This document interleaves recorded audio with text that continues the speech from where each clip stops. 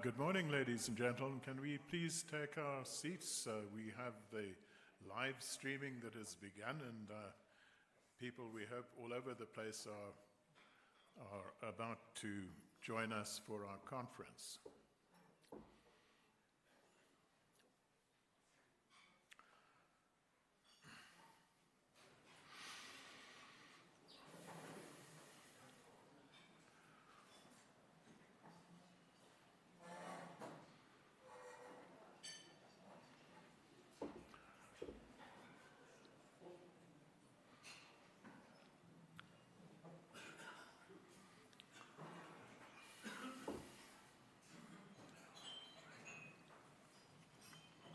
I'd like to welcome everybody on behalf of the FW de Klerk Foundation.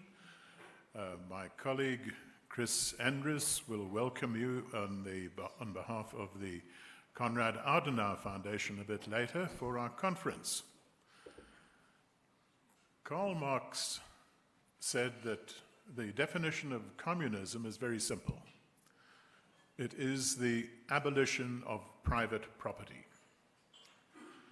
The ANC, in its strategy and tactics documents, says that property, ownership, and relations are at the center of all social systems. Many other commentators have held that you cannot have a free and successful society without property rights. So property rights is the subject of our conference today. We want to look at ways and means of extending property rights to all South Africans. That will be the first part of our conference. And then we also want to look at ways of defending property rights, particularly in the light of the threat posed by the expropriation bill about to be signed into law sometime. We have, I think, an interesting lineup of speakers. We have, to start with, David Ansara of the Free Market Foundation. We have Amy Barkley, who from Agri South Africa, who will be talking about ways of making land reform work in practice.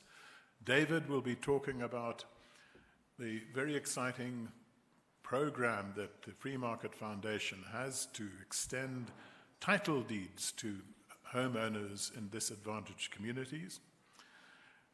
We have a pre-recorded interview with Hernando de Soto, who is the pioneer of unlocking wealth in the hands of poor communities around the world. And we have as our keynote speaker on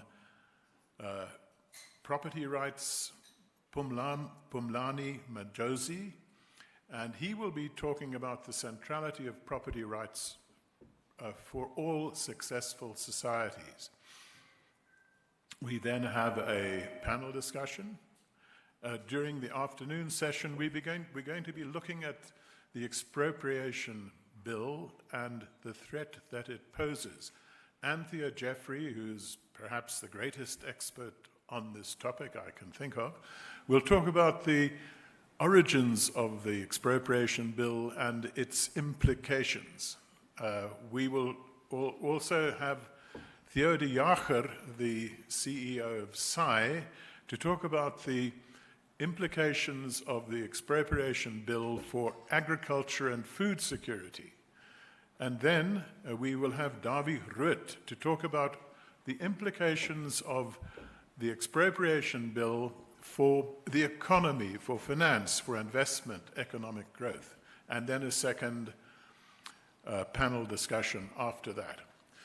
So I would like to welcome you to what I think will be an interesting and busy day. I would like to say a special word of thanks to the Konrad Adenauer Foundation for their consistent support of constitutional values in South Africa and for their support for debate and dialogue on these critical issues. I'd also like to say a special word of welcome to Elita de Klerk, who will be closing the proceedings at the end of the day. With that, I'd like to call on Chris Endres to say a few words of welcome on behalf of the Konrad Adenauer Foundation.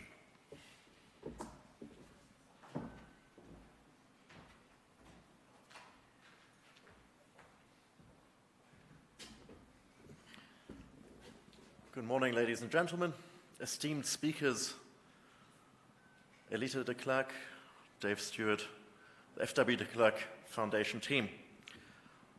On behalf of the Konrad Adenauer Foundation, I'd like to extend a warm welcome to all of you and a thank you to the FW de Klerk Foundation for the invitation and organization of this event. My name is Chris Endres, and I'm a project manager for the Konrad Adenauer Foundation based in Cape Town.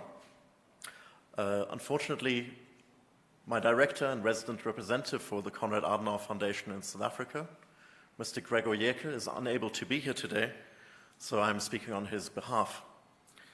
He sends his best wishes and hopes that the event stimulates vigorous debate.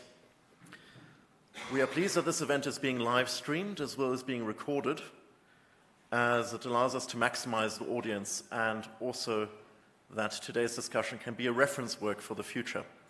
There are so many strong speakers and so many strong insights that it will be good to be able to look back on this day. Please allow me to say a few words about the Konrad Adenauer Foundation.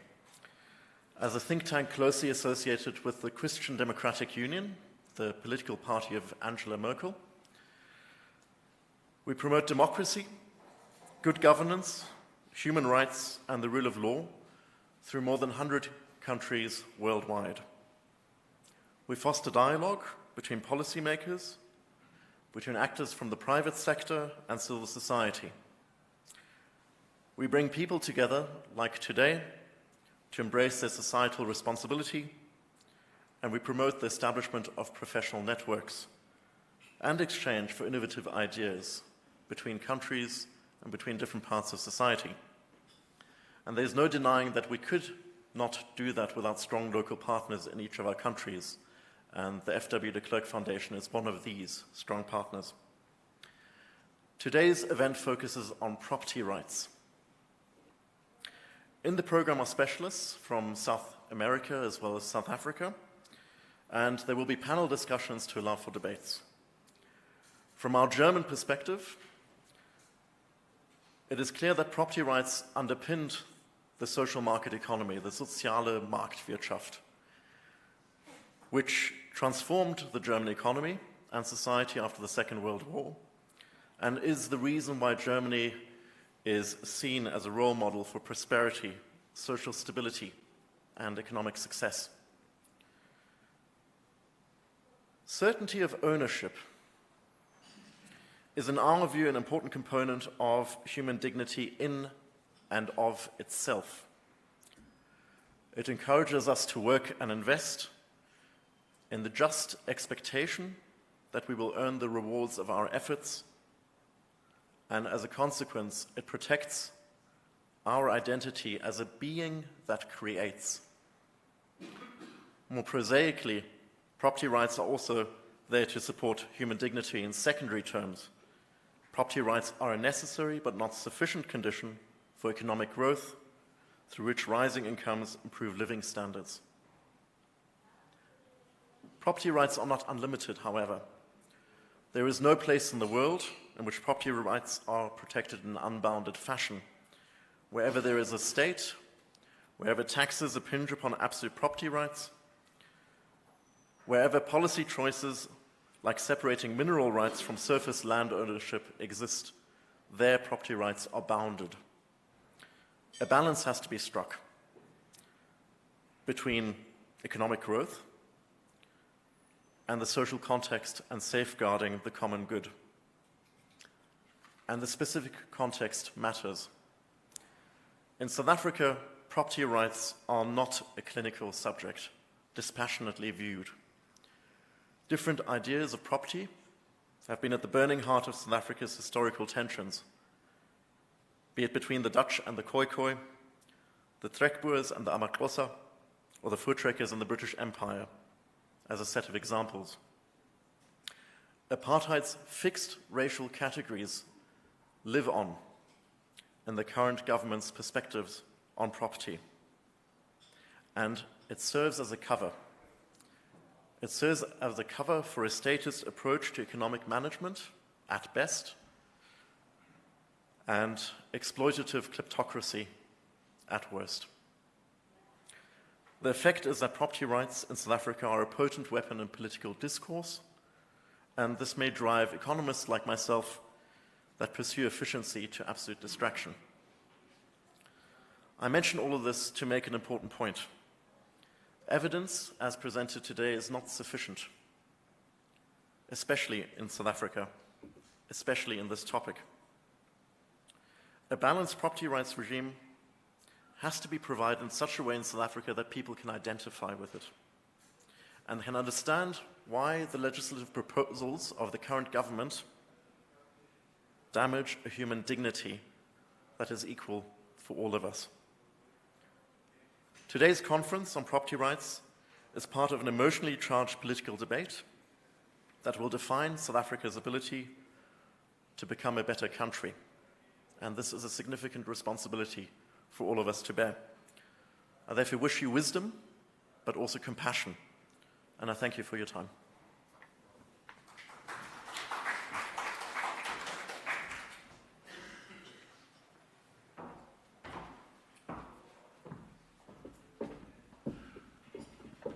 Thank you, Chris. We will not have extensive introductions for our speakers. In our program, we have CVs of all of the participants, so if you want the background, please refer to the program.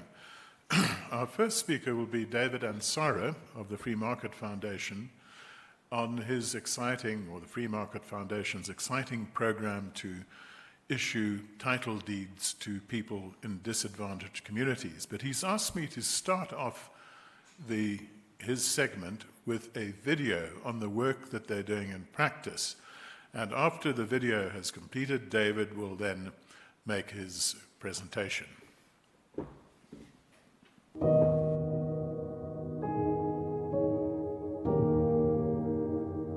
In many communities in South Africa, owning a piece of land is more than just a means of livelihood. It's a symbol of security, a foundation for a better future. Sadly, for many poor South Africans, the dream of property ownership remains just that, a dream. How can we make this dream a reality? The answer is simple, but not easy. My name is David Ansara, Chief Executive of the Free Market Foundation, a think tank and non-profit organization dedicated to the promotion of individual freedom and economic prosperity for all South Africans. We at the Free Market Foundation believe that everyone deserves a chance to build a better life for themselves and their families. That's why we're on a mission to provide free title deeds to those in need. Letsatsing la kajeno ke sa tlene ke lo amohela title deed ya ka ka lo. Eng khale ke lebelletse ke batla. This community have homes, but they've never owned it. And we're here today with the Kaya Lam initiative to give them that title deed, that piece of paper that means so much.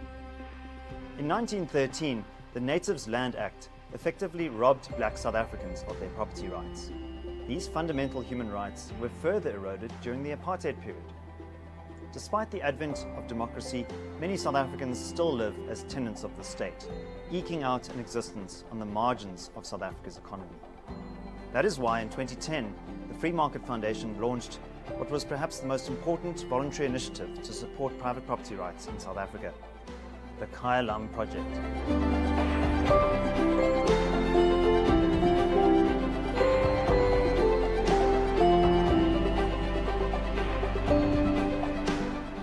The Kaya Lam Project aimed to turn these council tenants into homeowners for the very first time. Daniel Matumbe, 92 years old, and today was the first time that he could say, now I own my home.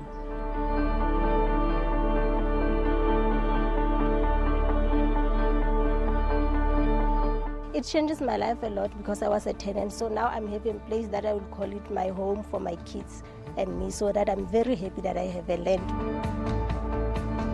By working together with local municipalities and a team of conveyancers, we helped to convert dead capital into dynamic capital.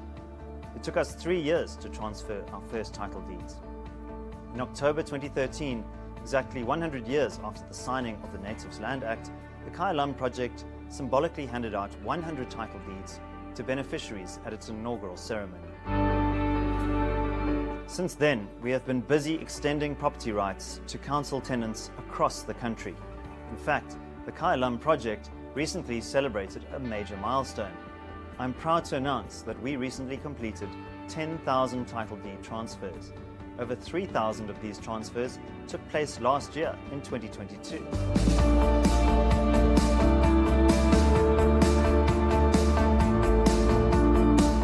Ek het nie gedink eendag sal ek die title deed kry, maar vandag ek Kaya Lam. We could not have achieved this milestone without the ongoing support of our partner organizations, including our generous corporate and individual sponsors, municipalities, and the conveyancers who make these transfers possible. Private property rights are the basic building blocks for a free and prosperous society.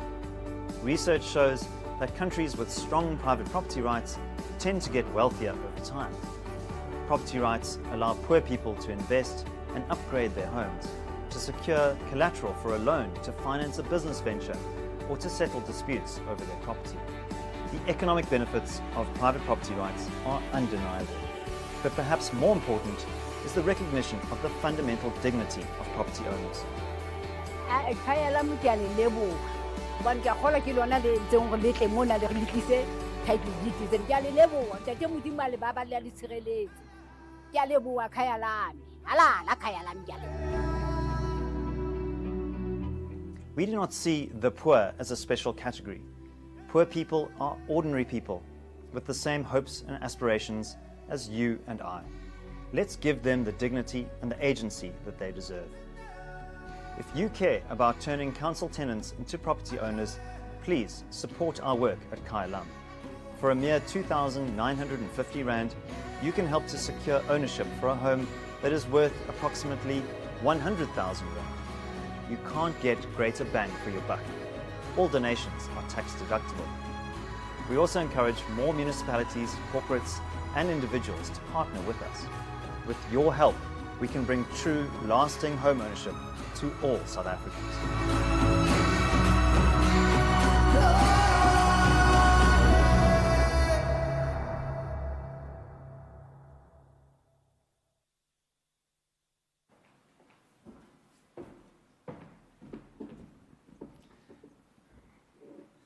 Well, thank you very much. I hope that you enjoyed that overview of the Kaya Lam project, which I think is a real demonstration of the values and the ideals of the Free Market Foundation. So the Free Market Foundation is a think tank dedicated to the promotion of individual liberty, economic freedom in a true sense, not the economic freedom that perhaps the economic freedom fighters have in mind, real durable economic freedom. And so we're a think tank. We conduct a lot of research, a lot of policy analysis and advocacy in the media. But we're also a do tank. We want our values to come alive for ordinary South Africans. Ultimately, what we want to see is South Africans from all walks of life enjoying the fruits of freedom. So I just wanted to extend a very special thank you to Dave Stewart and the FW de Klerk Foundation, as well as to the Konrad Adenauer Foundation. I think that you're doing incredible work, and I think this conference is very important and necessary discussion as we deal with the risk of expropriation without compensation. But I also want to remind the audience here of the benefits of private property rights, why private property rights are worth defending in the first place. And I think I'll discuss some basic history of the Kaya Lam project, and then we'll kind of unpack why we think this is an important initiative. So as I mentioned in the video, around 2010 or so, the idea began germinating for a project of this kind. There was a recognition that although the end of apartheid had kind of ushered in a more durable private property rights framework, that many former council tenants didn't really have the formal recognition of their ownership status. And that was seen as a problem. So many individuals or families had been often living in a household for sometimes generations, decades at a time, but they didn't have any documentary evidence of their ownership status. And so even though with the passage of the Ultra Act, the Upgrading of Land Tenure Rights Act after the transition, there was still this bottleneck. And essentially that bottleneck was caused by municipalities that didn't have the capacity to issue these title deeds. So the Kaya Lam project, through that initial germination period up until 2013, as I mentioned, when the first 100 title deeds were transferred, and that was very symbolic because that was 100 years after the Native Lands Act. You know, I think the kind of background to that, I think, was very important. So this was the coming together of donors. So First National Bank was one of the original instigators of the project, and obviously this kind of preceded my time at the Free Market Foundation. But many specific individuals, Terry Markman is here today, the late Perry Feldman, they were instrumental in catalyzing this project. And essentially how the Kaya Lam project works is we engage with potential donors who provide the initial capital for a specific project. We identify an area.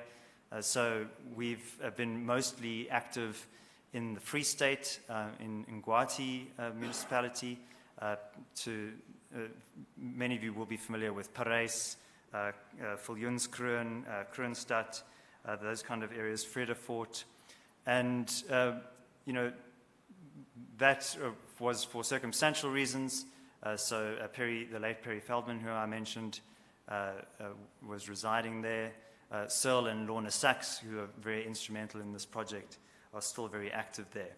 And essentially how it works is we will approach a municipality to say, you know, this is the service we would like to offer. We would like to facilitate the transfer of these title deeds. We will work together with conveyancers who will do the legal legwork there. And then we will identify the beneficiaries. There is a verification process that has to happen, often quite extensive.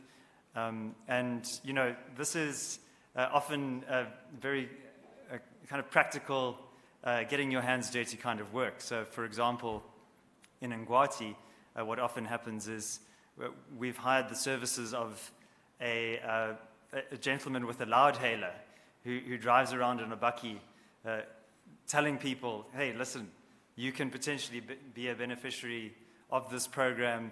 If you sign up with us, you can get a title deed. So this is not the usual work of a think tank, but I think it's very important and necessary.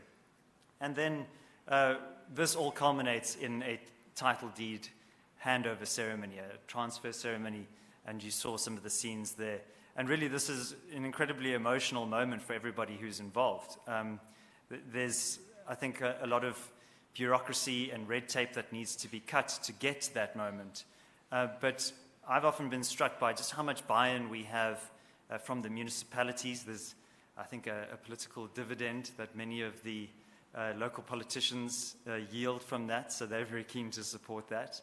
And, you know, even though the Free Market Foundation is an advocate of limited government and sometimes is very critical of government, we are not anti-government, and we recognize that the municipalities themselves have a really important role to play in this process and in providing that initial legal recognition.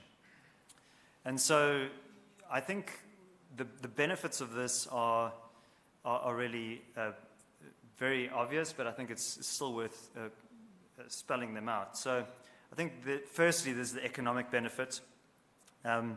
You know, I think traditionally the so-called land restitution programs The land reform programs have been very state-led, and what we've seen with many of the kind of land transfer processes that have happened, that have been led by the state, is that there's a kind of lack of economic incentives to, these are productive farms that are taken out of a productive activity, then transferred to what is often a rightful beneficiary, but they don't necessarily have the skills or the capacity to do that. So in this sense, I mean, we're dealing mostly with kind of urban and peri-urban homes, but you avoid the tragedy of the commons. As somebody who is a rightful property owner, they have an incentive to upgrade that property, to invest productively in that property. And they can do so because they know that if there was any challenge to their ownership status, if there was a dispute over their property, then they would be able to enforce that through the power of the law. And so that gives them the certainty, the long-term view to make those long-term commitments. I think also very importantly, given the history of land dispossession in South Africa, that this gives particularly black property owners a sense of dignity, agency, that they have the same rights as somebody in the suburbs, for example. And it also, very importantly, I think, gives people the comfort that the next generation and the generations after that will benefit from the wealth that they've worked so hard to build and from those assets. And so intergenerational wealth transfer, I think, is a very important aspect of private property rights and the Kaya Lam project as well. And, we're very proud of the fact that we have helped to transfer 10,000 title deeds since the inception of this project. 3,000 of those were last year. But really, if you think about that, if you equate roughly back of the envelope, one property as being worth approximately 100,000 rand, and you multiply that by 10,000, that's 1 billion rands worth of latent capital that has been unlocked, and that's really profound. But, we also have to be honest with ourselves and say, well, this is really a drop in the ocean. And there is still huge unmet demand. Some of our sponsors have actually expressed an interest in doing some kind of study, which might be a bit of an academic exercise, but trying to quantify what the extent of the demand is. So there's all of those economic benefits. There's also, of course, the ability to use your property as collateral to take out a loan, to start a business. You know that if there is an economic opportunity in, say, another city or town, you can leave your property and you can go and take up that job with the comfort and the knowledge that when you return 6 months later to your property, and perhaps there's somebody there who's trying to lay claim to it, you at least have some kind of mechanism to protect your asset. And I think also when we talk about all of these economic arguments, I mean, if you look at the Fraser Institute's Economic Freedom of the World Index, all of the countries that are in the top quartile of that index have some kind of property rights protections. And there is a very strong correlation between economic freedom, private property ownership, and prosperity. So there is a developmental argument for this, which is very clearly shown in the data. But we would say that even if there wasn't an economic benefit, we would still do this project, because ultimately it is a recognition of the rights of all South Africans. John Locke, the famous liberal philosopher, English philosopher, he spoke about natural rights and the right that you have over yourself. And that right also extends to other subsidiary rights. So this right of self-ownership, I think, also extends to your right to own property and to enjoy the fruits of your labor as well. I think when you think about South Africa's civil society and our democracy as well, there is also this democratic aspect to property ownership that, without assets and land, that is necessarily a limitation on civil society. civil society without enforceable rights is essentially made of straw. So, I think in the political discourse, and particularly the kind of ANC, a kind of hegemonic language, often talks about the right to housing, and that is almost framed in a kind of socio-economic sense, that everybody needs a roof over their head, and certainly shelter is very important. But everybody in the Soviet Union had a place to live, but they didn't necessarily have a say over where they could live, and ultimately their property rights were controlled by the state. So this Lockean idea of individual ownership, is actually a core pillar of a democratic, free society as well. And your ability to enforce that is really important. So we're not here talking about the right to housing, even though we're very glad to see people having a house. Property ownership is a universal right that extends to all people, and even people who don't own property benefit from this. Even if you don't own property, if you're just renting, you know that one day you could, and that rising tide lifts all boats as well. So Walter Williams, the African-American economist, he spoke about owners' rights to make decisions about their usage of property, the right to keep and dispose of property as they see fit, and also the right to enjoy an income and to bear the fruits of their property, but also the losses resulting from their economic decisions. And I think that is a really useful framework for thinking about something like the Kaya Lam project. But I just want to say a special word of thanks to everyone who has been involved in the Kaya Lam project. I think it has been truly impactful and a very, I think, symbolic project given the current very fractious political discourse around property. I think we cannot just outsource this to the state. The state has shown itself to have very specific interests and is often acting against the interests of ordinary South Africans.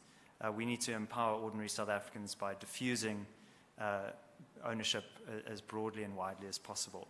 So I want to thank the donors who have supported the Kaya Lam project very generously, and all the volunteers, as well as the broader team of conveyancers and other professionals who have made this project possible, and of course all my colleagues at the Free Market Foundation.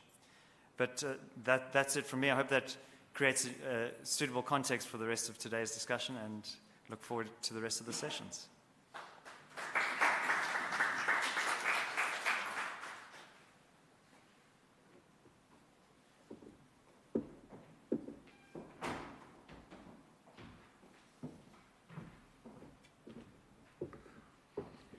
Our next speaker is Amy Barkley from Agri South Africa. She's going to talk about alternative approaches to land reform that would work for everybody. The Constitution mandates land reform, but what kind of land reform?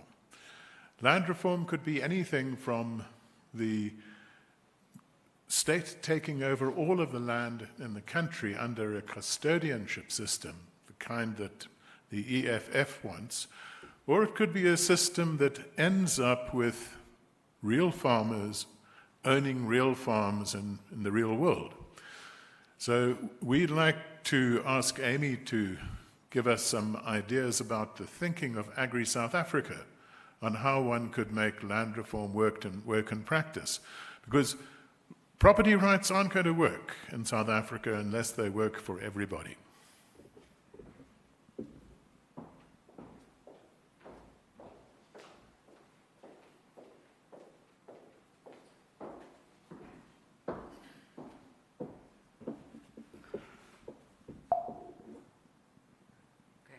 Slides are working.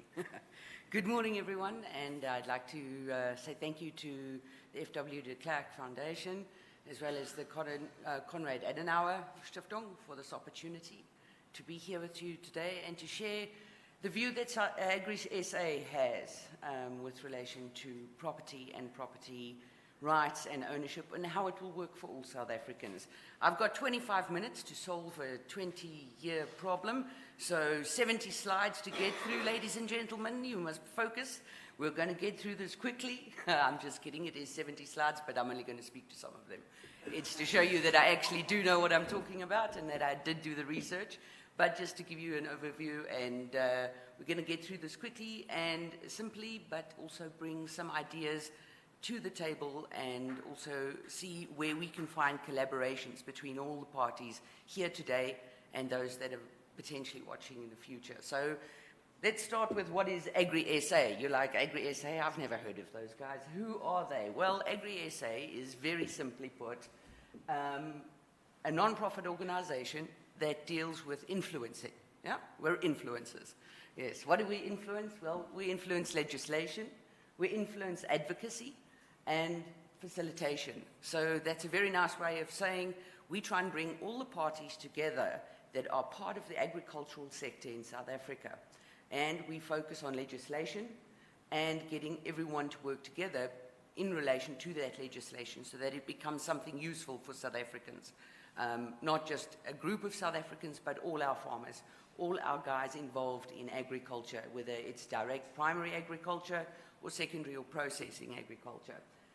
We've got 3 or 4 centers there that we focus on. It's the Land Center, Natural Resources, Labor, Rural Safety, Economics and Trade. All boring, that's what we do. You can go and look at us on our website. That's our structure. You can see we're quite a small group, but we do represent a very large part of the farming community in South Africa, not only the farmers, but also farmer associations, with all our figures there, 24 commodity organizations, as well as 56 corporate members. So we've got an ability to engage and get information and speak on behalf of a very large part of the agricultural sector in South Africa. So that's what we do. Have a look at the details. I'll make the presentation available. You can also go to our website. We have then, how do I influence? I need to influence somebody at Agri-SA. Well, we've got stakeholders. This is who we engage with. These are the parties that we talk to. These are the people that we plead with and say, please come and help me. I need to do this. I need to do that. So these are the partners that we work with on a daily basis, and also in the media, bringing important issues to light. And you'll see that if you look in the media often. You know, Agri-SA is making a statement, and sometimes it's a big statement, sometimes it's a small statement. But it's always in the interests of South Africa as a whole and our members and our commodities. Okay, boring part done. Next part, introduction.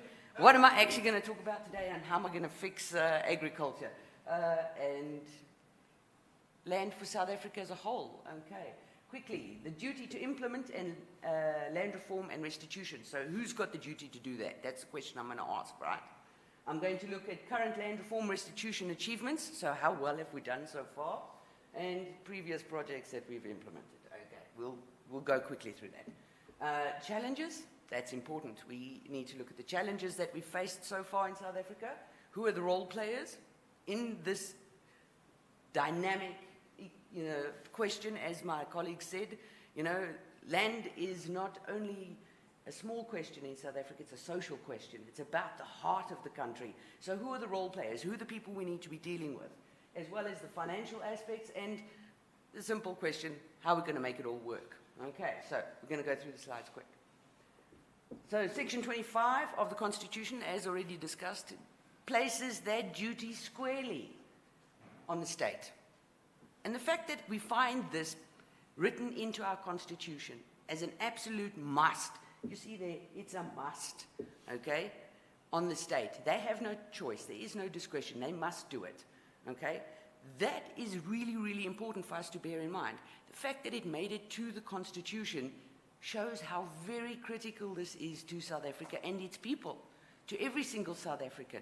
It made it to the Constitution, and we've got to implement it. And where we are today, we're not giving effect to that, okay? We're not achieving all the goals that we have to achieve. We've had 20 years, we're not there yet. Okay, so what we have is the AMP, and I'll talk about that later, and that's the current plan that we have on the table together with the government, and we'll look at whether or not that looks to solving the real problems that we've got in land reform and restitution today. quick overview of land reform and restitution achieved to date. Okay, they say hindsight is 20/20. Let's look at what we've achieved so far and the challenges we've had, and whether or not we've learned anything, and if the new plan that we have on the table sounds like it can be different from the old plan, because doing the same thing twice is the definition of insanity. So let's have a quick look and see where we were. Basically, I've had a look at different sets of slides of information from different parts of South Africa, okay? So we've got the statistics, and I'm going to go through these slides really quickly. We've got stats from the department themselves. Then we've got data from Jan Bormann, who's an expert in the field. We've got some basic myths and facts by Wandile Seklobo, who is also an expert in the field. And then we've got an overview from Statista. Okay, so these stats you're going to see are not all the same. And if we had to go through them, you'd have 100 million questions. You'd say, but Amy, that doesn't talk to this and that doesn't talk to that. And there's a reason for it. We are not exactly 100% sure if you look at what is the total content of our land reform achieved to date. And those stats are one of the problems that we have. And getting to keep correct records and correct stats and making sure we actually achieve goals, part of that is keeping records, okay? So I'm going to go through these slides. You'll see this one is where the government say that's what they've achieved so far in terms of hectares that they've purchased, yeah? 10 million. Then we've got the stats from Johan Bormann. He shows it in different formats. So that's one of the challenges you have with all the different slides, is if I call red apple or apple red, you know, it's a different thing. It's the same thing, but it's different.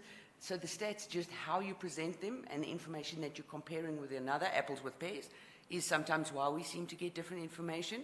And at the end of the day, we've seen, and there has been progress, okay? That's the bottom line through all these slides. There has been progress in land reform and restitution. We do see a transfer of farmland from the white farmers to our black farmers. But all in all of this information basically says that it is too slow and it's not enough. We haven't achieved the goals that we have set out to do, not only as a government, but as a country, as South Africans. And these are the quick facts. In general, yeah, and I say here in general, we've managed to achieve 24% of all farmland. And yes, farmland, unlike my colleague who spoke previously, that was title deeds in respect of personal or private property, you know, a place to live. I'm talking about farmland, food security for South Africa. 24%, that's where we are 20 years down the line. It's not enough, it's not good enough. What are we going to do to fix it? I've got a quick few slides to show you how we're going to do that. But one of the important factors to remember, and this comes to the legislation part of our advocacy at Agri-SA, is that we see a decline in the amount of farmland that South Africa has. So it's a small decline, as set out here by Stats SA, but the decline in available farmland, arable land, is declining. And that's something we need to protect. And you'll see there's current legislation on the table by government to protect the agricultural land. And that's one of the things where a company like Agri-SA stands up and says, we're in support of this bill. We want to protect our arable land. We don't need it taken over by someone wanting simply to build a development of houses or someone to put in mining rights where we have very good arable land. So that's some of the information there. So previous projects, hindsight, 2020, we've got the Agricultural Land Holding Trading Account. It's a long name. All of them have got long names. ALHA, that was one of the big projects implemented by our government. And what we have in that particular setup is, in general, there was a huge set of policies and strategies put in place to achieve the goals. But at the end of the day, we've not achieved anything through that particular project. What they suffered from was a number of challenges, and that's it. They underspent their budget. So here you have this budget available, the project, but they can't spend it. They're not getting to there. There's a slow land acquisition by them, so they weren't able to acquire the land. There was poor productivity on the farms that they did hand out. They gave farms to guys, they didn't give enough support, they didn't give enough skill training, and there was poor productivity. Okay? Then on top of that, we have got, they failed to achieve the targets that they'd set for themselves. They said, we want to achieve this, and they didn't. they didn't receive any of the lease money because this was land that they purchased, yeah, and leased out to South Africans. Said, please farm, go ahead, we'll give you support, let's farm this land, but they never got the lease money in, making it unsustainable. In the end, they managed to farm and get guys on the ground. They didn't get the lease money in, and at the end of the day, they ended up managing the farms that they'd purchased, and that cost them more than the money they were able to spend on buying the next round of farms, the next round of land to transfer. So it becomes a vicious cycle. They can't manage the property that they have, that they've purchased. So this is not a model that works. So that's just putting it in a short nutshell and saying we've got those challenges. We've got double dipping. What is double dipping? That sounds interesting, you know? It sounds like a lunch, but it's not. It's when one group of guys have been given support and skills training and their first set of input costs to a farm, and it didn't go so well this season, so we need more support. And the year after that, we need more support. So we're not making people self-sustaining. We're not giving them the skills and the opportunity to be self-sustaining, to go forward and to go into that commercial sector.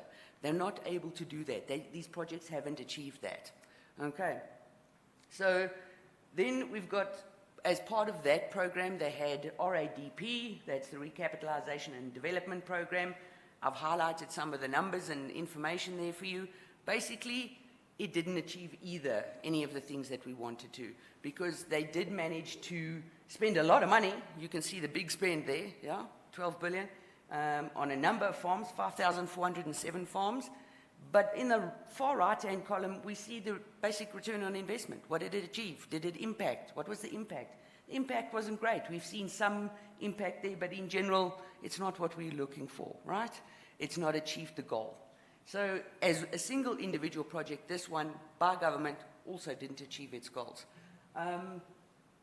In general, 76% performed at either a livelihood level or a non-productive level.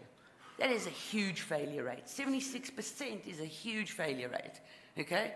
That's like, it's terrible. Okay, so we're not even going to look at the detail, but there's details there about why it didn't work. But these two are projects driven and run by our government, by the state, by the Department of Agriculture. What kind of money they've put in and how they've implemented it, okay? And it's not worked. That's the bottom line, okay? There's some more information about it, and at the end of the day, they want collaborative innovation. That last sentence there, collaborative innovation. That's what we get out of all of this from that program. They need collaborative innovation because on their own, they're not achieving the goal. There was poor beneficiary selection, land maintenance support caused poor performance, and the policy and private sector is, public and private sector are required to make this work. Those are the outcomes when we look at what had been tried and what had then been analyzed after the fact. That's what we need, collaborative innovation. Okay, so what are the challenges we faced?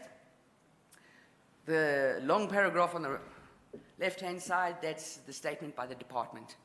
They've then had a look at it and said, what are the challenges we face? Basically, it's three challenges. It's a triple crisis, people. Triple crisis, let's go with the slogans and the words. Triple crisis is failing those who require land.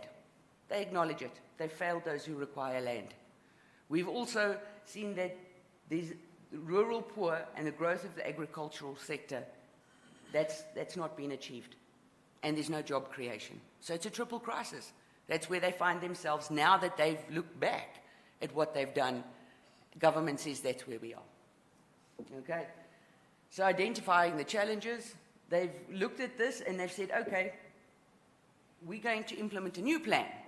It's the AAMP, and for those of you who don't know what that is, nor do I got to remember the name again, it's the Agricultural and Agro-Processing Master Plan. This is where we are today. So we've looked at the past, and now we're here today. What has government got on the table for us at the moment in terms of a plan? And it's the AAMP, okay? And what are they asking for in the AAMP? This is, basically, they've looked at the challenges and worked out the new plan, saying, okay, these were the challenges. How do we achieve this from the new plan? How do we get out of the mess we're in? Okay? So deeds registration, that's something that my colleague spoke to. That's a very, very important aspect. These are all the ones, financial and fiscal constraints. Those are major problems. The department just don't have the money to do what they're required to do. It's a magic trick. Buy all the land in South Africa with 10 rand, see if you can do that. Okay, it's not going to happen. They financially can't afford to do it on their own. That's the bottom line. The legislation and policies that are ambiguous, that's where Agri-SA really comes to step in, because we look at all the policies and all the legislation that currently exists. We say, but that doesn't make sense, and this one's not going to work. We need to get the cogs of the wheel of the machine to work together. All the legislation needs to read together.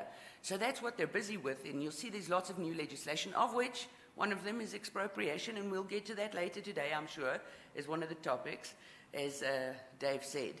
But it is one of those pieces of legislation that they've implemented that are part of the wheels and the cogs that are going to make it work. In the format it is, I don't comment on that. There are things that obviously Agri-SA have highlighted are challenges in the proposed bill. Yeah?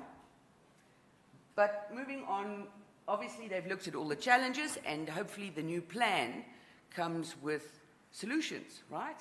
So before we can look at the solutions, who are the people that need to implement this? Okay? And basically we've got Treasury, that's the money bags. Everybody needs money to do something. You know? We've got Land Bank, that's the guy who takes the money and gives it to somebody else. Yeah? That's the financial institution that needs to facilitate this.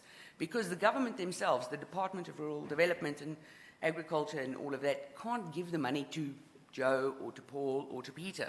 They need a tool to do that, and they use the Land Bank to do that. From Treasury, they use the bank. The bank has its own challenges. And then we've got the trading ALAH, which we've got already. It exists, it's there, we've got to deal with it. We've got to see where we're going to put it in, and if we want to keep it, yeah? If it's going to work. The department themselves, big role player, yeah? We all look at them and say, but you haven't achieved your goal. They're the biggest role player. They create the legislation and the policy framework within which we all have to work. So a big role player there. Commodity organizations, those are the guys that watch the food and put it on the table. Do we want bananas or citrus or wine? We've got to make sure our commodities are with us and partnering with us. And then we've got the SOEs, the IDC, Department of Trade and Industry, Development Bank. These are all the role players, right? So, and last but not least, the private sector. And again, as my colleague said, Mr. Ansara said, it was on the back of the investment from the private sector that they were able to achieve the things that they were able to achieve. So let's not underplay or underestimate the value of the private sector and their investment in making change in South Africa. So what is required from each stakeholder, yeah, each role player? Bottom line, Treasury needs to give the department more money. Yeah? They give them very little budget. We'll look at the budget now. Land Bank has got a plan called Blended Finance. I'll also quickly run through that with you. That's their new plan, Blended Finance. Whether we keep ALAH, HA, I don't know. Its record is not great. I don't think we should keep it. Let's see. Department themselves, how are they structured? Commodity organizations, what are their roles? The banks and the private sector. So that's just a detailed set of information on what we expect of each of the role players. And then financing. You know, you can have great desires. You really can in life. You can desire to have achieved many things, but if you don't have the money to achieve that goal, to put in, to invest in it, it's not really going to materialize. So we have many ideals in South Africa about land reform and restitution and keeping the farms running, but they all need money. Even the current farmer on his land, who is a big corporate, he needs money to input into next year's costs. And he goes to Land Bank, or he goes to Afgri, or he goes to Ubaro and says, hey, can I borrow 20 million for this year's costs for inputs? That's how we get food on our table. Money, bottom line, finances. So where are we financially? It's not a pretty picture, okay? So don't be scared. This is limited content. It's not a pretty picture. What we have at the end of the day is there are financial constraints, okay? Massive financial constraints on the state, and how to use that. And then this is just more detail about the absence of registered title deeds. It's not allowing people to use their property as collateral, as referred to by Mr. Ansara. If you don't have a title deed, you can't use that to get a loan. The bank's going to laugh at you and say, go away, you can't get a loan if you don't have a piece of land. Okay, so you can't even go to a bank and ask for a loan if you don't own the piece of land that you want to farm on. Okay, so that's one of the critical ones. But at the end of the day, let's look at the big numbers. Let's be scared, okay? Let's be scared. I'm going to tell you, we spend 2.24 trillion. That's our budget, right? That's what we've been spending, of which 1.35 trillion goes to social services. Okay? That's a lot of money. Yeah? We have 340 billion going to debt service out of our budget. Yeah? Yeah, it's going up, indeed, indeed. And 5 billion in contingency reserve. But what does our Department of Agriculture, that's supposed to fix something, a huge problem at the heart of South Africa, that goes to the social and cultural heart of every individual in South Africa, how much of that, trillions and billions, do we see going to our Department of Agriculture, who's got one of the hardest tasks to achieve? Well, we give them 17 billion. So buy the land. Take 10 rand, go buy all the land in South Africa and see if you can come right, and give the people skills training and make it work. Yeah, we'll see you on the other side of next year's budget. So that's the bottom line. The bottom line is there's not enough money to make it work. Even if they tried their hearts out, they can't do it. Okay, that's the bottom line. They've got to have their own staff that implement it. All the SOEs, same thing. Their hands are tied when they don't have money to do their job. Okay, so what does that leave? More slides with money. It's scary. You'll see it breaks it down into who can use what. The percentages allocated to the different parts of land reform are frightening. It's very, very small percentages, guys. We're not able to do anything with that money from a government allocation point of view. Okay? So that's what we do at AgriSA. We look at what they're doing, look at it and say, is it possible, is it not? How do we change that? How do we influence it? Yes, remember, influencer. How do we go to government and lobby for more money? How do we go to government and change the legislation? How do we represent our farmers and say to them, guys, we need finance, and we need finance at a good cost. We need cheap finance. We don't want to be paying, I won't say names, but other banks, a big pile of money, interest rates, So we see our agricultural farming debt has increased. It's on the increase. Our farmers are really struggling to get down to the nuts and bolts of surviving every day. Their debt is increasing year on year. Okay, so the AAMP. This is the solution, people. I took 20 minutes to get here. No. Okay. The AAMP is the current project that the department have put on the table. Can we work against the department? No. The must in the Constitution places the duty on the state. And so we must work with the state. That's the beginning of the conversation. So AMP, we've got Toka Didiza. What is her plan? I'm going to make it very simple. She wants public-private partnership transformation. Triple P transformation. Public-private partnership transformation. What does that mean? I can read all the other slides to you and all their fancy words, but it means they've come to the same conclusion. There's not enough money. We can't do it by ourselves. No man is an island. We need to work together. And that's what they're asking for in this plan. Okay? That's how that's going to work. So they've got all these clever pillars, the plan master objects and all of that stuff. You can go through it. It's well written. It's well thought out. But we need to create a capable state and an enabling policy environment, right? So we've got to create the legislation that enables the different parts of government, parts of our society as a whole, whether it's private or public, to work together to achieve the goal. Because if the legislation stops us, we can't work together. So the legislation needs to be changed. So that's why we're seeing a lot of change in legislation recently. It's on the back of this. Then we've got the pillars of the AMP and what they want to do. Number one on their list, resolving policy ambiguities. I mean, it's a vague statement, but it means none of the legislation works together. There's old legislation, there's new legislation, but none of it works together in a way that we can actually do something with it. It's red tape that's got everybody's hands tied, and much of it of our own making. So we've got to streamline it, make the wheels of those cogs turn together, and let everybody participate in the achieving of the goal. Okay? So one of the projects is blended finance, which is through the Land Bank. And obviously that's the details of the blended finance program that they've got. Is it 100% correct? You know, they've looked at what they've learned from lessons from the past, and they've said, where did we fall short? But in my opinion, and that again is not an agri-SA opinion, in my opinion, Amy's opinion, I think a lot of duties have been shifted from the department who are carrying the load to the Land Bank, being a state-owned entity in this blended financing. So they're shifting a lot of that responsibility, but does the Land Bank have the capacity and the people and the knowledge and the money to achieve what's being shifted onto their plate? So we've got to engage with them. We've got to say, hey, Land Bank, we see you've got like a mountain of work to do. Can you do it? Are you going to be able to do it? But we can get from them potentially good loans at good value for different farmers of different categories. So let's look at what they've got on the table. Let's work with it. Let's see what they've got and work with them to achieve that goal.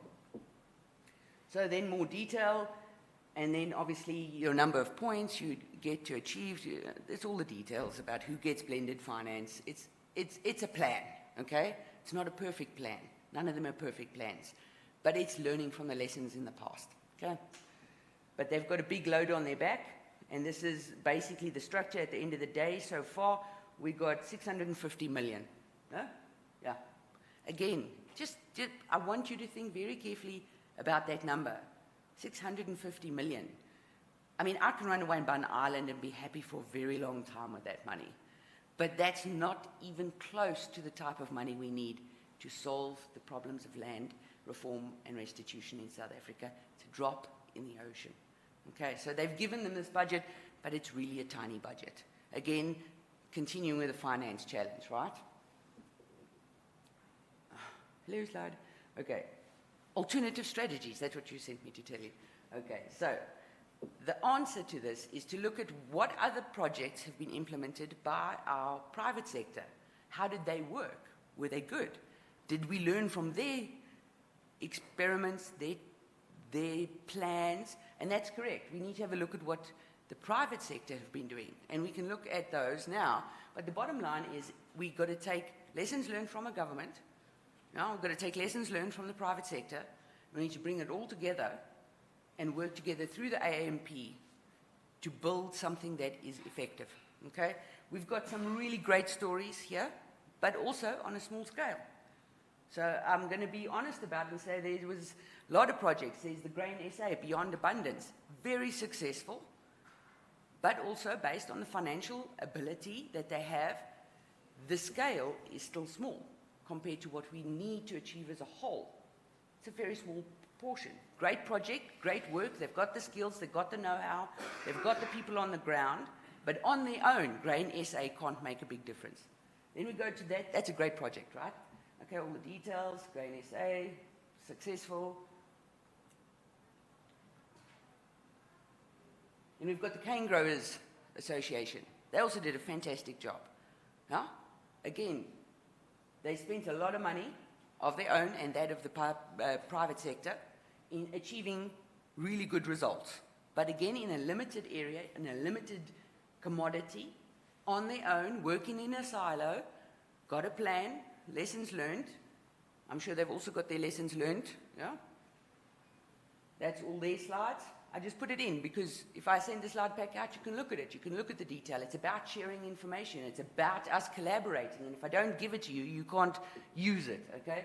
So then the SA Wool Growers Association and their program.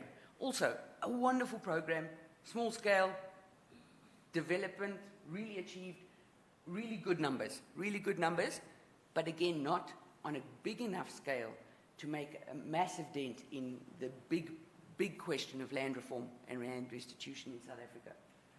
Okay? So what are we going to do? What are we going to do? The bottom line is we've got to work together.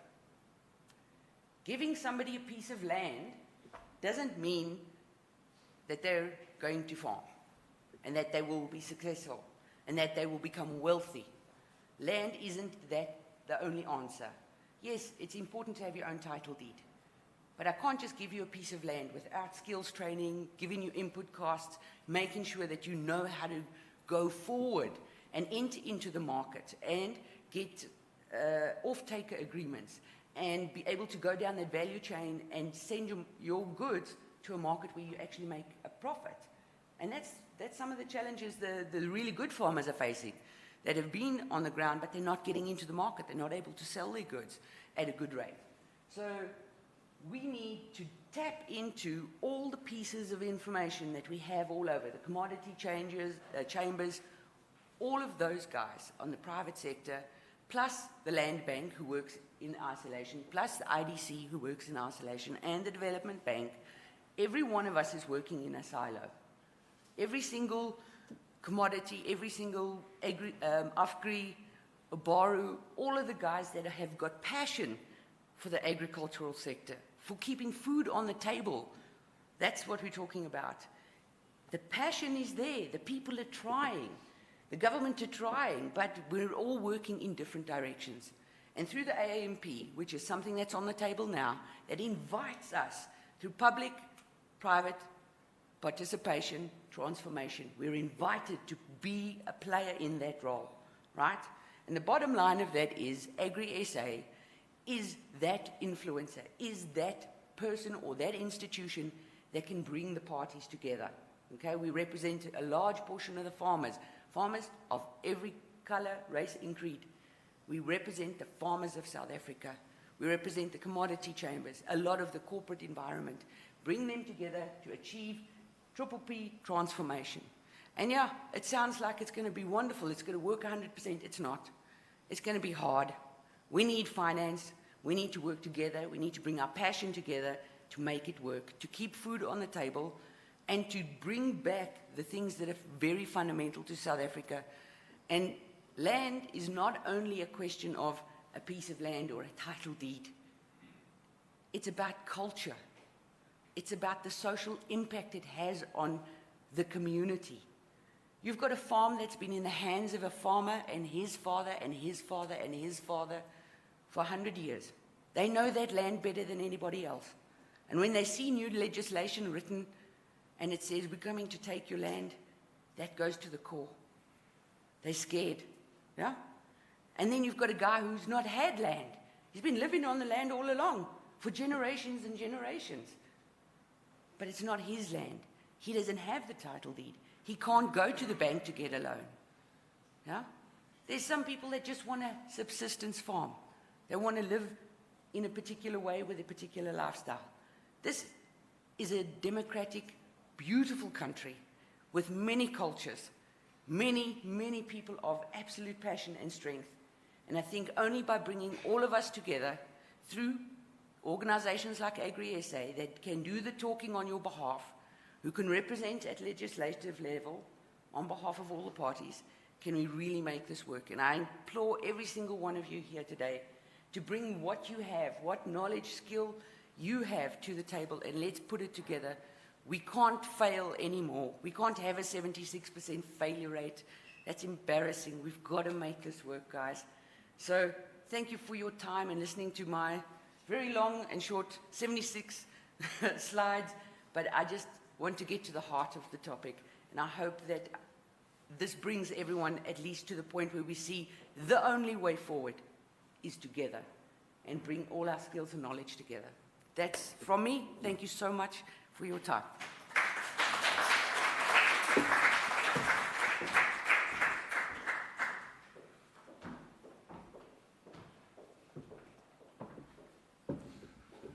Thank you, Amy. We look forward to receiving that pack of slides. I think there's a couple of weeks' work in reading through that. We now have a tea or coffee break for 15 minutes. If everybody can be back at past, that would be great.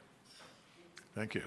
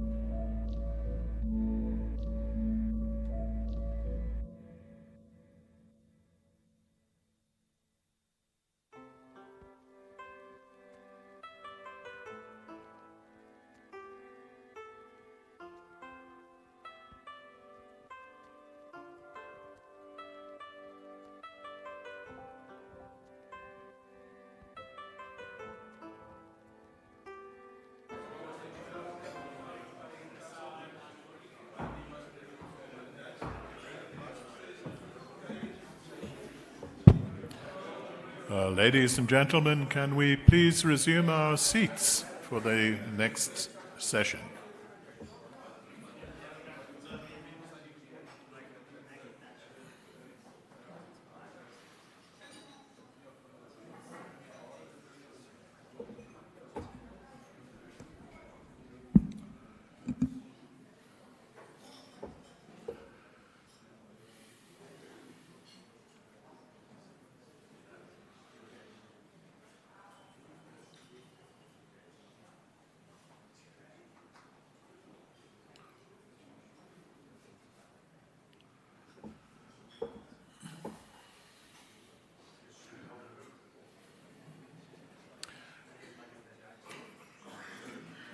Just a footnote in terms of statistics.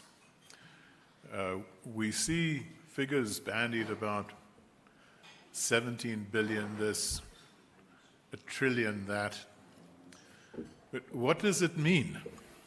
Just to give you some perspective, it takes 11 days to count to 1 million.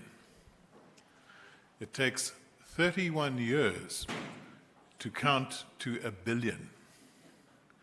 It takes 31,000 years to count to 1 trillion.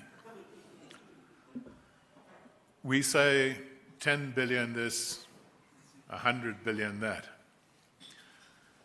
There have only been 68 billion seconds since the birth of Christ. Just think of that, every second. In the last 2,000 years. So it's good to see these things in perspective. And when we say that there are 9 million households in South Africa, previously disadvantaged owners,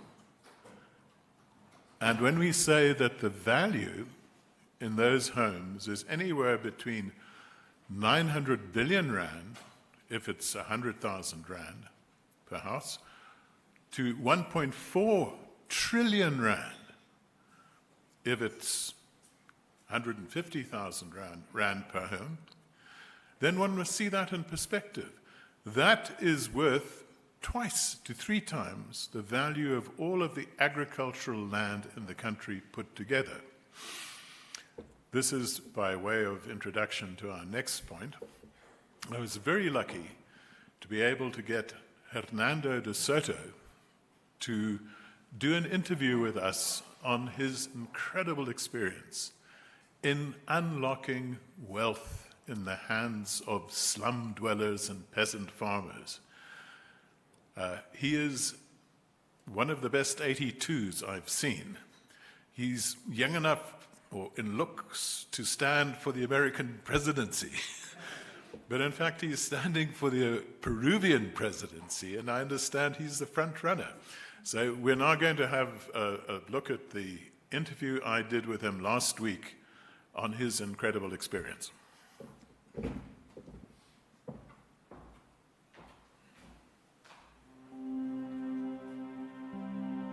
We're incredibly privileged to have with us today Hernando de Soto, who is a Peruvian economist and who is the pioneer of the process of unlocking wealth in the hands of the poor.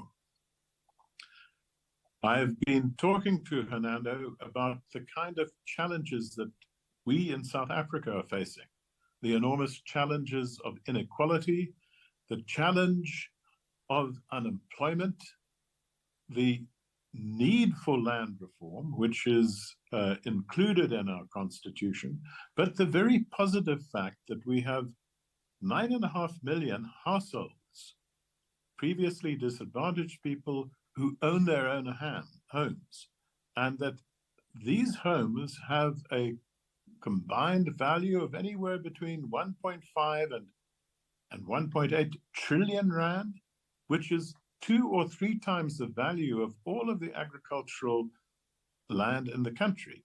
So what I really want to do is learn from Hernando de Soto about his experience in dealing with these problems, not only in Peru, but around the world. Hernando, can you give us a few tips of where we go from here? Sure, I'll give you tips. It won't be big advice. It'll be tips on the basis of work we've done elsewhere, not in South Africa, trying to face issues. The first thing is that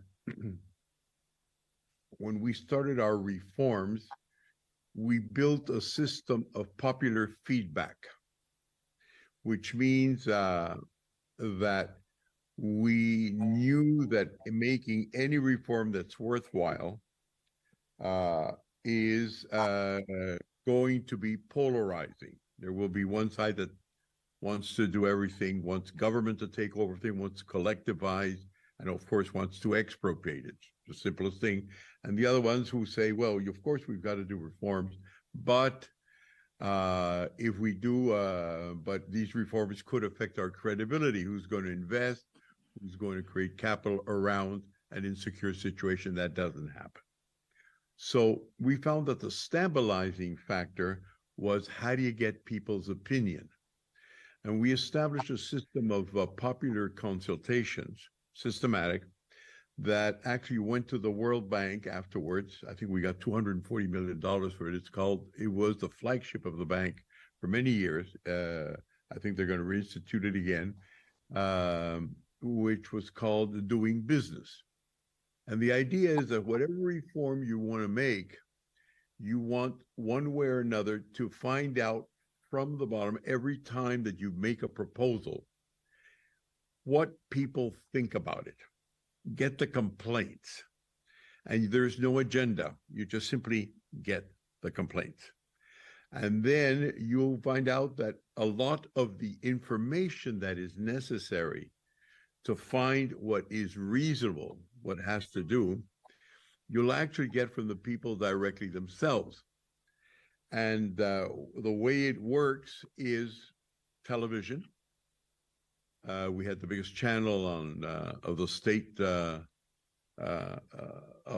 state, where people were allowed, and we were told, okay, the problem is land reform, the problem is property, the problem is this, whatever the issues are, let us know what the problem is. And so you start getting information of what's really happening on the ground. And that goes to not directly to us. It goes through the press editorializes it, and so you start putting faces and real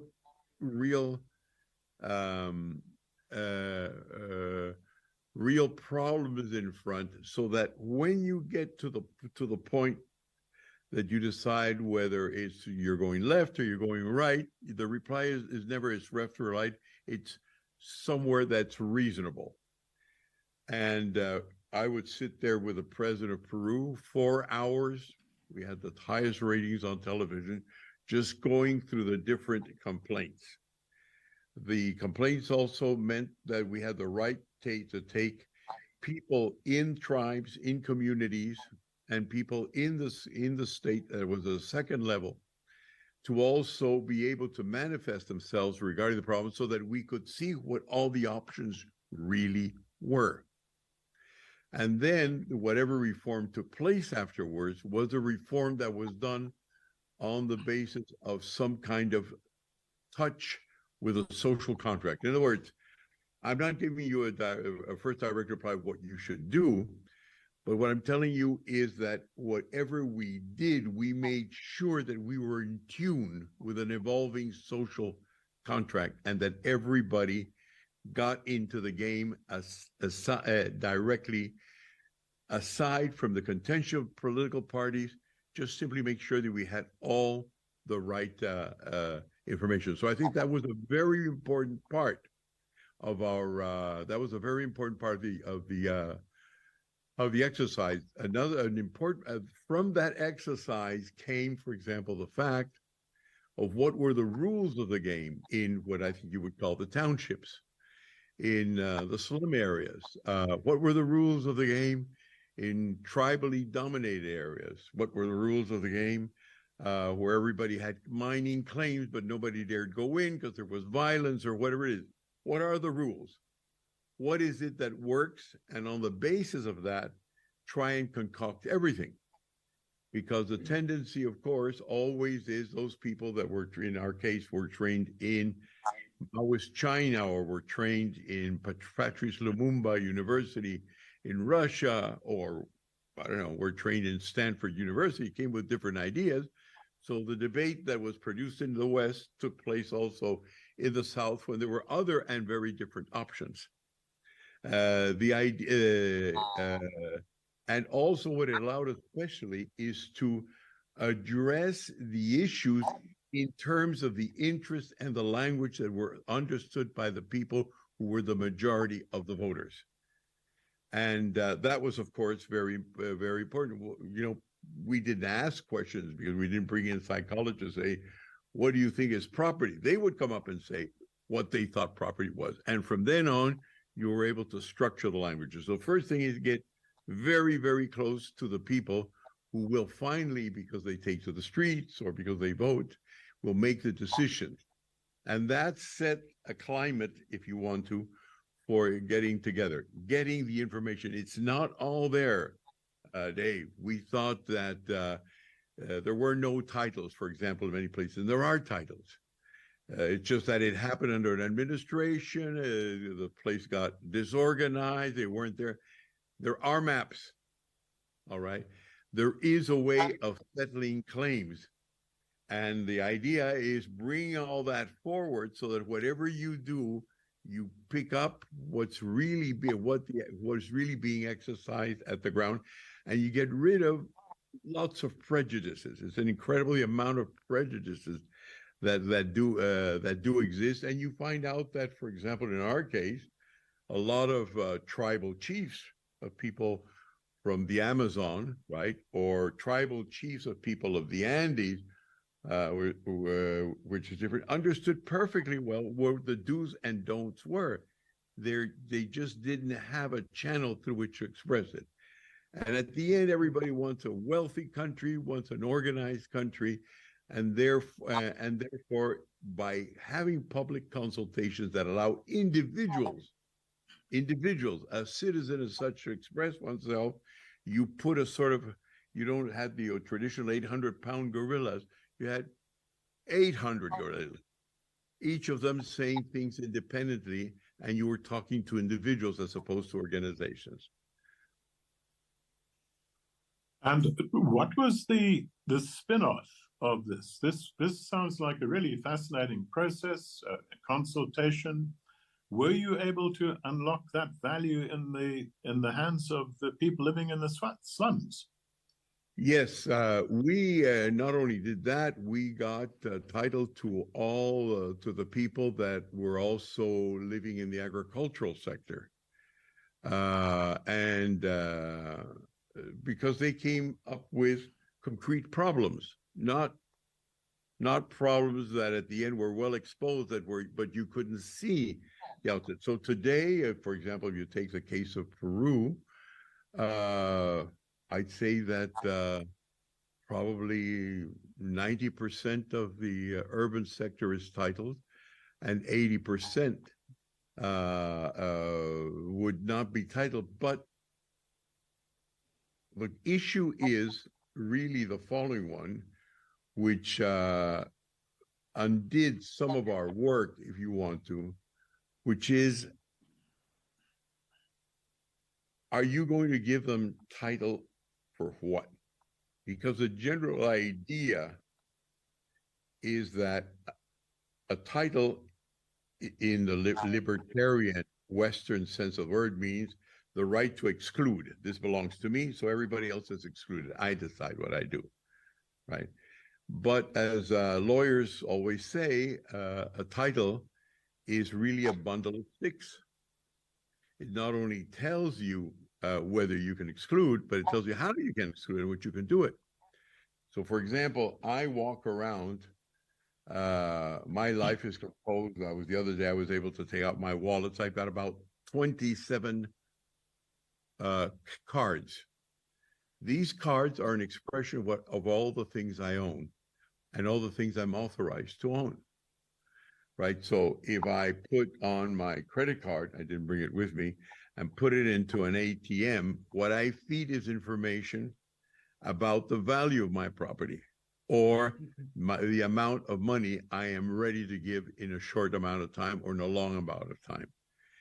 Basically, if you look at what you have as titles, not only to your homes, your land, but to your whatever assets you have, and it's incredible how much assets one has that are even intellectual assets.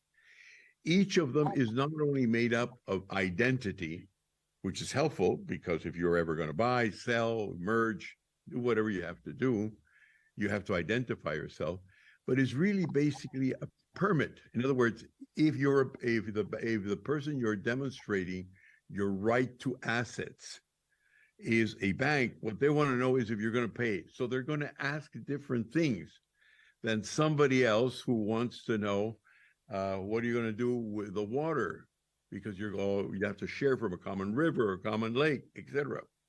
And so the problem that if you want to that we've had is making everybody understand when push came to shove that there are many functions that a title can have, and so the message there is this: you have to then work to make sure that people who are in charge of distributing titles, say just for land, for water, for your little business, for your little mining operation, or whatever it is, do not consider these things. They consider what they've got in mind. And so it is not generally a good idea, for what we've seen before, to deal with exclusively the people who are today the ones in charge of managing titles. You want to bring all those other people, that comes through the consultations, that make sure that the title brings all the bunch of sticks that you actually need so that it serves various functions. Functions are, as I said before, one function can be credit, right? The other function can be, we have got to settle a divorce. The other function can be, we have understood that every time, what good is a property to us, because every time we want to decide that on the land that we have got, if we are going to let a large mining company come in, and that potentially could overnight quadruple, quintuple the value of the land we're sitting on, because we now know how to get to the resources of the subsoil, resources here or there.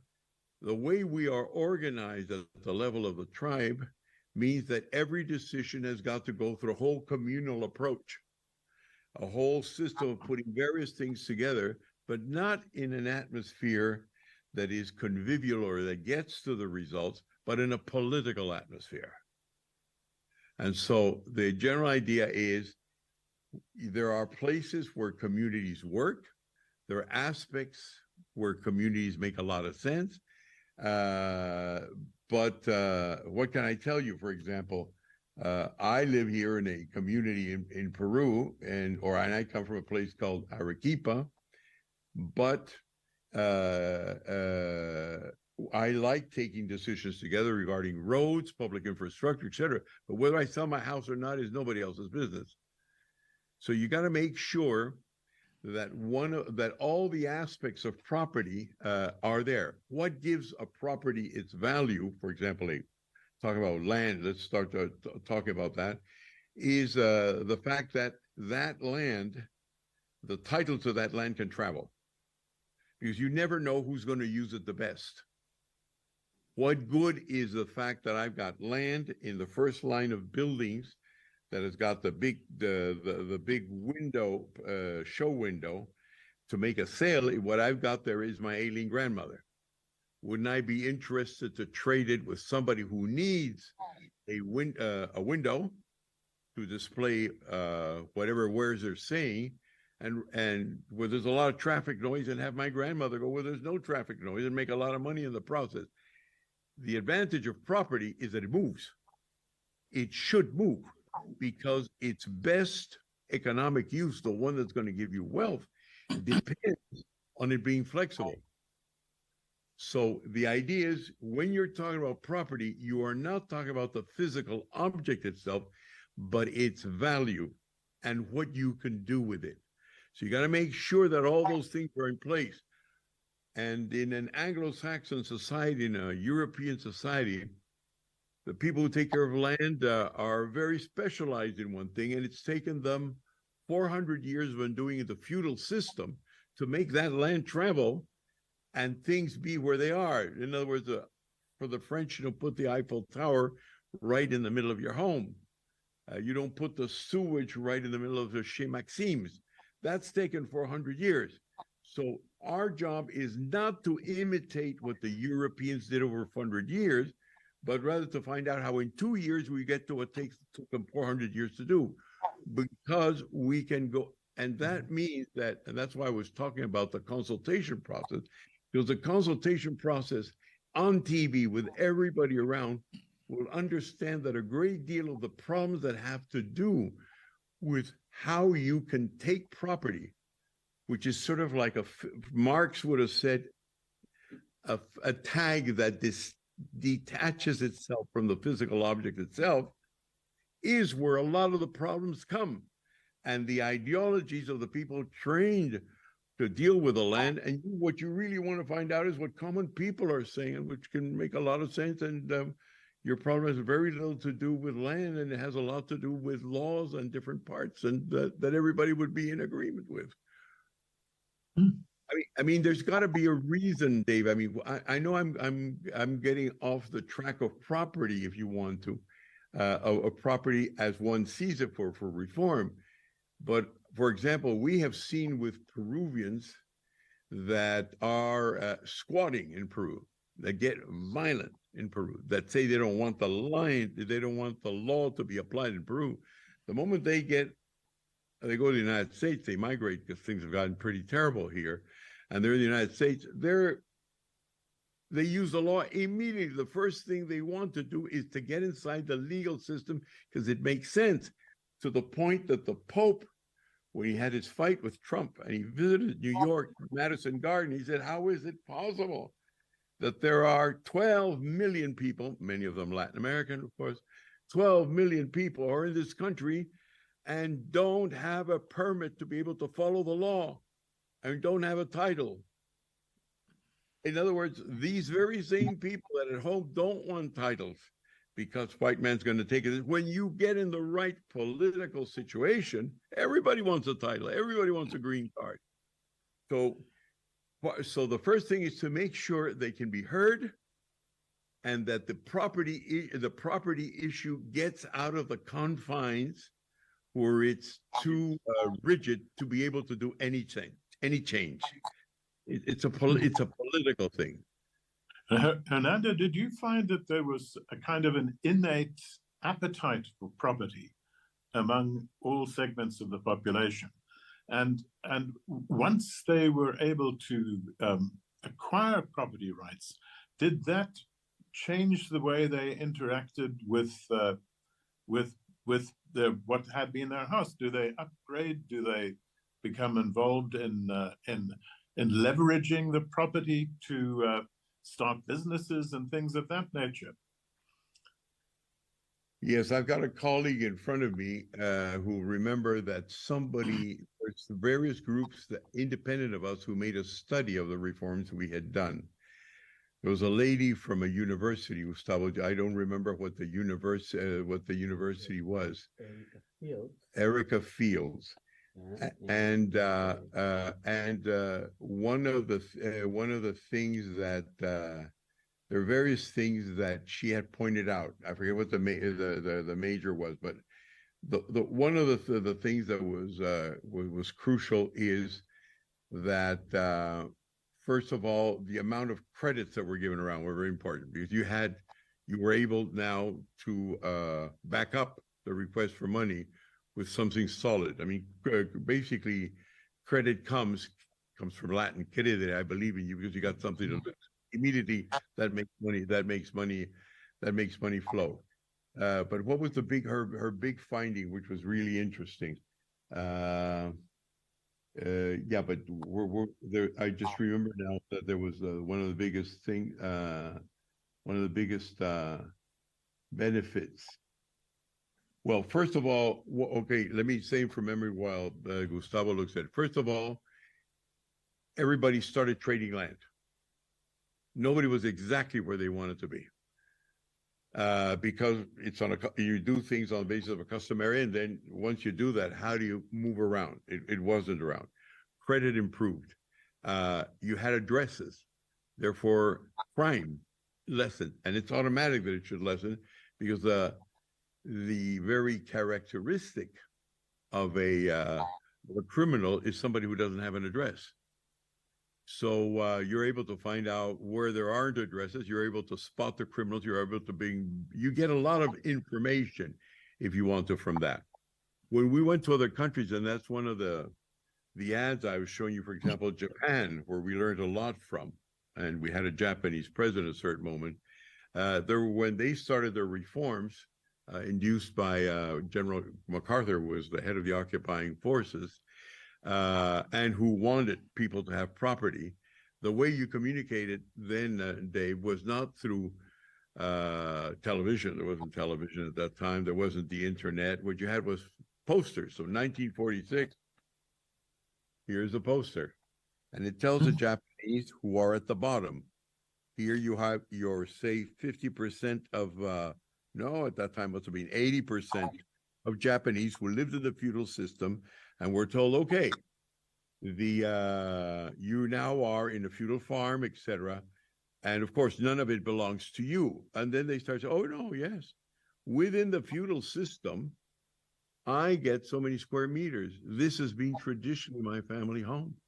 This is where I keep my animals, but it's communal. Yeah, we are a community. But wait a second, you're telling me you got a right? Yeah, I got a right, but it's under communal law. So when before the system came around of saying how they were going to be titled, they went along with photographers because it was the easiest way to get it. They pointed out to their parcel, they pointed out their shop, they pointed out their workplace, and with their family there, and one witness pointed to where the boundaries were. And that's the way Japan got titled, 1946. It's one of the richest countries in the world today. Then there were leaders, which were not basically the tribal chiefs. There were people around the tribal chiefs that said, yeah, the real rules are this. So they went out and they got all the rules in 1 year. And then all of that was transmitted to the prefectures of Japan. And then all that went to supposedly Emperor Hirohito. And with that, Japan, what it did was, this is another poster. It told you, it went around, they said, we're destroying the feudal Meiji Restoration regime that was there before on the basis of now square consultations. We've got a new recording system that brings all of this new information inside, and the titles were against property. And then somebody said, but maybe we should do, maybe now what we have to really do is formal good maps. And the reply was, why do that? We already have a system in the last 500 years on the basis of what we already have in the maps they've already done. Let's do it. Maybe if you're in Japan today, where the precision required to get a map in place is extremely important, because just putting a waste paper basket there could cost you $100,000. Land is so valuable. This is good enough. That's why the first thing to do is find out what you have to do if you've got a population like Peru does that's living somewhere in the 19th century. Can't apply only 21st century solution. Give them what they've got, let them understand it, let them put it in their own language. You'll be surprised how easy it is to pick it up. If you put an anthropologist, He might, you know, he might wait 30 years until he puts his thesis inside. It isn't a question of a thesis. It's a question of saying, how do things work? And on the basis of that, you simply streamline it. And you can computerize it much faster than, say, a European would. Let me explain. Since you're going to a place that is any place where the poor are, it's a place where there is no, what can you say, what do they call it? History of title. They just have whoever is there now. The result is we were able to computerize our whole system. When we went to Switzerland, which we had support, and we went to the office with somebody who had bought a property in Zurich, and they're very expensive there, and had bought a property, his neighbor's property, and the registrar said, okay, so what you're going to do now is absorb your neighbor's property. So here we've got the map. He took out the map, Swiss map, Zurich, one of the highest GNP per capitas in the world, the most fidgety people of Western Europe. He took out a razor blade to erase it while we do it with a computer. Why? Because the Europeans have got such an amount of information on where that property came from over the last 500 years, right, that they can't put into computers. There's a whole bunch of things that you can do more rapidly. So one of the things you've got to defend yourself from is getting somebody from the Ministry of Agriculture or the Ministry of Urban Development who says, no, we need a full place cadastre before we go. Oh, well, there goes the budget, right? We need a full this and we need a full that. So that's why I'm saying popular participation, not through political representatives, because they're a different sort of, they play a different function, just in terms of knowing who owns what, where and how much function they have, right? On the basis of complaints, because if you ask for ideas, that's another chapter. You want on the basis of complaints, what is it that they can't do, is a very important first step, and makes people understand that information about picking up information about what the situation in land or in any other assets is basically an inquest on what people value and what they want. Once you know what they value and what they want, you pass from being a culture to being a civilization. Hernando, this has been absolutely fascinating. I think that what I'm taking away from this is the absolute need for consultation. We have to really talk to the people who are involved in this historic process.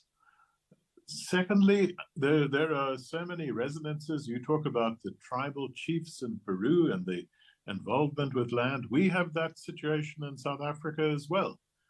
But at the bottom of it all, there is that exciting prospect of unlocking the wealth in the hands of ordinary people. And that is something that we South Africans need to tackle now. And we hope that one day we'll be able to say that we also have 90% of our homes with title deeds. We think that that would be a game changer for the country. But thank you so much for speaking with us today and sharing your views on this really important topic. I'm delighted, Dave. If I may just give one last phrase that may be useful, which I think we may have used before. It's Aristotle 2,400 years ago, where he established mathematically through writings of over 200 pages, equivalent to 200 pages, the following thing, that the potential of something is much bigger than the thing itself, always.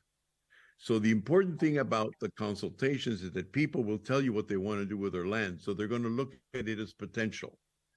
And that potential can only be changed with property rights, because property rights is basically a document that allows you to reach your potential. And nobody can tell you that as much as the person who sees that he's got something, but he can't do it the same way, say, somebody who comes from Black African tradition and he's looking at somebody with a white. He wants to do the same thing, but he can't see how to reach his potential. Once he focuses on property and the amount of rights he's got, he'll see that potential. And he'll see it his own way, and that will immediately allow him to understand that he's not talking about the earth. He's basically talking about the fact that it's got a value, and values are immaterial. So you've got to pick them with your head. Capital comes from that word, head, Latin, capita. You capture it with your head, the potential value.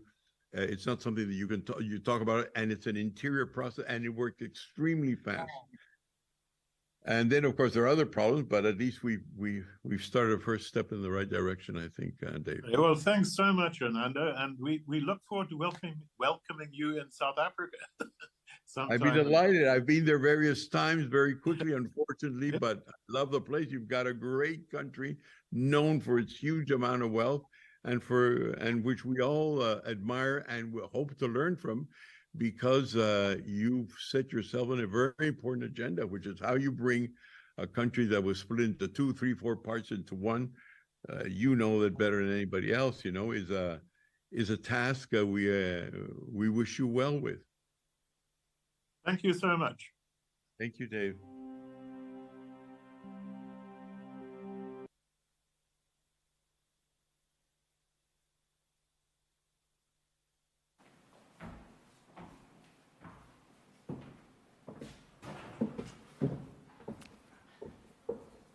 I have for some time now been reading the very interesting articles that are produced by Phumlani Majosi in Politics Web.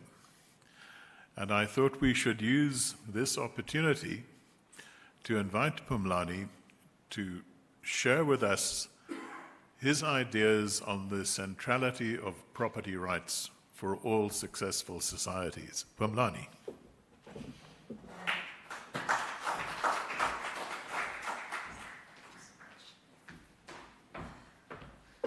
Oh, wow. Thank you, Dave. Thank you all. It's great to see you. Yeah, thanks, Dave. I'm glad you've been reading what I write, that you've been learning something from it. So, yeah, it's an honor to be here. It's an honor to be here. It's great, really, to be here. I see familiar faces, some people I meet for the first time, but it's really a pleasure. I was a big fan of FW. I was a big fan, a great man. So to be part of this is just an amazing experience, to come here and talk about a very important topic around property rights. Because we are really at a crossroads in South Africa and around the world, one would argue. So this is a time to talk about these issues where we have seen over the past at least 2 decades now, that kind of decline of individual freedoms, of property ownerships, the idea, as we see the state continuously sort of intervening, meddling in people's lives. So to have conversations like this, it's really an honor to be part of. And the more of them we have as South African citizens, the better. Now, Dave, just one thing to mention. When I was driving here, parking here, the security guard, as I was jumping off the car and finishing the parking, he stops and he asks, as I'm getting off the car, he asked me, what do you think of FW de Klerk? Is he still relevant? Is he getting the celebration that he deserves? The praises? I thought that was a very interesting question. I was not expecting that from him. Because when he was waiting for me, I thought he was going to say, you parked at the wrong space or something is wrong with the parking. But he asked a very intellectual, a very good question as to what is the legacy of FW de Klerk. And I told him the truth. He's a great man, and the FW de Klerk Foundation needs to be there. It's making a huge contribution to the country, and we need to speak about the great things that FW did for South Africa. Now, I will make sure I stick to my to my 20 minutes. I always, when I speak, I always keep to that. I don't wanna go beyond that. So I mean, the question here that we are exploring is basically the centrality of property rights for successful nations. Now, the question here will ask yourself is, okay, what constitutes a successful nation? I would argue that we are looking at the stability of political institutions. We are looking at things like the standards of living, human development, infrastructure, and so on, the ability for people to be entrepreneurs, right? So if you have all those conditions and countries, they rate differently when it comes to such things. So the countries that are more open, that are more prosperous, so that I believe should be the measure of success. And at this point in time, these are the issues we should be talking about as we try to reform South Africa. That has been where we have seen more controls by the state and more meddling in people's lives. So that's what I'm going to explore. Now, there's something here. Let me go to this quote. So here's a very interesting quote by the late Nobel economist who really transformed my life. In fact, when I lived in Cape Town as a student way back, my housemate introduced me to Milton Friedman. The first book he introduced me was Capitalism and Freedom. So he says to me, because at the time I was thinking, maybe we can listen to Julius Malema. He has some good ideas. We should nationalize some key industries. We should give him an opportunity, could be speaking sense. My friend said, here's a passage from Lani. Read this book. And I went and found out about this guy. This guy is amazing. He speaks common sense, right? And Milton, this Nobel economist, and his wife, in their memoirs, Two Lucky People, they say, sorry, I don't see. They say property rights, quote, property rights are the most basic of human rights and an essential foundation for other human rights, right? That's from their book called The Two Lucky People, their memoirs. So for me, the idea of this, David mentioned something that there is a positive correlation between, protection of private property rights, as well as wealth as well, that countries that have stronger protection of private property rights, they tend to be more wealthy as well. But is it really about economics? For me, I've always questioned this thing, that is it really, should we be talking about the statistics and numbers here, or is it about the idea of being dignity, of owning something, of being able to take charge of what you own, and you could do something. Because if you own something, you can do anything about it. You could trade it in the market. You could do anything. You could renovate it. But if you don't have that ownership, that something belongs to, and you are sure that nobody's going to take it away from you, you're not going to be able to do all those things. And therefore, then, that idea of a market, the market being the driver and people trading and selling, that those things are suppressed in such an environment. So Milton, really, even though he was a very smart person, he was mathematically gifted to go through many things on monetary policy. But what drove his passion was more about human rights and individual freedom. And I think when we talk about these things and the economy and so on, we should be more driven by the idea of human rights. Now, here's a very interesting paper here by David Leblanc, and basically where he started looking at the idea of protection of private property rights and economic growth. And in this paper, something interesting here, because what he is saying is that, so, quotes, we can identify, sorry, this thing keeps on running away. There we go. So, we can also identify two broad theoretical conclusions from his research. First and foremost, we must take great care in specifying the models, that's fine. If we seek institutional determinants of economic growth, then we should specify them. Okay, that's fine. Now, my favorite is that second line, which says that second, the institutional context does affect economic growth. Market activity, such as production and exchange, does not occur in a vacuum, right? If a nation, thank you. Can you hear me here?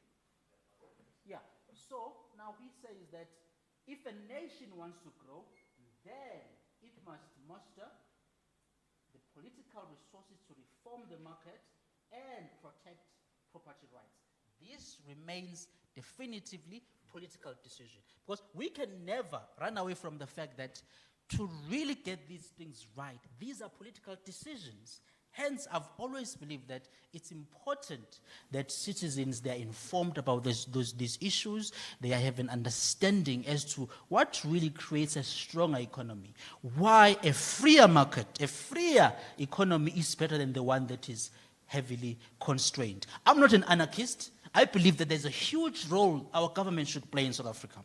And we have to, and we have to have a good government that really pursues, good governance in the country. But, to meddle on things like prices and so on, let people operate within the bounds of the law. I think that is critical. So this is a very interesting sort of study that you have here. And as David was saying earlier, I'm going to show you another map here. It's a generally accepted and trusted sort of thing that really, if you want to have a stronger economy that is prosperous, you've got to have stronger private property rights. Now, the efficient property, private property structure must have exclusivity, all the costs and benefit from owning. A resource should accrue to the owner. Number two, transferability. All property rights should be transferable from one owner to another. Now, I may be preaching to an already converted choir here, but I think it's very important to remember these things. The third one is enforceability. Property rights should be secure from seizure or encroachment by others. Right. Now, we do have people in South Africa who advocate for various things, right? Either within the political space or within even as NGOs or private organizations. But the key thing here is that this thing, it doesn't matter whether it's a farm, whether it's your home. It's got to be protected. That's what you want. No one should encroach into that. When you look at how Zimbabwe collapsed, it was basically a matter of people lost. What's happening now? The government has shut things down. You see why government doesn't work? He has proof. What more proof do you want? I don't understand people. Mr. Mbeki, this is a failure of government. I don't know if my slides still work. Am I still gonna be able to?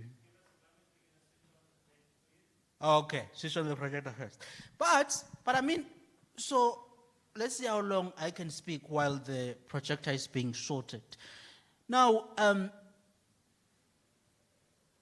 the key thing that we need to think about is how do we get these ideas? Because my greatest concern when it comes to understanding what really makes South Africa or any country a prosperous society, that knowledge seems to be in certain areas and not in others.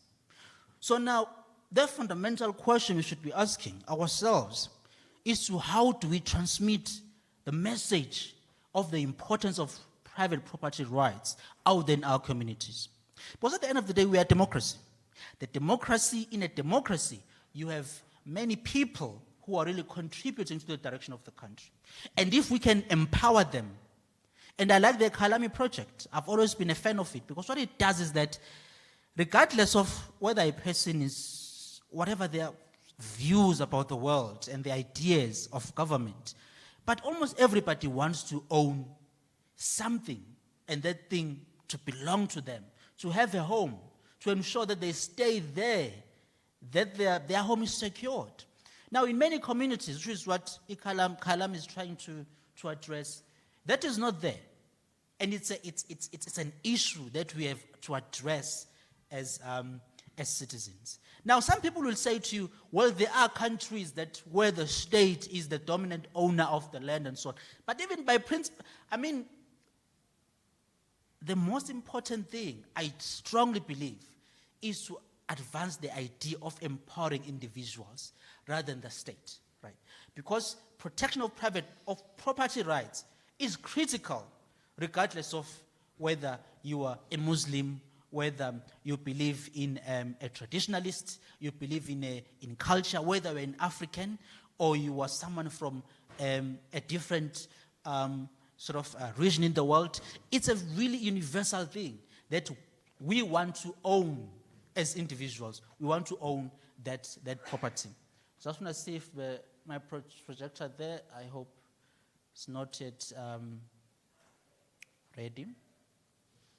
Now, let me tell you just to give you, because people like us who speak in conferences and analyze those things, we like to speak more about graphs and numbers and so on, which is nice. But many of us really have lived these things. We've seen them. Like, to give you a short story of myself, where I'm from KZN, KwaZulu-Natal. Stenga, Dave, that's where I come from, Kwatuguza it's called. So where I come from, I live in the rural areas. I also live in the township as well. But my family, ever since, we've always, the three places we stayed at is the places that we had bought ourselves, right? My father had accumulated savings to buy the place, those housings, right? And then, in fact, the second home that we had, as far as I remember, where we stayed, that one, we bought it, and the idea was to make extensions to it. The idea was to invest in that area of the township. We were going to invest in it because we owned it. If we were not owning it, we're not going to invest in it, right? And then now, I got my college degrees, I got a good job, and then I bought a very nice area, bigger area, somewhere not far away from home. I've built my parents a very, very nice house, right? They are like, they can't believe what I've done for them. Now, I bought the land, built the whole home for my parents. Again, right, we invested in it because it's something that we can own. Now we are proud that we can do anything with this home. It's ours, we can decide to sell it or do whatever with it. But the idea that we're empowered to own the property, and I wanted that for each and every South African in the country, to have that experience that I've had. Because I've lived that, Dave. I've lived that life. Now, here's the thing here. Let's just see here. Top four reasons.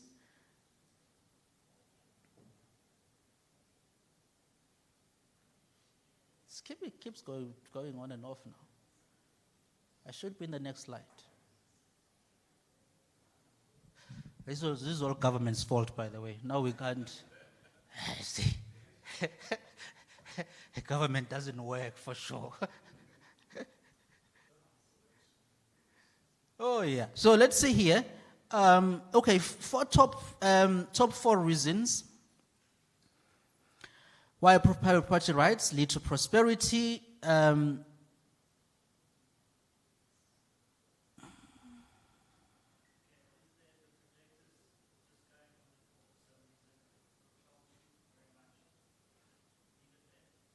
I must leave it here.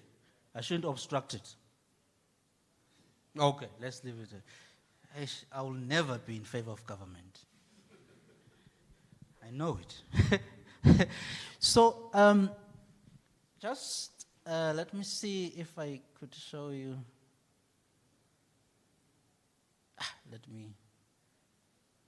So that map, I wanted to show you there, that you can see there.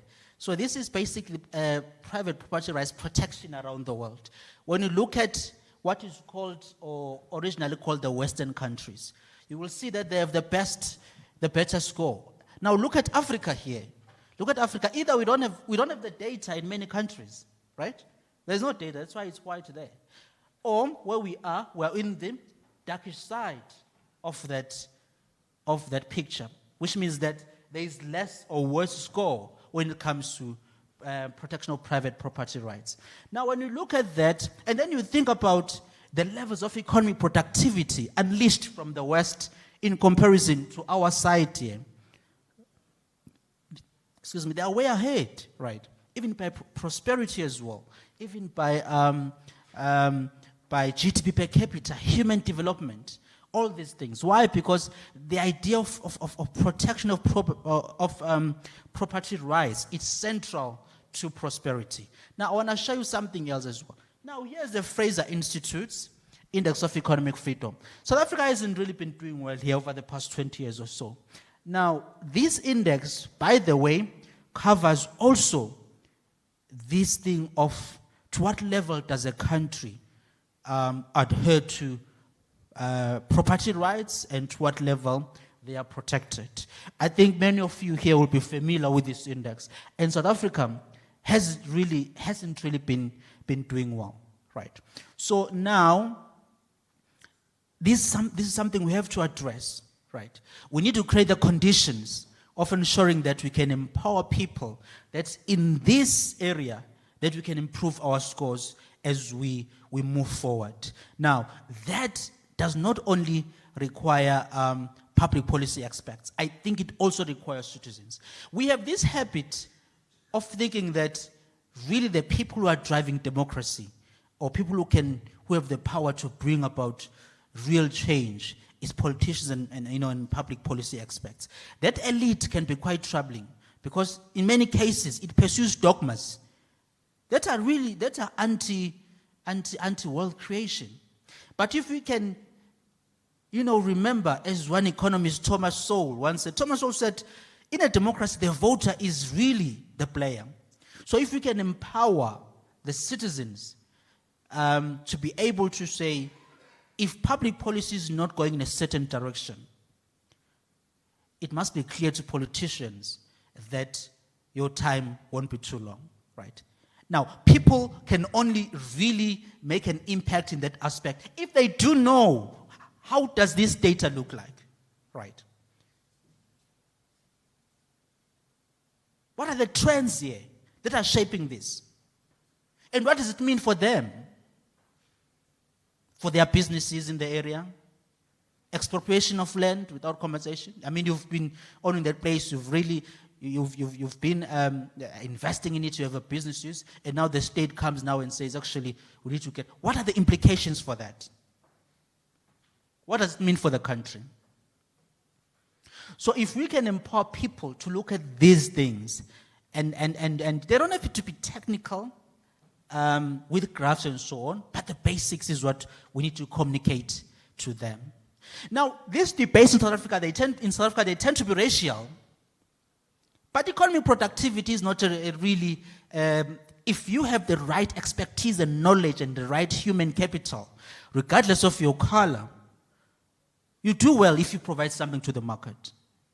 The question is, how do we get those people who are at the bottom to be able to have the right human capital skills so that they can offer something in the market?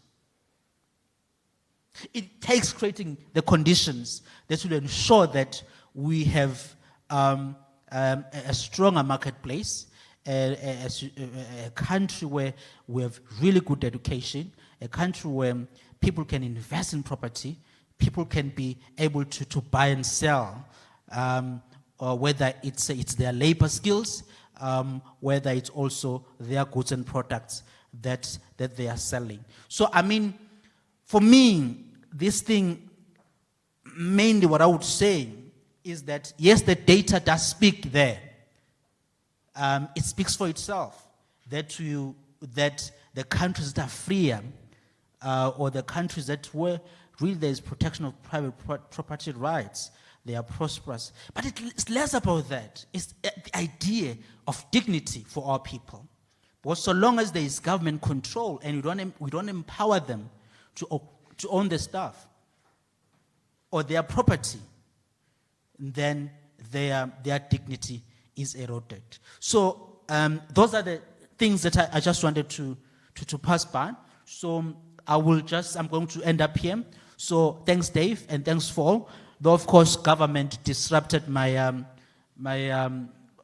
outcomes of government control disrupted my presentation, but hey, it is what it is. At least now you have proof why I'm opposed to more government meddling in the markets. Thank you, Dave.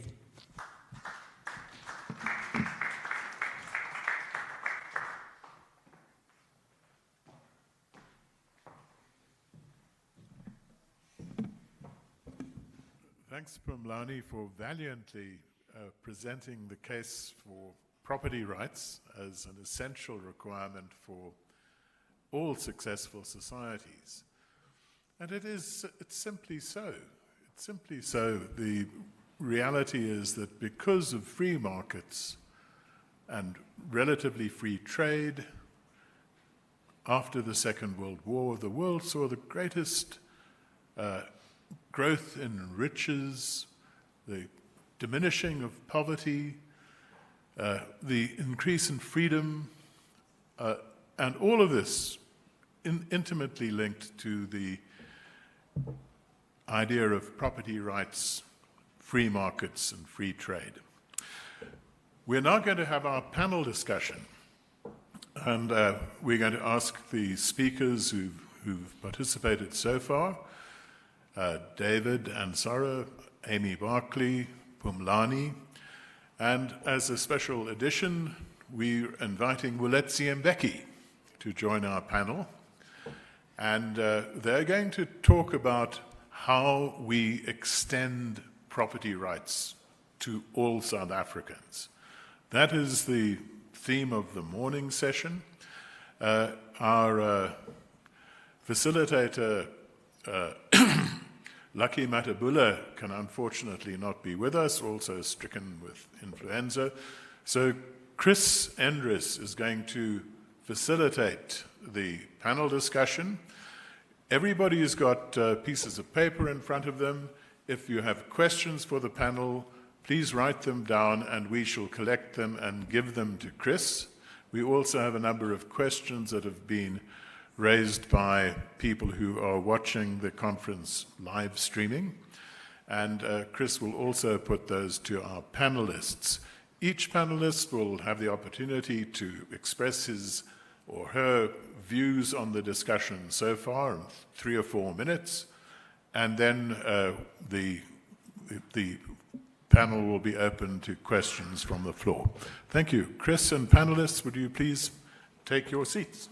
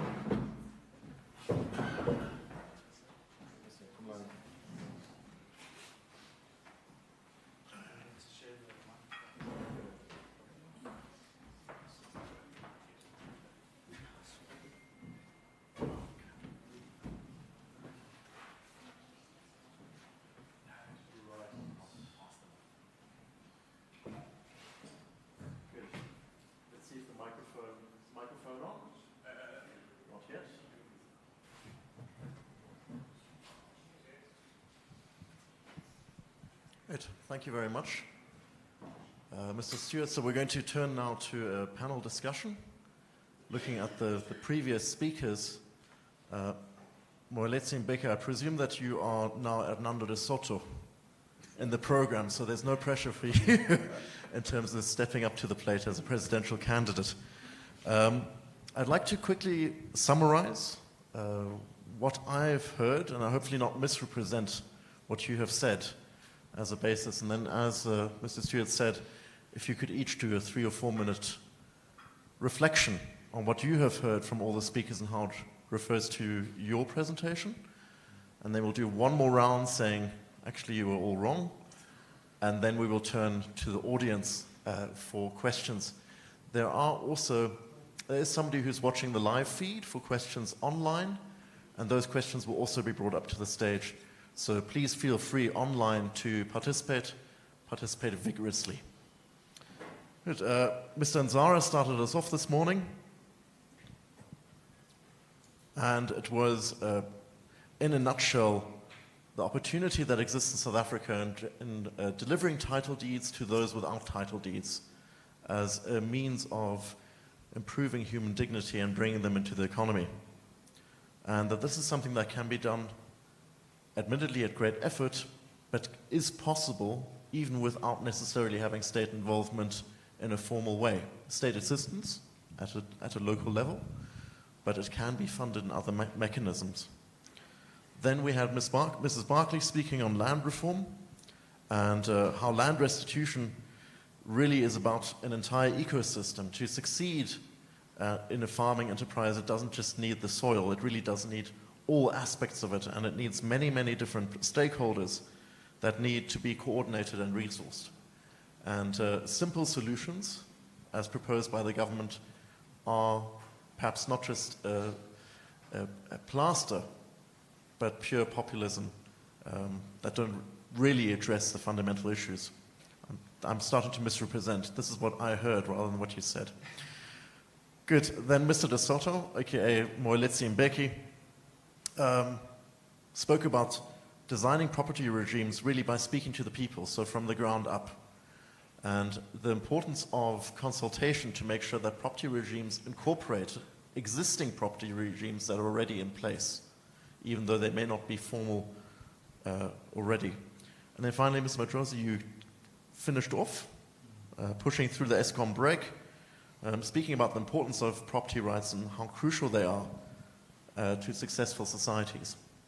So perhaps you can start us off, seeing as you're closest to me, and just give us a reflection on the different presentations that you've heard this morning and how they relate to your thoughts. Yes. Thanks, Chris.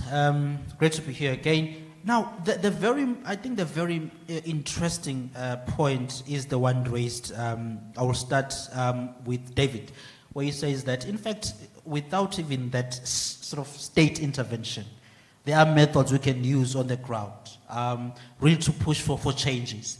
And I think that's very important. What we are learning now, as we see all this failure in the country, whether we are looking at the criminal rate, that the number of people being murdered in the country, being killed, the statistics show they are the highest in 20 years now, right? As we see the outages in the country, the power outages, as we see the potholes, all these challenges, what we are witnessing is the failure of the state. Now, the failure of the state means there's an opportunity. That comes with an opportunity to bring change.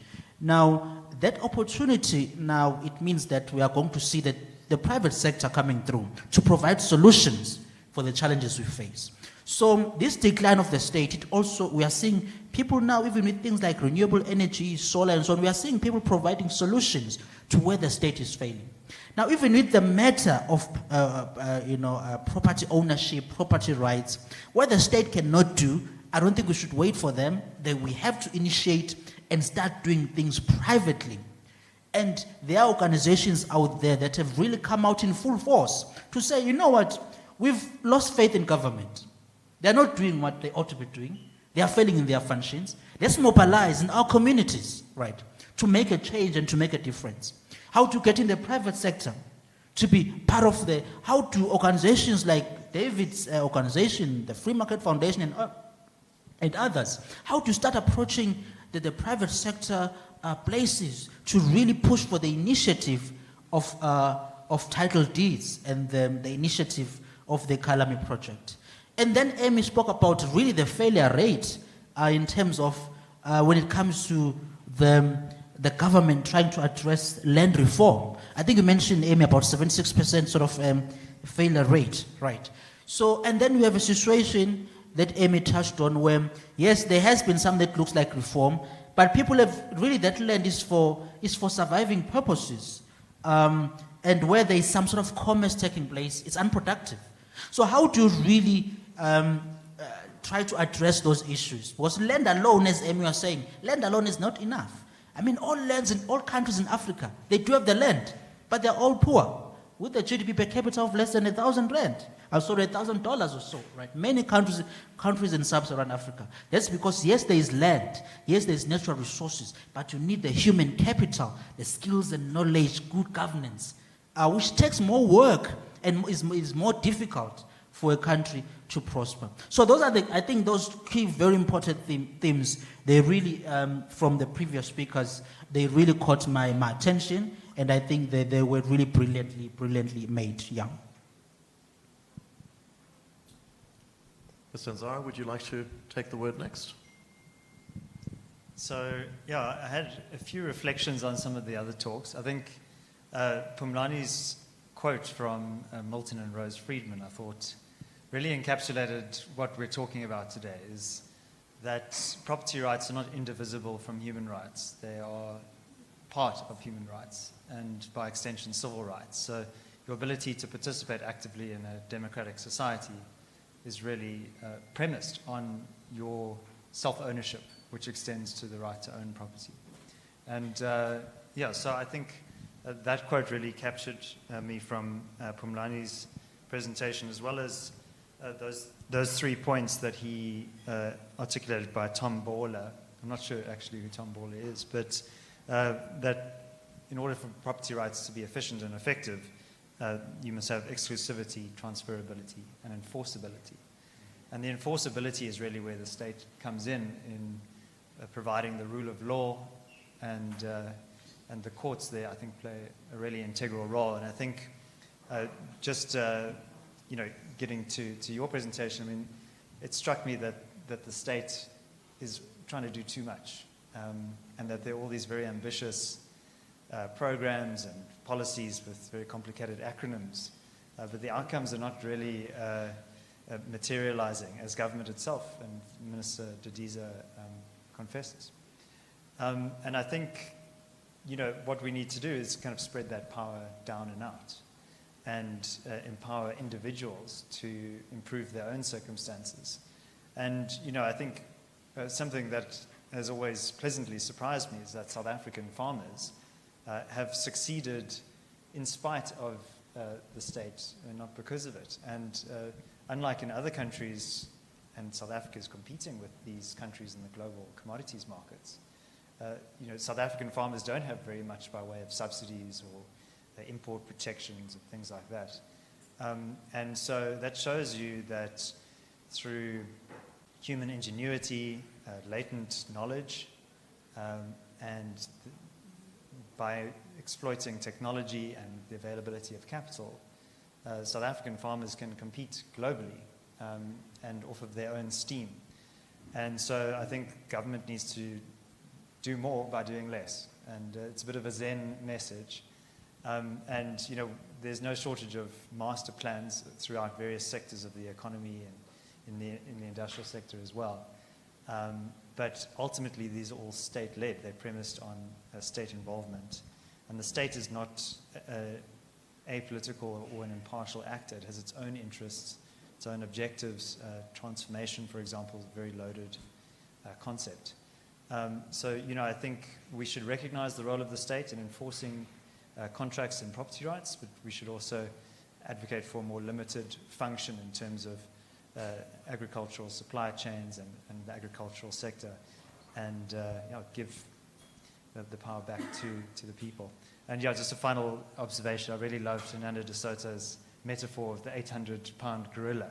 And what we need is rather 800 gorillas. And there's kind of a power in numbers there. Yeah, so overall, some fantastic contributions from the panel. Right, thank you. Mrs. Barkley? Thank you very much. It was really great to hear each of the speakers' points of view this morning and the information that they bring and the different perspectives. And it's exactly that. It's in diversity, in having different views and in our ability to bring those different views and information and knowledge and skill together that we are strong in our ability and to see ourselves through adversity. And the government isn't responsible to hold our hands and to take on every challenge. We as the people have the right to vote and to vote for the government that we choose and the legislation that we choose, as you so rightly said, Phumlani, you know, and we have a duty as the people to hold them accountable. And to a large extent, they are making some things possible with the new Deeds Registries Act, which will enable the registration of a lot of property for South Africans who haven't had that opportunity in the past. So they recognize that need. And we've got to see the good that they do in many pieces of legislation that they are enacting. And then obviously there are other pieces of legislation that are counterintuitive and maybe not currently worded in a way that would see the economy grow. As Phumlani says, you know, it's going to withhold those rights to property or to foreign investment or security in South Africa. So as the people, we need to hold them accountable. We need to step up. We as an economy with a great private sector together can achieve many things, but we've got to speak with one voice. We've got to be heard. And that's one of the objectives of Agri-SA, is to take all the diverse views of our farmers, our members, our commodities, and put it all together and be heard and be seen at a legislative platform, because it is that legislative platform that either inhibits or allows for participation in the market. You understand? Like you said, if they hold your hands tied by legislation, you can't act together whether you want to or not. The deeds can't be transferred if they enact legislation that prevents that. So we have to be heard.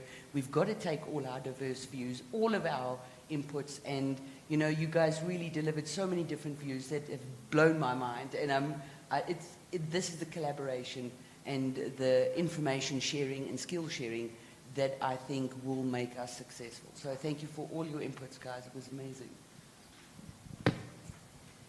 Thank you, Mrs. Buckley. Yes, Mr. Mbeki, would you take the word? Okay, well, thank you very much, Mr. I'll try and represent the other speaker who is not here on the platform, which is Dave Stewart. We've forgotten him.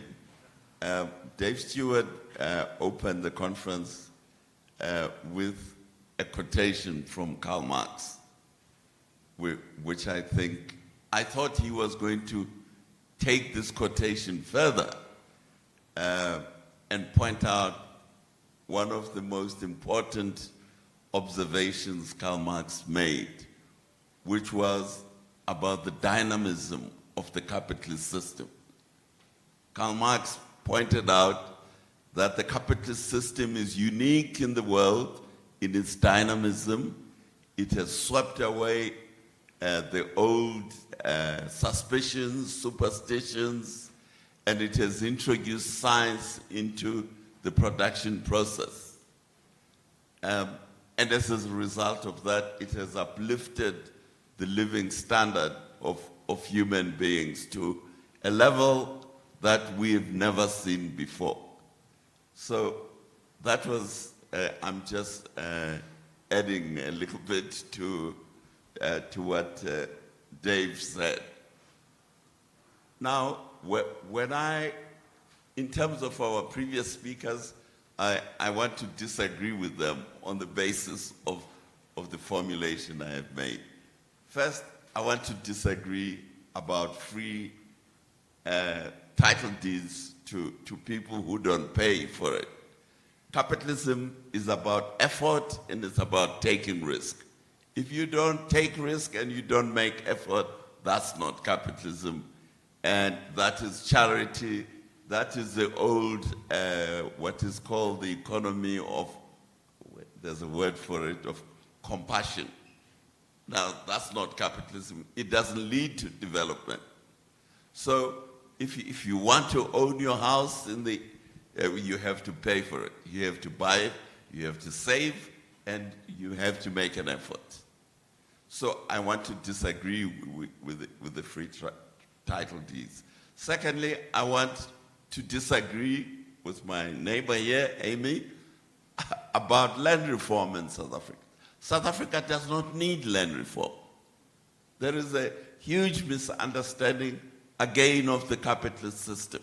South Africa has a very well-established capitalist agricultural system, which is run by the capitalists who are the farmers, whether they are family farms or corporate farms.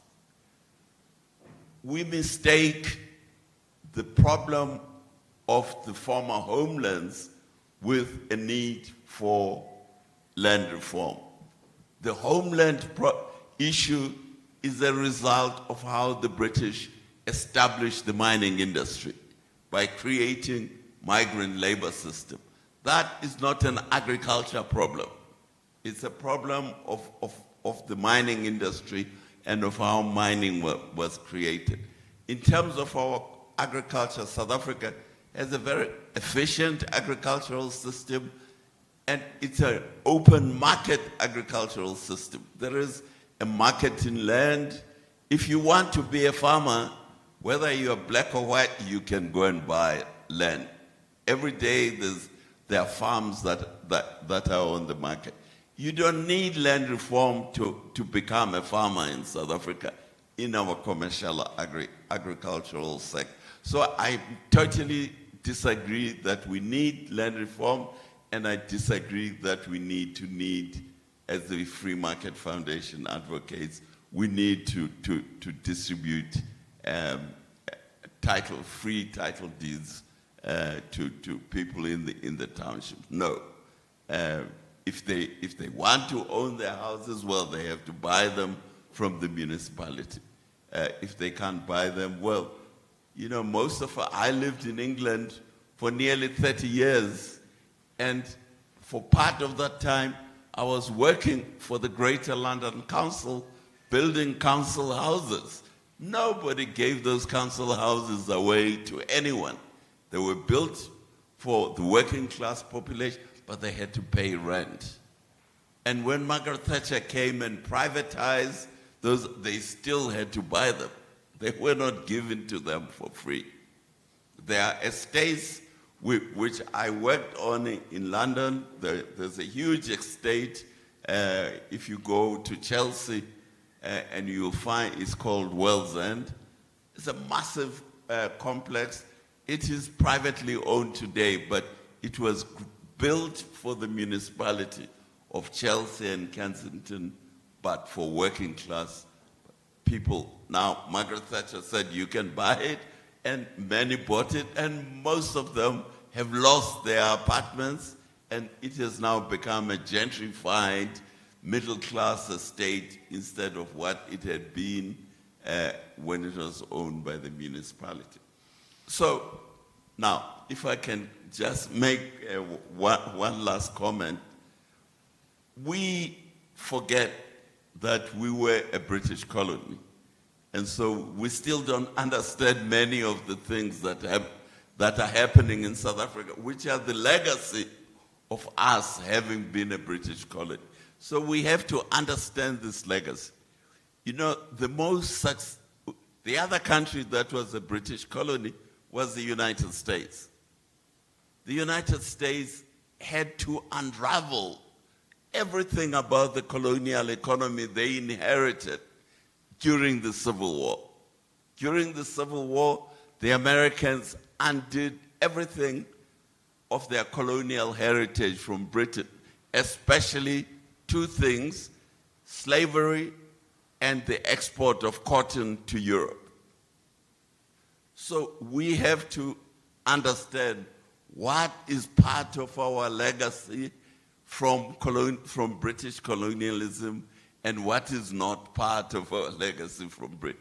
And then we try and have a proper capitalist system without the inheritances of British colonialism. And I think this is very important. So we have to learn from the Americans that you have to undo the colonial heritage if you are going to have a successful capitalist economy. You have to undo your inheritance of migrant labor, your inheritance of slavery, and all that. The Americans undid that during the Civil War. Thank you. Thank you, Mr. Mbeki. It is Just want to say to the rest of us a bit of a lesson in terms of increasing the temperature of a discussion effectively. What I suggest is that we come back, we bring the tide back along this way. So I'm going to hand back to Mrs. Barclay. If you want to respond to some of the other comments, especially I would think that you'd be intrigued by the point that there is no need for land reform in South Africa. Indeed, and thank you for your comments, Mr. Mbeki, and I hear your learned information that, about things you've learned throughout your life and experiences, and I appreciate that. But at the same time, I think having worked in South Africa at a grassroots level with different types of South Africans, whether they be long-time farmers, got a farm, bought it in the early 1900s from the state, purchased the farm. As you quite rightly said, those farms were purchased. They weren't given. They were purchased with loans from the land bank. The current commercial farmers that are successful are currently farming and handed it down from family to next family to next family generation. Those farms were purchased in a capitalist environment. And by the same token, that land had been taken from existing persons living on that land. They'd resided there at a different level, on a subsistence level, in a tribal society. And that's the thing to remember about South Africa. We are an incredibly diverse and beautiful country that has different views, different people living in this country, but together we need to fit in one legislative framework. And that's the challenge, is getting everybody who's different to work together. And so the legislation is so important, and that's the change. We've got to go away from what is a colonialist, maybe, legislative framework that we may have had, and develop our own, build our own, to allow for our own reform. And in reform, I don't mean take a commercial farm and hand it to a community or to a trust. That's what we've tried, and exactly through the slides that I showed, it wasn't successful. We've not really achieved much out of that without the right training and skills. So land reform is not only about giving people land. It's about, as Pumlani quite rightly said, it's about dignity. It's about the social structure. It's about the heart of the individuals in South Africa, the people that live here. And if we ignore that fact, if we continue to say, okay, well, we don't want to give you land, you need to purchase it, I don't have a problem with them purchasing it, but with what collateral? They have nothing to start with. So how do you buy something if you don't have anything to start with? So you've got to give them a running start, give them a chance. But we've got to do it in a way that really makes a difference. And we've got to differentiate between commercial farming for food security in South Africa, which you correctly point out is a fantastic system. And it functions despite challenges of water, challenges of electricity. Our farmers are resilient. And they put food on our table every day, for which I'm grateful, because we're all sitting here and they're out in the fields working. And then we've also got subsistence farmers, people who have to do what they do to survive on an individual daily basis. And if they have the title deeds and the right to that land, they have the opportunity then to build on that and grow in the future. So I do think there is need for land reform, but in a manner that really brings meaningful change to the individuals in South Africa without scaring off international investment and, putting many trade agreements like AGOA and that at risk due to political, missteps potentially on an international scale. So, but we as the people have a duty to stand up and call it by its name and make the government accountable for what they do. So thank you. Thank you, Mrs. Barclay. I guess I'm turning now to Mr. Nzlara to defend his good name and that of the Free Market Foundation. Maybe that's going too far. Yeah. But I think Amy possibly may have already brought in some information that would be useful to you. Yeah, so I sometimes attend events like these and I tell people that I'm a proud capitalist and it causes them to clutch their pearls. But it's not very often that I'm accused of not being capitalist enough. So that's quite refreshing.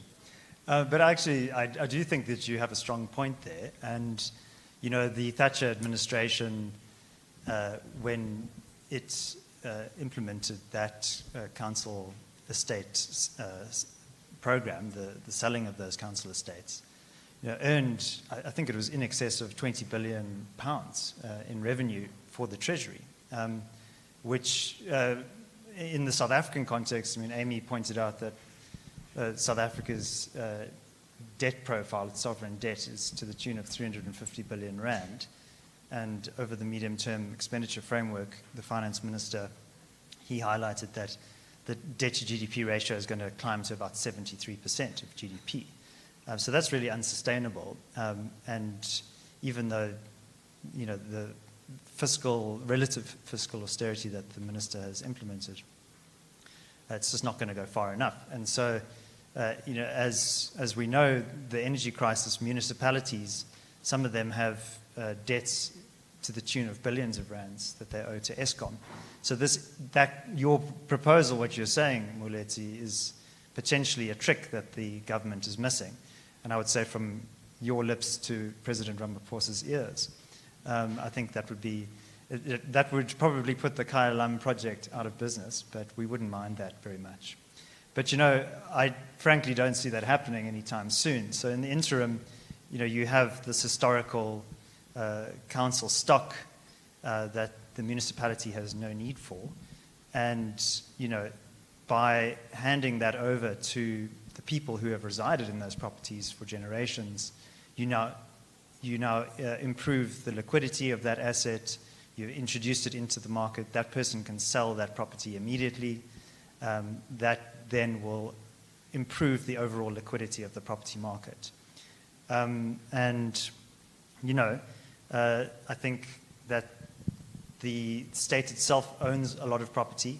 The Department of Defense owns a lot of property.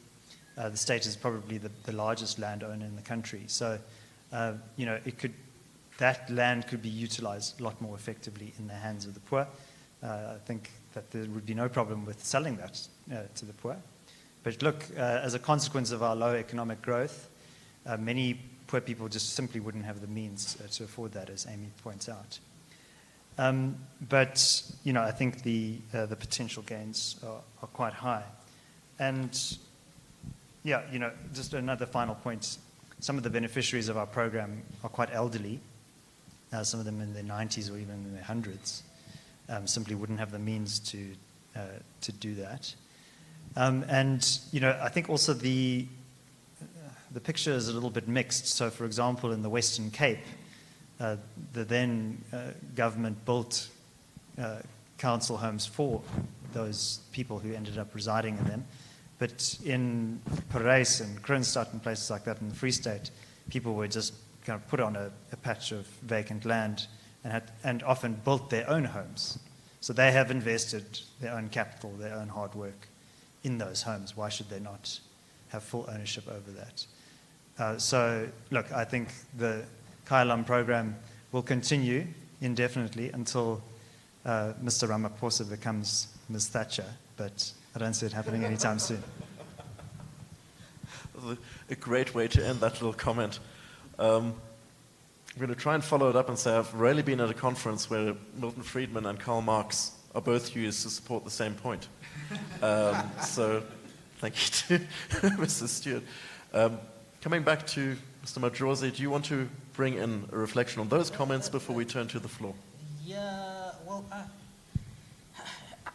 I disagree with Mr. Mbeki. I mean, we do need land reform. The question is, what land reform do you want? I'm not obsessed about farming. The thing is, people, when they talk about land reform, they talk about farming. For me, farming should be a market of demand and supply, where prices and the buying and selling is controlled by the market. So I'm not obsessed about that. But the idea that we can have communities where the state continues to own the land and people, they don't own that land and they stay there basically being controlled by the state. I don't think that's the way to do it. And I think to empower our people, especially the poor, you've got to initiate that step of capitalism. Because how are they going to buy and sell if the whole land or wherever they stay is controlled by government? So, I mean, I am for land reform, and the land reform I support on the idea I have is that if you were dispossessed, because we've had this restitution process since 1994, and Dr. Anthea Jeffrey has been writing about this a lot. And, you know, if you were dispossessed, whatever, it's fine. Submit the claim, whatever you want to submit, and then the process begins from there. Now, if you were not dispossessed of anything, you don't have to claim or whatever, right? So it shouldn't be a racial thing, because even this thing gets racialized. You have a case to present to government, because even before 1994, those were state actions, right? So now, government can see what it is that can be done to address the issue. But still, though, it's just for if you have a case to make that you want to claim. So otherwise, if you are not, then stay out of it and buy the land like us. As I said earlier, I bought the land from my parents, and I built everything. We own that place, right? And everybody should have that. We didn't go and claim anywhere because there was nothing to claim. We're not dispossessed of anything. So I mean, so we need to have those dynamics. So the idea that, you see, the thing is, I would rather see the land that is owned by the state, as Mr. Ansara is saying, vast amounts of land being owned by the state, being sort of private people, poor people being led to control and own that land, so that it becomes more of, they can do something with it to improve their lives. Now, that would be just the state. So land reform should deal with the state land and the state trying to see how that gets transferred to the less fortunate people. I think that's the kind of land reform we need. It's not about farms. Farms are just, it's fine, whoever wants to get a farm, whatever, but it's about the property ownership. And I think we do need that kind of an area for those who are disadvantaged, so that we begin that process of capitalism, where they are able to strive on the E4 that Mr. Mbeki is talking about. Because if the state continues to control that first step of capitalism, for them to be introduced to the ideas of market and market operations, it's not going to be initiated, because government continues to hold on to them and controlling them. Right, thank you, Mr. Matrosi. So we have 4 questions. Broadly speaking, they fall into 2 historical and 2 present-facing questions. Did we hear what came before? Shall I say what I just said? Yeah, I'll restate it. So broadly speaking, we have 2 questions that are historical in nature and 2 which are more present-facing. I'm going to go from the past to the present. There's a question here about Aboriginal and common law rights. So to the extent to which land reform includes or excludes especially Khoi and San rights to ancestral land. So dispossession that was before 1913, also after 1913, but particularly before 1913. To which extent are these ideas incorporated into how South Africa thinks about land reform, and should it be any different? Any takers on that question, which is about as big as it gets? Yeah, thank you, Ms. Barclay. Not afraid to deal with any question. In terms of that, I think, 100%. We start where do you draw a line in the sand? Yeah? Do you draw the line in the sand in 1700s, the 1600s, the 1500s? I mean, where do we draw the line in the sand? Was it the Khoi? Was it the guys from Nigeria, from Northern Africa? Is it these guys that arrived here on a ship? It's a very difficult question to address. But I think what land reform in South Africa currently in its form, and that as written into our constitution, and remember, we are all bound by our constitution. That is the underpinning law that gives us each our individual freedom and right in this country, and what makes us so different from every other country in the world. We have taken the best constitutions that everybody else has written and said, let's put them all together and make the best one. And we do. We have the very best constitution in the world. It enables and allows every one of us, as different as we are, to be who we are. And that is freedom, and freedom is priceless. Freedom is priceless. But we also need to see, okay, where's the line in the sand? In 1913, people were dispossessed of their land. That's a fact. They were dispossessed of their land. Whether those parcels of land were then on-sold to farmers who paid the state for that land, and the state then took the money and invested it in infrastructure that we see and we all use today, infrastructure that provides cities with water. Those funds were then used to build South Africa. So we're standing on the result of that investment, of using that property, so, and the value of that land. As you said, land has value. Value then generates more value, as in our speaker stated, value is not only the land itself, but the value that you attribute to it. So I think the Khoi need to be included, but what do they do with the land? Are they going to roam on it? I mean, that's putting it very bluntly. Are we going to say to them they can't roam there?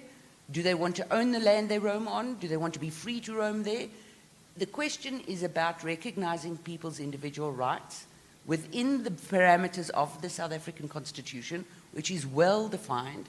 And I think I'm totally unequipped and ill-equipped to deal with the question of the Constitution. That's why we have 12 constitutional court judges that deal with these things, and they have far more experience. But I do believe in the rule of law and the Constitution that our country has established. So, yeah, draw the line in the sand, understand where that is, and let the Constitution do the work.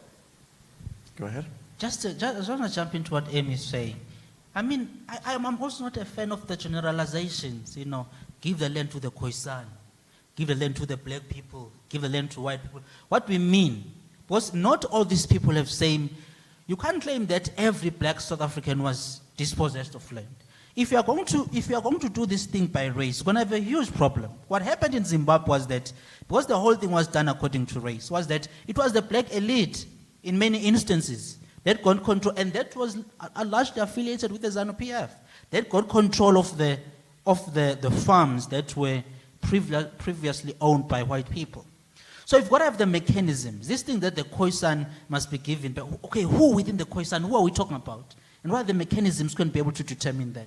This thing of just assuming that black people need land, this thing is going to cause huge complications, Chris. That's just my own view, that we've got to have some mechanisms to determine who are we talking about. It can't be just the Khoisan, the Xhosa people, the black people. We can't generalize at that abstract level. Can I come in just with another point, which is, since about 1995, the Reconstruction and Development Program, the state embarked on a massive housing program. And today we have the Department of Human Settlements, which is I always find a bit of a strange name for a department. But those RDP houses, there's an 8-year prescription period on those houses. So the beneficiaries, the people who eventually get a house from the government, usually the house is poorly constructed because the tender that went out was acquired through some kind of corrupt means. So the house itself is not particularly good. But when you do take occupancy, if you're lucky enough to find yourself at the top of the very long list, then you're not allowed to sell that asset for 8 years. So if you get a job in another part of town, that's 2 hours away, well then tough luck, you're not allowed to sell and move. So what happens is this produces an illicit market of people renting out their homes or selling it on. So why not just, if you're going to take that step to invest state resources, and I take Moletti's point that that's probably not the best use of state resources, well then give them the freedom, give them the agency to actually do with that asset what they please. I do find it very interesting in the discussion around ancestral ownership of land, is that there always seem to be two different aspects, at least, that get muddled. One is around the dignity and the sense of belonging, on the one hand, and on the other hand, the desire to be an economic agent that can improve their own lot. And the one is identity-driven, and it's a legitimate identity question. What makes me believe that I'm valuable as a human being? And the second one says, similarly, what can I do as a human being that makes me feel valuable and more valuable? And these two discussions are often, in ugly ways, mixed up,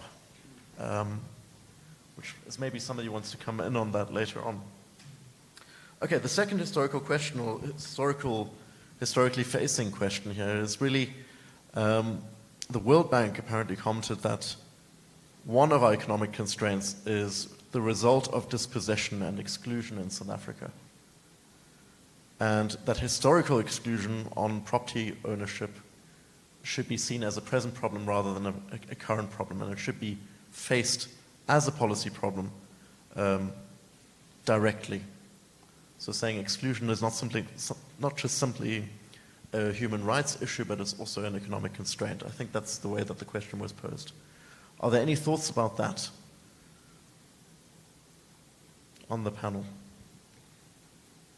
Well, if there are no takers, I mean, you know, currently we have this raging debate about expropriation without compensation, which I understand will be dealt with extensively in the latter half of the conference, so I don't want to go there too much. But all I'd say to that is the answer is to strengthen property rights, not to dilute them. If history has shown us that infringing on private property rights has been so damaging and has limited our economic potential, then the counter to that is do more to strengthen property rights rather than abrogate them. Yes, go ahead. Yeah, I think and Amy made a good point. You know, if we're going to be going back endlessly to history, we can end up in the Garden of Eden. And then we have to blame all the women for tempting the man with the apple. So the reality of our situation, as I point out, my own ancestors did not lose their land to white people. They lost their land to the Zulus. I am Zulu, what are you saying? Well, now What's going on now? You see my point. So I come from the Eastern Cape, but our land was expropriated by the Zulu army at the beginning of the 19th century because our ancestors, or the leadership of our, did not want to join King Shaka's empire, which is we are seeing on television now. So King Shaka then chased them away. Some of them ended up in Zimbabwe as in Ndebele, others ended up in the Eastern Cape. So we lost our land to the Zulu. Now, should I go to Pumlani and kick him out of his house and say, now, I come from the Eastern Cape, you, the Zulus, took my land, therefore I'm going to kick you out of your house. You can take his parents' house. That I've just built. Yes, I want his penthouse. No, history and justice demands it, that you transfer. Now, we have to understand that the reality of South Africa is the reality of South Africa. The capitalist system and our history, of course, you know, the Afrikaners lost a huge amount of land, of their assets. From the British Army destroyed a big part of their wealth during the Anglo-Boer War. Now, are we going to be sitting here crying about the Afrikaners and saying that, I don't know, they should go to England and ask for reparation from the British? Then we'll be wasting our time. We have a reality of a South Africa today, and our challenge is to build an inclusive economy that includes everybody, so that we don't have 42% of our population that is excluded from economic activity. I can't, you know, one of the famous British economists said, under capitalism, the worst thing for you is not to be exploited by capital. So we have to bring this population into production and therefore uplift their standard of living. If we're going to spend our energies crying about what happened in history in the past, me fighting against the Zulus, asking for my ancestral land, then we will never get anywhere. The Afrikaners fighting with the British, saying they want reparation for the destruction of their farms during the Anglo-Boer War, then we will not get anywhere. We have a capitalist economy. We have to modernize the capitalist economy of South Africa. And to modernize the capitalist economy of South Africa, because that's the only way we can include the 42% that is excluded. Because that's brain power that is being wasted. So to modernize this capitalist economy, the economy of affection, that is what I was looking, has to go. We can't have both a capitalist economy that is globally competitive as well as an economy of affection, which is subsistence. We can't have it both ways. If we don't want to modernize our country, okay, fine, then let's decide we want to be an economy of affection. We don't want to be a modern economy, and how we arrive at that conclusion, I don't know. Yeah. It's a fantastic hook to come in on. Sorry, put you on your spot, Mrs. Barkley. There was a question which came in, and I hope that I'm interpreting it right, which is, to which extent do you see that there might be a shift in the government's approach to land reform, which is perhaps less ideological and more economically focused? And I'm going to interpret into the question that ideology means less evidence-based, and ideology will be more a case of making a decision that you want to have a particular outcome rather than the means to it. So in other words, there's a decision to be a certain type of South Africa rather than allowing it to develop. Is there a change in the way that the government thinks about land reform, which is more evidence-led? You know, I can't speak on behalf of government because I think they have their own way of seeing things. But what we can see is a definite change in tack through the legislation that they have been promulgating and that which has been set forth as bills. And we've had a number of them. That's the Land Court Bill. Some of it works, some of it doesn't.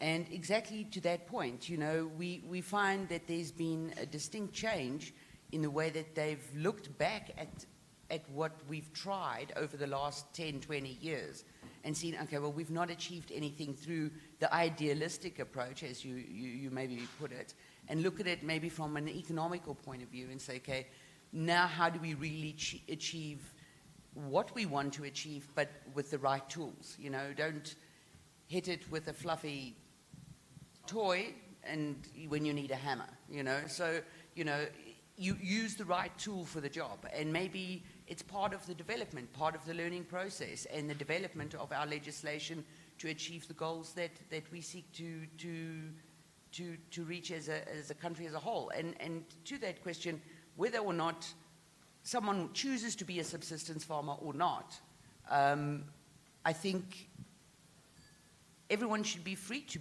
If I want to be a subsistence farmer and that's how I want to live, and I don't want to live in a city in a 2x4 flat, that's my right, you know? So if that person has been living on that land for 100 years, and you can, on an evidence base, prove that, then by all means, that person should have that land. And I mean, a lot of the statistics, and I didn't go into them today because it's incredibly boring and long, and you can read the slides, but it's about land tenure. It's people who've resided on the land with evidence and proving that they've been there through various things like the Special Master's Office. The problem is achieving it. And the tools to achieve it are not always there. And we need to work together to achieve those things. And yes, it is economic in the driving force now, I'd say.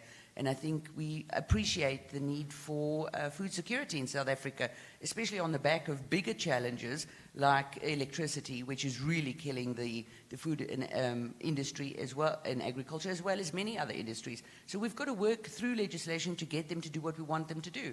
They're in charge, and the rules set the rules, and we've got to change the rules if we don't like them. Can I also just echo one of the comments that was made there? You know, I think if the state did indeed unlawfully expropriate somebody's land in the past, then those people have a very legitimate claim against the state, and the state as an institution, not necessarily the old government or the new government, but just the state. So, and you know, I think that right to claim against unlawful dispossession should go beyond 1913 if you can prove that you were indeed deprived. Yeah, but the proof is very difficult. But that, you know, I think the point that Pumlani and Moletsi were making is a very valid one, that just because you happen to belong to a particular group, whether that's a racial group or an ethnic group or a linguistic group, it doesn't mean that you are an envoy of that group and that now you owe something to somebody else where you in fact have not been the one guilty of the dispossession. You just happen to look like somebody else who did commit an act of dispossession. So, I mean, if I think of my own personal circumstances, I have bought my property on an open market, and it's a concrete box suspended in the air in Santon. We'll take it soon. And, the value of that has changed over time because, people have taken speculative bets on that. It used to just be a kind of a piece of turf. So I think, also value changes as well. And, I think it's very important to note as well that South Africa is an urbanizing country. More than nearly 2/3 of our country is now living in urban areas.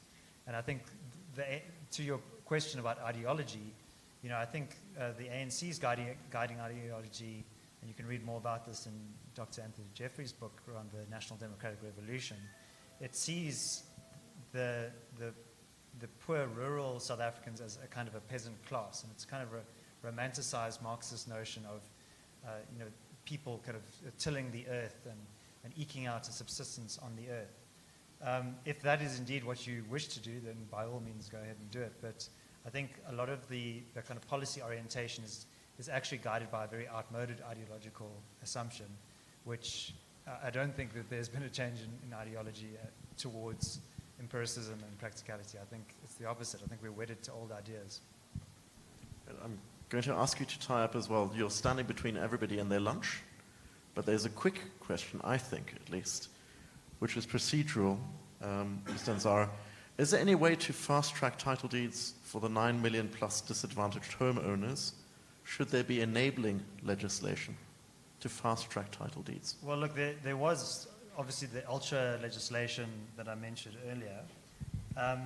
And I think, more could be done to fast track. But I mean, ultimately what we're dealing with is municipalities here that are the bottlenecks. They have often the desire, but not the capacity to transfer these title deeds. That's where we come in as Kaya Lam and just facilitate the process.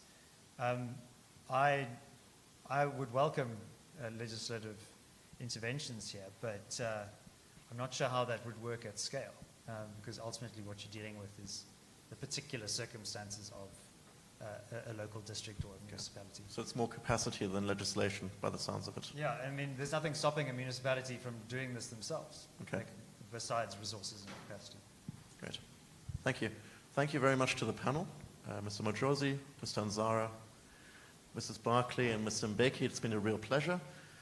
We can now break for lunch. Everyone's very enthused by it, I'm sure.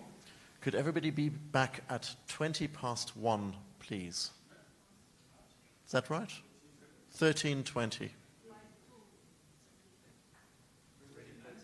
It's already 13? So 14:20. 14:20. I hope you enjoy the sun outside. Thank you. Thank you.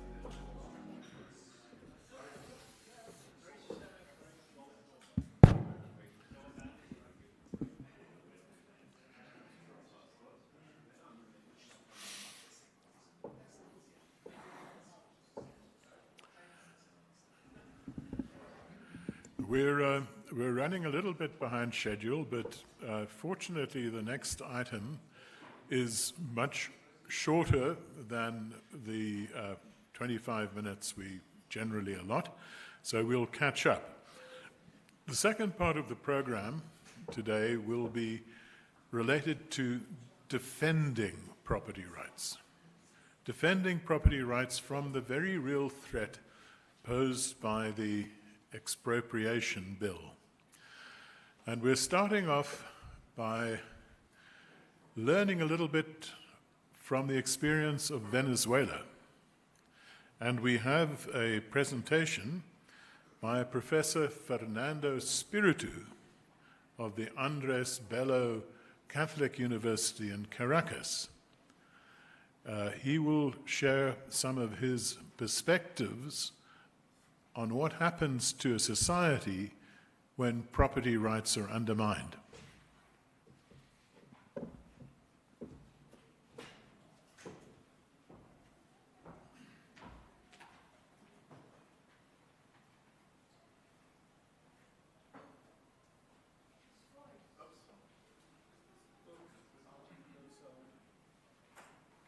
I have been asked to review the Venezuelan experience in order to illustrate the perils of statism, disrespect for property rights, wrong public policies, disregard for pluralism, and open violation of the rule of law.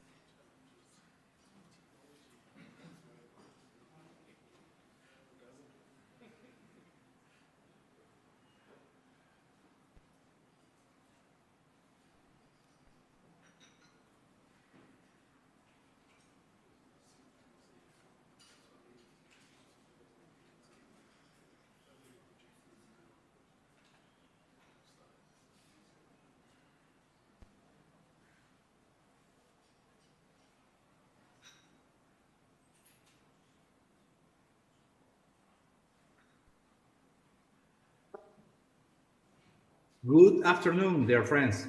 First of all, I would like to thank the De Klerk Foundation and the Konrad Adenauer Foundation for this invitation.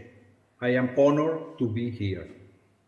I have been asked to review the Venezuelan experience in order to illustrate the perils of statism, disrespect for property rights, wrong public policies, disregard for pluralism, and open violation of the rule of law. In a modern society, these are a number of rules that should be reinforced in order to preserve the liberal order. Those rules are separation of power, federalism, respect and protection of human rights, accountability of politicians and public officials, and protection of property rights, among others.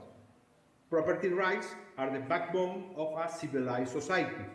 Everybody recognizes that regulations are needed to avoid harm to others, monopolies, abuses of market power, and so on. However, when the violation of property rights become a state policy, the more visible consequence is the economic collapse, as the Venezuelan experience shows. For instance, Wilhelm Röpke talked about the relationship between the decay of the rule of law and inflation. Röpke said in his book, A Humane Economy, that inflation, and I quote, is the monetary aspect of the general decline of the rule of law and of respect of the law. During the next few minutes, I would like to talk to you about the Venezuelan case and the deep crisis we are going through, despite the economic reforms that the government implemented in 2018. At the root of this crisis is the destruction of the safeguards that protect the private property in the economy. But first, let me start by reviewing the macroeconomic record. During the last decade, Venezuela has suffered an economic crisis with few precedents in history. Compared to 2013, the GDP is 70% lower. We lost almost 2/3 of the productive capacity. The country experienced a real depression. In 2023, 81% of the population is poor or is in extreme poverty. The Gini coefficient increased to 0.60, versus 0.41 in 2014. In 2017, it was 0.68%. Venezuela is one of the most unequal countries in the world. Another consequence of the economic collapse was a humanitarian crisis. An estimated 7 million people left the country during the last 10 years. This has created a refugee crisis in neighboring countries and depleted our human capital. There is no precedent of this kind of crisis in Latin America. Venezuela experienced one of the two hyperinflations in the world during the 21st century. In 2017, for example, the rate of inflation was 130,000%. In 2023, we still have the highest rate in the world, 400% at an annual base. The cause of this problem is the deficit spending. There is no oil exporting capacity after many years of bad management, and yet the government continued to spend in an irresponsible manner.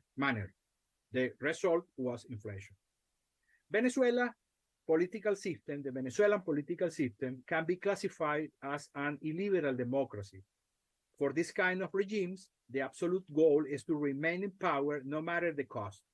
The government rejects the pluralism that is inherent to any modern society. It does not obey neither the rules of the democratic game nor the constitutional mandates. This is especially true in the area of property rights. The Chavista government, in power since 1999, has been characterized economically by increasing the role of the state in the economy, regulating the private sector to the point of becoming an obstacle to its development, and by its fiscal excesses that have generated levels of inflation that are among the highest in the world. In Venezuela, there is no rule of law. The judicial system is captured by the government. Even though there are various political parties, the ruling party is by far the strongest. It dominates the institutions of the state, especially the National Assembly, the Supreme Court, and the National Electoral Council. In Venezuela, there is confusion between state and party.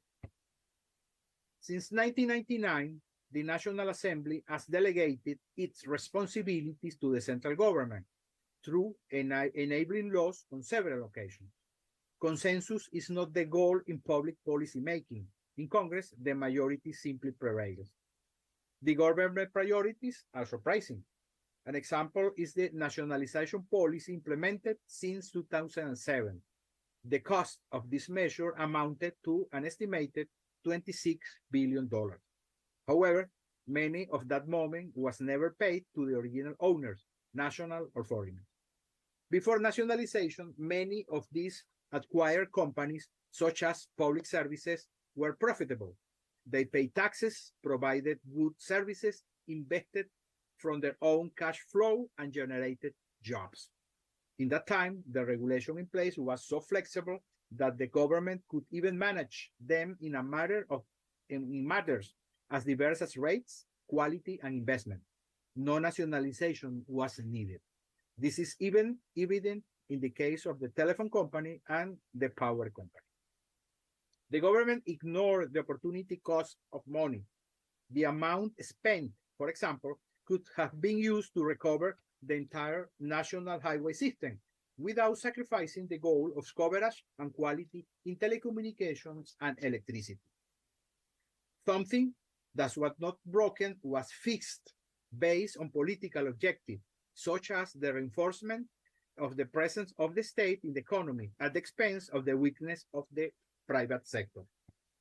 The wide spectrum of regulation covered financial activities, maximum interest rates, and mandatory credit quota for sectors that were considered strategic.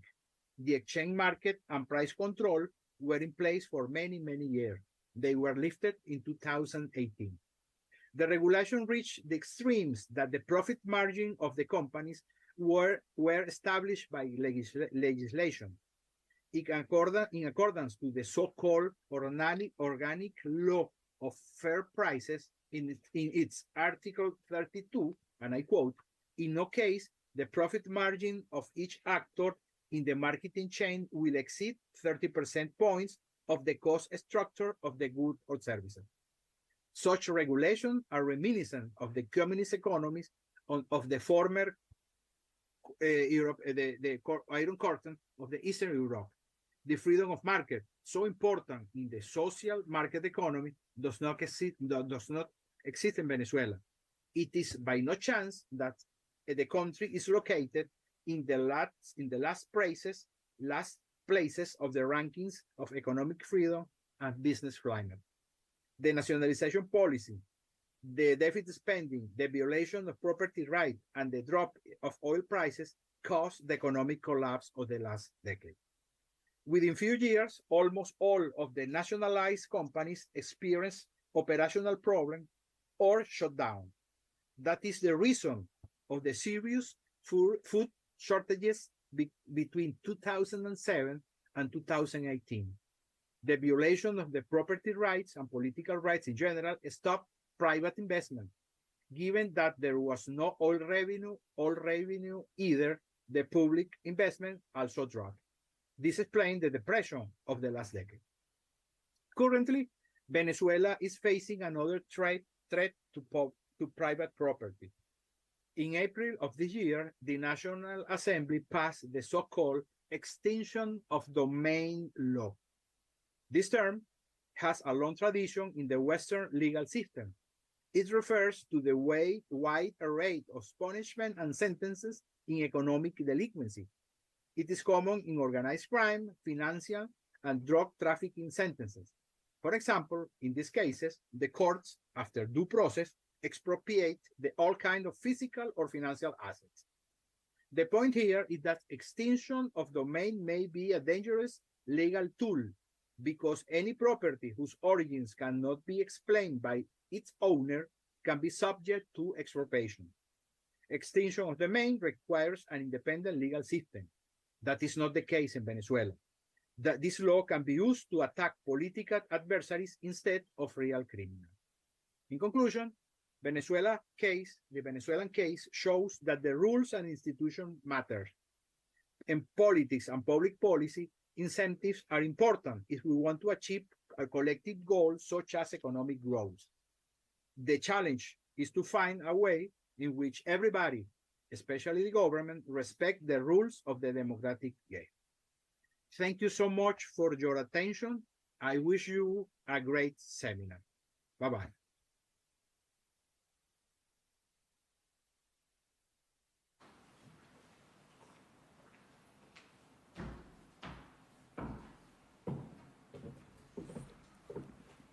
And believe it or not, there are some politicians in South Africa who still see Venezuela as a role model for what we should become.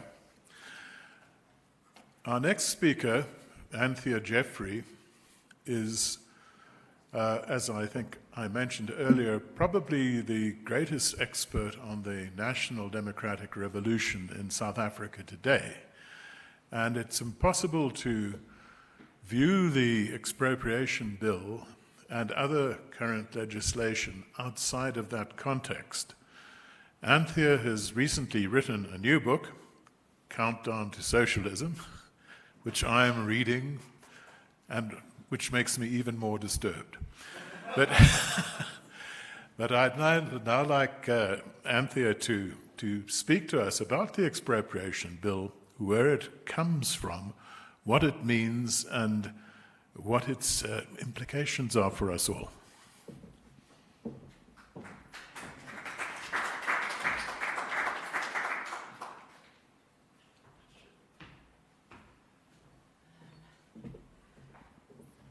Thank you very much, Dave, and thank you also to the Konrad Adenauer Foundation for making this event possible today. And I'm very grateful to the opportunity to speak to you about the expropriation bill, which, as I mentioned to somebody at lunch today, I feel as if I've been fighting since 2008, because it keeps coming back in a different iteration. And unfortunately, generally, the iteration is a worse one. So what I thought I'd do today is really just to go through what the expropriation bill says primarily, and then talk a little bit about the implications. So I'll start with land expropriation of the ordinary kind, in other words, different from what's number 2, where it's for nil compensation. Land expropriation of the ordinary kind is very often going to generate inadequate compensation at the best. Then we'll talk about the nil compensation provisions. I'll talk also about the role of the new land court, of the new land court, and the likelihood of future custodial takings, which I think is a risk which has really been far too underappreciated. Then there's the fact that the bill applies not just to land, but to property of all different kinds, and we'll have a quick look at that.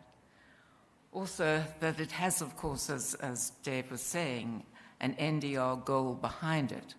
This is not about redress. This is about advancing the revolution. And finally, I just wanted to end up with a quote that will remind us all about the importance of property rights and freedom. So if we start with land expropriation of the ordinary kind, well, the whole purpose of the bill is to make sure that municipalities and any number of other state entities that already have the power to expropriate under various laws will in future exercise those powers strictly in keeping with the expropriation bill. The procedures that it sets down are the ones that will have to be followed.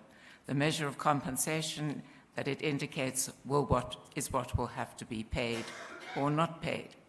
So it will become the framework law that governs all expropriation. And where an expropriation is to take place, the bill starts with some provisions which look reasonably reasonable. There's provision for investigation. The municipality, assuming that's the expropriating authority, has to issue a notice of intention to expropriate. And the owner who's been targeted has the opportunity to object and to say they'd prefer a different measure of compensation, and so on. But, of course, there is no guarantee that the municipality has to take on board the representations that are made by the owner or by others. And if the municipality decides to proceed with the expropriation, then the next step will be the issuing of a notice of expropriation, not just of intention. And it's at that point, really, that the procedural safeguards become far too inadequate. In theory, when you receive your notice of expropriation, yes, thank you.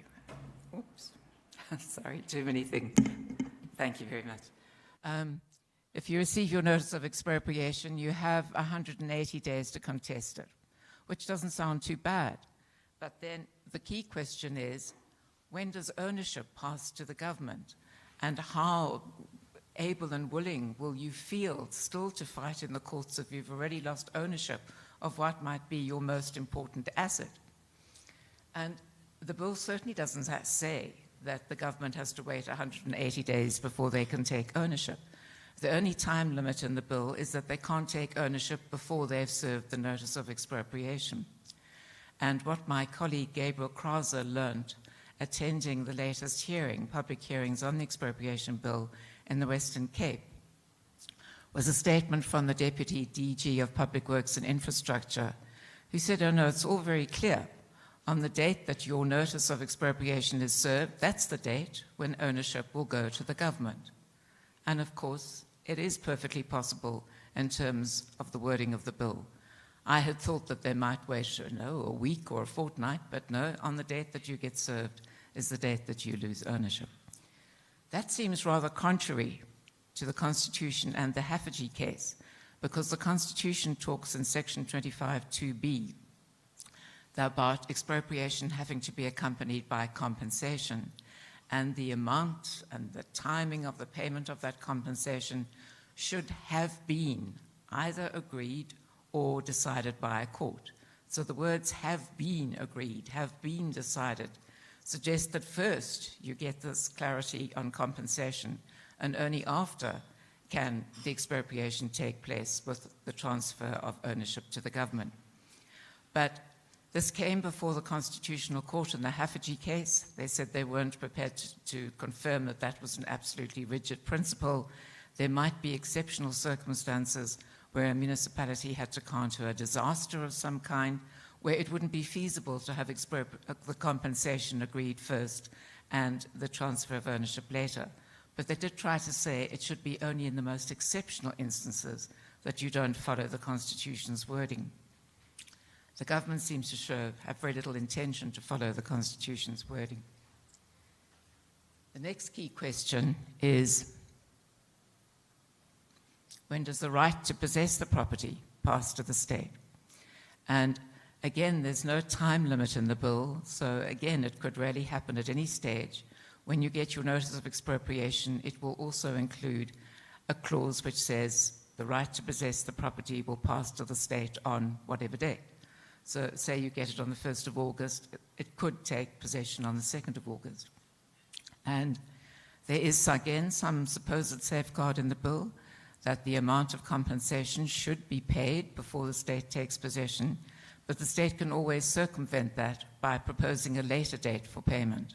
And if you want to contest that later date, then you need to go to court in order to do so. And further, there is another clause in the bill that says that there will be no barrier to the state taking ownership and possession if compensation hasn't yet been paid.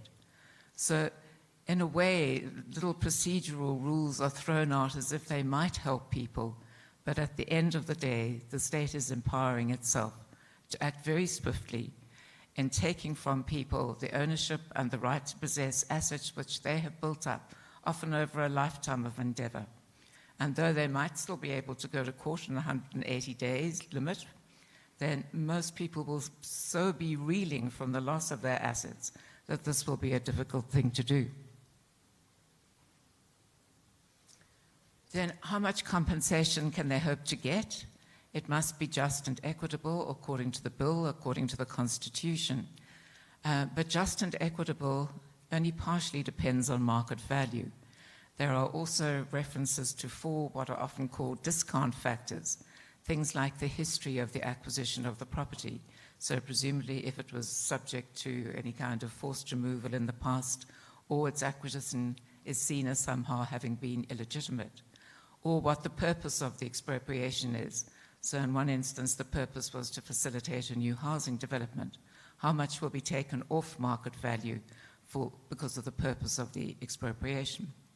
Very difficult to know, but certainly the chances are very high that people in this situation will end up with compensation that is way below market value, that is not really just and equitable, which doesn't strike an equitable balance between the rights of the expropriated owner and the public interest in land reform. I was struck that when the Valuer General went to see a parliamentary committee to talk about the Constitutional Amendment Bill, he said, I can always get the value of the compensation down to 0. The only thing that he was worried about was that there might be a mortgage on the property. But we'll come to mortgages and whether those pose an obstacle to the state as well. And sorry, before I go on, I should just say, what about the measure of compensation under the existing Act? And it's a very different thing. It's market value, it's compensation for direct loss resulting from the expropriation. So if you're a farmer with you've got maize growing in the fields, almost ready to be harvested, you had to borrow money from the bank to be able to sow your crop and look after it. Now you can't harvest it. You will have suffered a direct loss as a result, but this will not qualify for the payment of compensation. And it should, because Section 25 says you take into account all relevant factors, including market value and the 4 discount ones.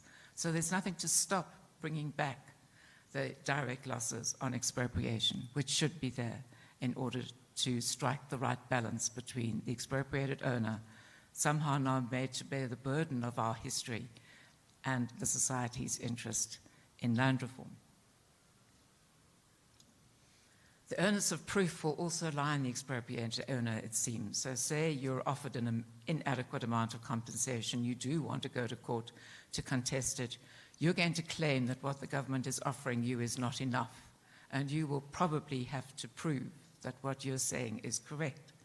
But it will be a difficult onus to discharge, particularly if they've taken off 500,000 rand because of the purpose of the expropriation. how do you prove that your view that it should be 100 rand is the right one?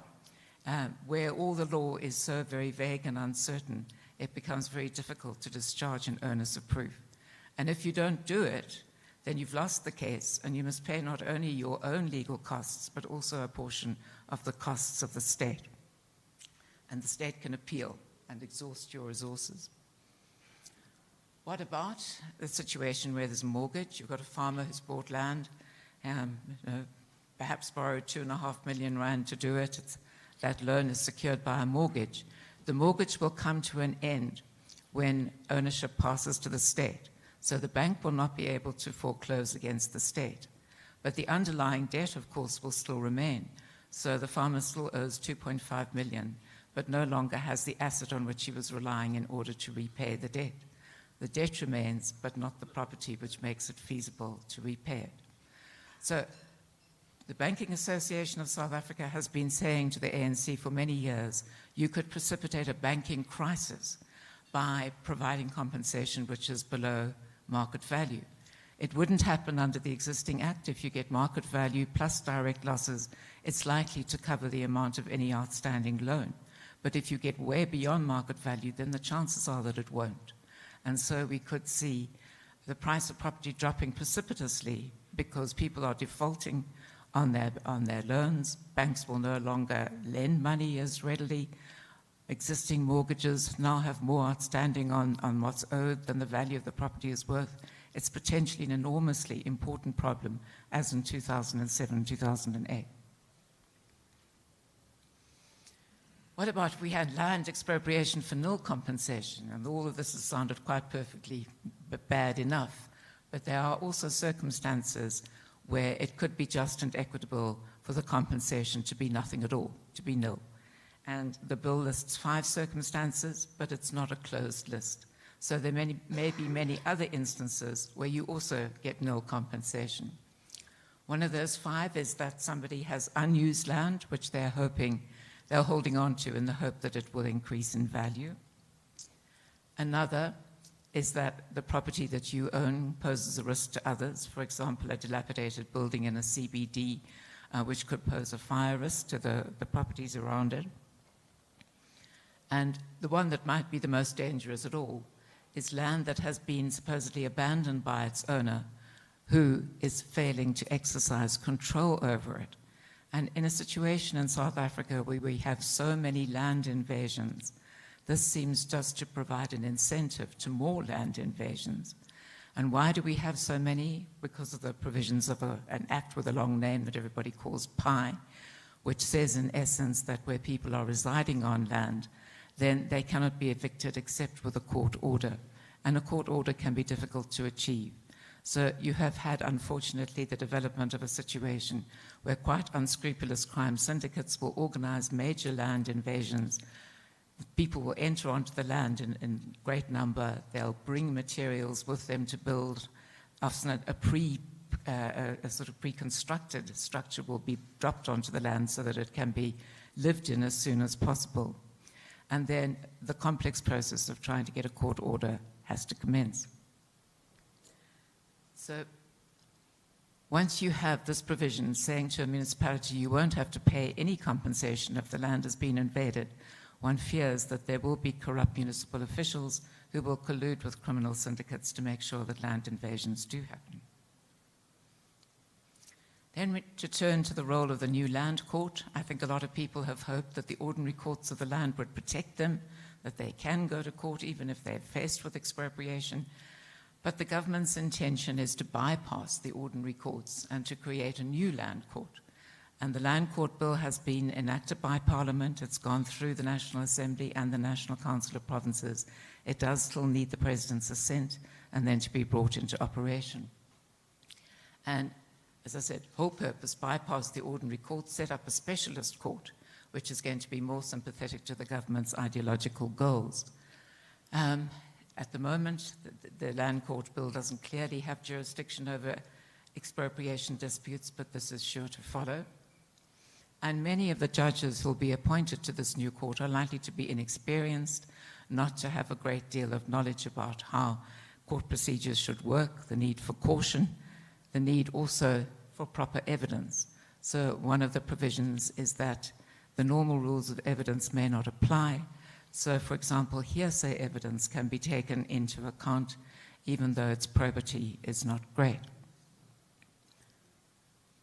What you'll also have as one of the most really, I think, damaging provisions is that if 2 lay assessors are appointed to assist the presiding judge, a single presiding judge, then they will have the power to outvote him, as it were, to overrule him in deciding all questions of fact. Not questions of law, but questions of fact. So what are questions of fact?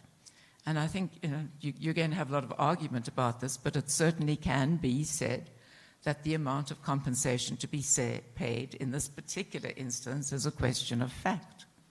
Whether the owner has abandoned the land because he's failing to exercise control over it is a question of fact, to be decided by lay assessors who will be appointed without needing to have any knowledge of the law, and many of whom are likely to be on the land activist side of the political spectrum. Then one of the biggest risks in the expropriation bill, often seldom seen, is the risk of, or in fact the likelihood of, future custodial takings. So this comes from a definition in the bill which looks fairly innocuous. It says that expropriation means the compulsory acquisition of property. It doesn't say the acquisition of ownership, but that's the implication. And why it matters is because the Constitutional Court in the Agri-SA case said that the assumption of custodianship is not expropriation, and it doesn't merit the payment of compensation. So in the bill, they have included a definition which clearly harks back to that judgment and which is trying to make it clear that if the state simply assumes custodianship rather than acquiring ownership, then the land will not have been expropriated and therefore no compensation at all need be paid. All the provisions that I've been talking about, the investigation, the notice of intention to expropriate, none of that applies because it's not an expropriation that you're dealing with. And we know that the state has already taken custodianship of key resources, has taken custodianship or trusteeship, as it calls it, essentially the same idea, under the National Water Act, and of the unsevered mineral resources beneath the soil under the MPRDA.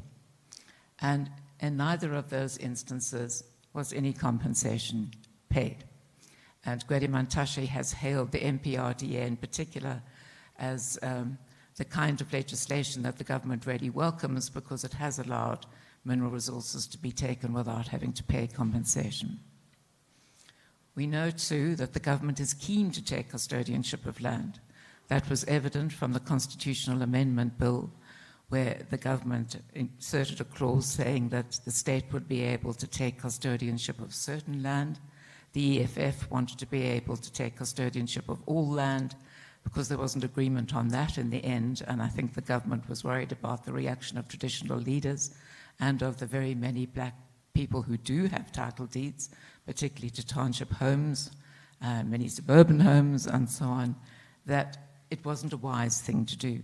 So they withdrew it from the Constitutional Amendment Bill where it was very overt, but it's still in the expropriation bill. And what we also saw in 2014 with another bill with a very long name that we could call the Agri-Land Bill for short, that proposed to vest all agricultural land in the custodianship of the Department of Agriculture, Forestry and Fisheries. And that bill was abandoned, and the 2023 version of it doesn't talk about custodianship, but we know that the custodianship idea remains close to the ANC's heart. The government would have to enact a further statute in order to take custodianship. It could, for example, bring back that 2014 bill and put it through Parliament. And then by a stroke of the legislative pen, without a notice of expropriation, without all the things that I was talking about before, people will lose ownership of their land. And if the custodianship of it will vest in the state, it doesn't mean to say that you have to up and off from your farm or your home, but you no longer own it, so you will need to lease it from the state. And the government will have the power to terminate that lease in circumstances that, of course, would depend really partly on what the balance of forces allows at that time, and partly on what they think the balance of forces will allow in the future. The ANC is very conscious that whenever they see the opportunity to push towards more state control and a greater weakening of the powers of the individual, then they will do it. We've seen, for example, with the mineral resources, that initially mining companies were promised that 26% BEE ownership was absolutely an immutable principle. It would never be more than that was expected. And of course, it's already been pushed up to 30% for new mining rights, and there was talk of it being 51% for new prospecting rights under 2017 draft charter. So the government will take a certain amount, and then it will push further when it feels that it can. So, sorry, let me move on. Where have I gone to? I wanted to make the point that the bill applies to property of very many kinds and not only to land.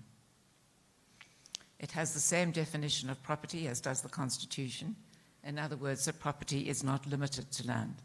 So just to think of some examples of the kind of property it can apply to, it will apply to liquor licenses. We already have a constitutional court judgment saying a liquor license is property within the meaning of Section 25.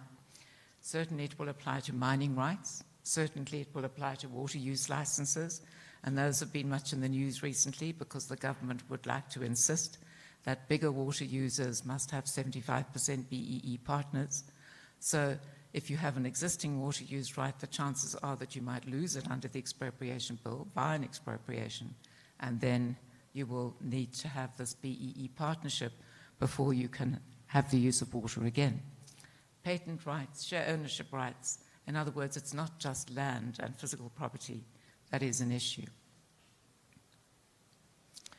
Regulatory takings could also be widespread, and I've tried to explain that on the basis that with a regulatory taking, the state does not acquire ownership, but its regulations deprive the owner of many of the usual powers and benefits of ownership. So that's a lot of words, and let's give an example. So price controls on private hospitals under the NHI bill, which is now going through the Parliament. At the moment, you know, you're patient, you go to a private hospital, they will charge you what they think is a market-related fee for the ward, for the use of the operating theatre, for the nursing, for the food, etc. But under the NHI bill, the government will have the power to set all those prices. And so the private hospital will find that they no longer have many of the powers and benefits of ownership, and they cannot in particular make sure that the fees which are the maximum that they can charge will be enough to cover their outgoings. So every private hospital will become increasingly vulnerable. Its sustainability will be at risk. And we could also have compulsory 51% BEE ownership rules. In terms of the private security industry, the government has already enacted legislation saying that you have to have 51% local ownership. This was an indigenization rule. But they could pass a law saying you have to have 51% BEE ownership. And it's not the government that will have acquired ownership, but it's their regulations that will have deprived the owner, the company, of much of the powers and benefits of ownership. And in this situation, again, there will be no compensation to be paid. If you want to go to the government and say, well, in international law, this will count as an expropriation and I should get compensation, they will come back to the definition in the expropriation bill, which talks about compulsory acquisition. And they'll say, but we haven't acquired your private hospital. We haven't acquired your hospital. So it's not an expropriation and there's no compensation to be paid. You can fight it, of course, citing international law, but that's the intention. And underneath it all is the NDR goal to eliminate property rights. The ANC-SACP alliance, as I've written in this book that David kindly showed before you, is to implement a national democratic revolution, or an NDR. It's been on the go ever since 1994. It's a Moscow-inspired strategy. And it aims to take South Africa from having a primarily capitalist economy to having a socialist one and ultimately a communist one. And that goal remains, even though the Soviet Union was disbanded in 1991. There were still many socialist parties, communist parties that remain, and they have not given up on the goal. And if anything, they say, as Joe Slovo did in 1989, if we ask, has socialism failed? The answer is no, because it wasn't real socialism that was tried in the Soviet Union, or in communist China when it was in its worst stages, or in Venezuela, or, sorry, I shouldn't say Venezuela, because that's been new socialism, in Vietnam or in Cambodia. So the argument is that they all made a mistake implementing it in the past. We'll get it right implementing it in the future. And so past failures are irrelevant. So they still want the socialist goal. And according to the Communist Party, it's the NDR that offers the most direct route to socialism. It's not a fast route. They see the NDRs playing out over 30 or 40 years, but they do see it as taking us to socialism in the end. And socialism, of course, requires a great deal of state ownership and control of the means of production, which would include land. And so finally, having sort of pussyfooted around what was the real NDR goal in terms of land for many years, so we got at the Nasrec conference in December 2017, the ANC's decision that expropriation without compensation, EWC, should be one of the options available for land reform. And that EWC goal, despite the failure of the constitutional amendment bill, has since been reaffirmed by the SACP in its important Congress last year, and again by the ANC at Nasrec too. And the expropriation bill is now the vehicle to achieve this, because it's more, it's less overt, less in your face than a constitutional amendment, but it enables very much the same goals to be achieved. The stolen land is being used as a justification. The promise that in some way there will be redress for past injustice is what's being offered as the reason why we must have the expropriation bill. But as I've said, its ambit extends far beyond land. And so that really is simply a hook on which to hang a bill that will be enormously damaging to the entire society. And what is the real goal? I think COSATU in 2018 really did express it when they urged the ANC to use EWC widely, and often, so as to break the power of white capital. White, again, is not really the operative word. It's to break the power of capital. You use the word white to make it seem as if you have in mind the apartheid injustice. And EWC, or nationalization, will of course enormously expand dependence on the state. That's also what it's intended to do. Will help preserve the ANC in power. And it will expand the government's power in all the ways that we've just been hinting at. And it's likely to be as damaging here as it was in Zimbabwe and in Venezuela that we've just heard such harrowing details of. And it will bring both economic suffering and political repression. And again, I think the lesson from Zim is clear. How many stolen elections have they had now? And in Venezuela too, where the Supreme Court has been packed, where the legislature, where opposition parties actually won a 2/3 majority in 2015, was then simply bypassed.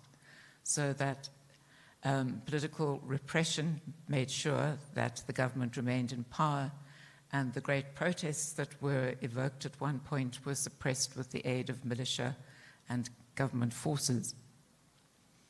So let's just remind ourselves of why private property matters. And this, of course, is Friedrich Hayek, The Road to Serfdom. The system of private property is the most important guarantee of freedom, not only for those who own property, but also for those who do not. It's only because the control of the means of production is divided among many people acting independently that nobody has complete power over us. That complete power is the ANC's goal. And we must remember what you need for freedom to stop that happening. Thank you.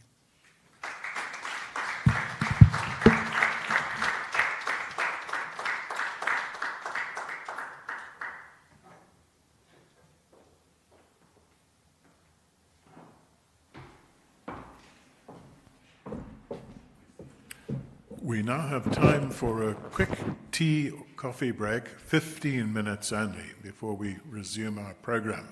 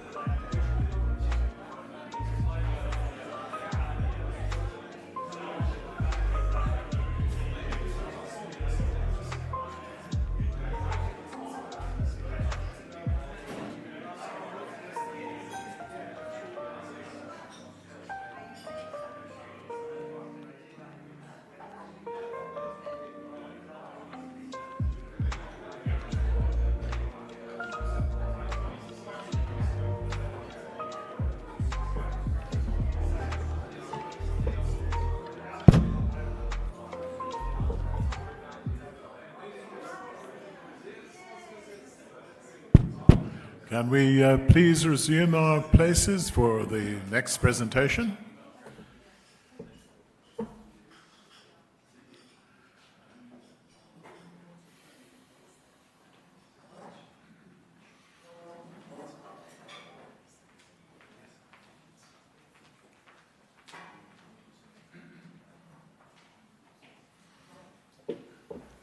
Okay, our next presentation is by Dr. Theo de Jager, who has a much more impressive CV than the very little one we have included in the program, but which also points out that he was at one stage the president of the World Farmers Organization. So Theo is not just a South African expert, he's an expert on agriculture in Africa and in the world. And he's going to speak to us about the implications of the expropriation bill for agriculture and for food security. Thank you.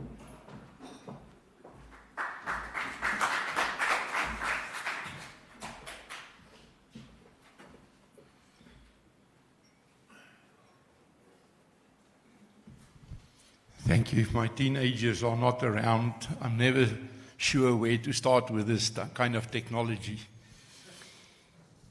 There are only 4 countries in Africa south of the Sahara where you can own farmland, where you have title deeds on farmland.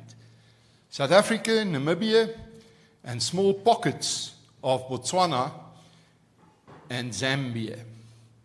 We have just more than 4,000 South African and Zimbabwean farmers farming in 44 countries in Africa. I don't know all of them. I think I know most of them. I do not know one of them who's not using their South African collateral to finance their endeavors elsewhere in Africa. National food security is also rare in Africa. There are not that many countries in Africa which are net exporters of food. Not that that anchors food security. Food security no longer means that any country consumes everything it produces or produces everything it consumes. The world became a very small place for farmers. Every farmer is every day in competition with the best farmers elsewhere in the world, and food and fiber flows across our borders through trade. The modern definition for food security is that a country must produce enough of that in which it has a competitive advantage, so that it can exchange from the food basket for that in which it does not have a competitive advantage. You can grow bananas in Switzerland, but it costs a lot of money to produce it there. You have to regulate the environment. In South Africa, we are big consumers of tea, but we no longer produce tea. We produce rooibos tea and heningbos tea. But we no longer produce English tea because we've lost our competitive advantage because of labor, because of the cost of labor. And we lost it to Rwanda and Burundi, Malawi, Kenya, Tanzania. You see, those 2 leaves in a bud can only be picked by fingers. There's no machine that can pick or harvest tea. So labor became the determinant factor in competitivity in tea. We produce only about half of the wheat we consume because we can't compete against Ukraine and Russia. Give you an example. This year we have a bumper crop on maize. We will have more than 15 million tons of maize, about 50% more than our local consumption. Whilst in the Ukraine before the war, they produced 144 million tons of wheat every year.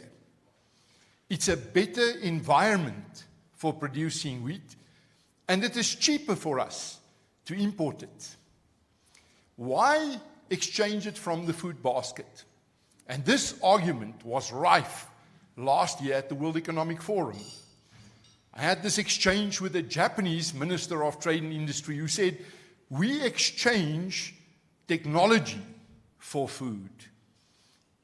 Japan is a small island state. They do not have that many farms. They are the kings of rice, but they produce very little more. Because there will come a time, like we've had under COVID, or now with the Russian-Ukrainian war, that countries become wary of the possibility of not being able to feed their own populations. And India was the first to close its borders during COVID for the exports of food.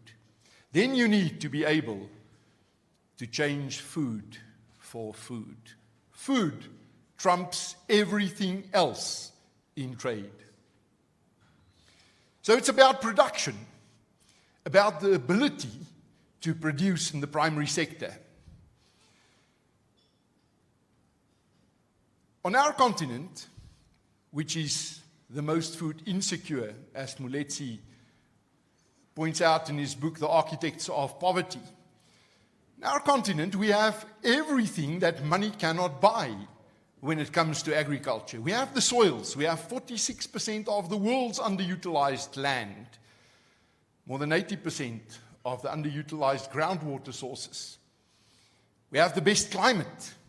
We are right in the middle of the globe, half of it in the north, half of it in the southern hemisphere. We have the people. What we lack is things that money can buy. Infrastructure, the biological assets on farms, irrigation, the expertise and the experience, the linkages to markets. It lacks investment. And capital is as shy as a deer. Kapitaal is so skugter soos 'n kudu. When you scare it, it runs. And it will not come back anytime soon. This is what is happening on a continent where only 4 of 44 countries south of the Sahara have ownership of farmland. We have an example on our doorstep on how not to go about ownership of farmland. I'm intimately involved in the Zimbabwean land issue. I've represented the Zimbabwean farmers on the World Farmers Organization. Today, my home organization, SAI, has more than 3 times more members who are Zimbabweans who lost farmland than the Commercial Farmers Union in Zimbabwe, which makes us, which gave us a seat around the table in wrestling for compensation. You see, in Zimbabwe, during Lancaster House, it was agreed that the British government would pick up 50% of the bill for land reform. And although that was not the agreement, it was understood by ZANU-PF and at the time ZAPU that that 50% would compensate for the land because it was the same narrative. The land was stolen, so they will not pay for it again. 50% from the Zimbabwean government would be for the improvements on land. Hence also, the current offer on the table to Zimbabwean farmers of more or less 30% of the value they've lost, then being 60% of total value. Now you can imagine what conflict that unleashed amongst the farmers. Because just like in South Africa, in Zimbabwe you have the more high potential lands in the east and the poorer soils in the west. Farms in the east, on average, has more than 80% of the value vested in improvements, irrigation systems, orchards, packhouses, buildings. Whilst in the extensive areas in the west of the country, that was cattle farms. And the improvement is more or less a fence around the farm and cattle handling facilities and maybe a house. On average, less than 15% of the value of the land. So the deal on the table is good for farmers from Shona land, bad for the farmers from Matabele land. And this is why the CFU also have split up. And the farmers in Matabele land feel they want to negotiate their own deal. In 2000, there was a referendum in Zimbabwe on the issue of land and how to speed up land reform, about expropriation without compensation, which ZANU-PF lost. And that was the beginning of the wild side of land reform. ZANU-PF never decided, now we are going to expropriate without compensation. The war veterans did it, out of control. And ZANU-PF had a tough choice to make. Stop their own constituency or ride this wave. And look where it took them. It was in 2005 when they retrospectively changed the constitution to allow for the land grabs of the last 5 years. And then in 2008, we had our day before the SADC tribunal, where these landowners challenged the Zimbabwean government. And that tribunal judgment is really something to read. It sets out the rules very clearly. This was beyond any acceptable norms. It should have been turned around, said the judgment. Hence, this tribunal was disbanded 2012. But before it was disbanded, we managed to register that judgment in South African law too. And only after we managed to do that, we realized that there's also a cost order attached to this judgment, which ultimately led to the opportunity to auction off some properties of the Zimbabwean government in Kenilworth, in Cape Town. Of course, after we went to the Court of Appeal and ultimately to the Constitutional Court. There is currently on the books action against the Zimbabwean government by South Africans who lost their land on that side. There are 722 South Africans who lost their land. But that is for damages.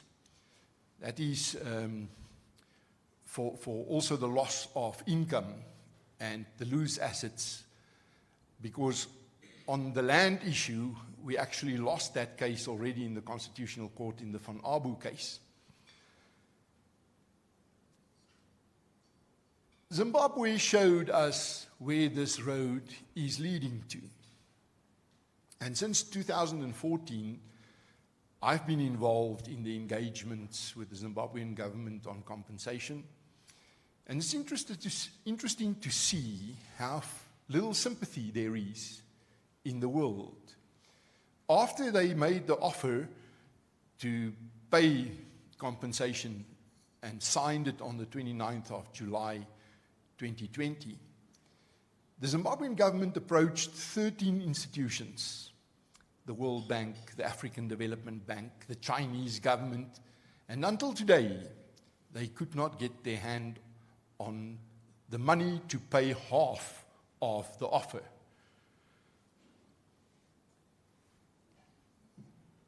Alternative for land ownership is long-term leases. This is how it works elsewhere in Africa. The so-called DUAT in Angola or in Mozambique, 50-year lease agreements, renewable for another 49 years. Or the lease agreements in Congo, Brazzaville and Gabon, 33 years, renewable every time. Even if I live to be 200 years old, I will not forget the day when I traveled to the Green Week with Minister Tina Joemat-Petersen, 2013.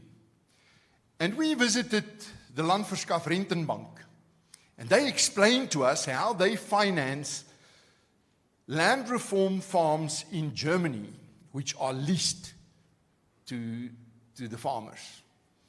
And she was so excited about it. She said, if it can happen in Germany, why not in South Africa? And I said to her, it's because the banks in Germany trust the owner.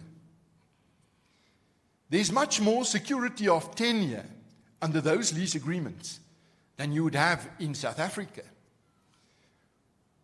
We've already seen in Mozambique that if there is a duat on a piece of land, even 20 years later, after they've never seen the lessee again, they will not give that land to someone else. And still, our farmers in Mozambique today can borrow money at 34% interest if you borrow it in meticas, and 7.2% if you have a dollarized offtake agreement, so you can pay back in dollars. Leased land is not good collateral. It's not recognized yet elsewhere or here in South Africa. And it will take decades to get us there. On leased land, you always have good investment in the first few years of a lease and nothing further. It is the raping of the soil in the last few years if you do not own the land. The guy who manages the land reform program in Germany, Egbert von Arnhem, once visited my farm, and as we walked through the macadamia orchards, he said to me, I know what the secret of the success of South African farmers is. You all overcapitalize on your land. I can see it here on your farm. You spend much more on your land than what you need only to produce your crop. And I said to him, man, you understand little of South African farmers. But back at home, while Egbert was freshening up, I walked into the kitchen where my wife, for the umpteenth time, quarreled with me about that portion of the profit from the farm which I bring back into the house. She says, and she always say that, I must invest more in the house, on family holidays and that kind of stuff, and less on the farm. And I've never thought of it as overcapitalization. I broaden the basis of my production. I do it for myself. I'm doing something which I would never have done if I leased this land. There's always the risk of losing your access to the land under a lease agreement. And if you don't believe me, I would have loved to have here today some of our members inside, Vuyani Zigana, who was on the front page of the report, guy from Eastern Cape, Johannes Bezuidenhout, a son farmer just outside Beaufort West, and our 38 members in Ermelo, all beneficiaries of the redistribution program, the PLUS program, Proactive Land Acquisition Strategy, who, as they approach the end of a lease agreement, are being replaced by better connected individuals. And then they say, but I've drilled boreholes on this farm. I have made this farm tailor-made to my style of farming. And now I'm being moved off.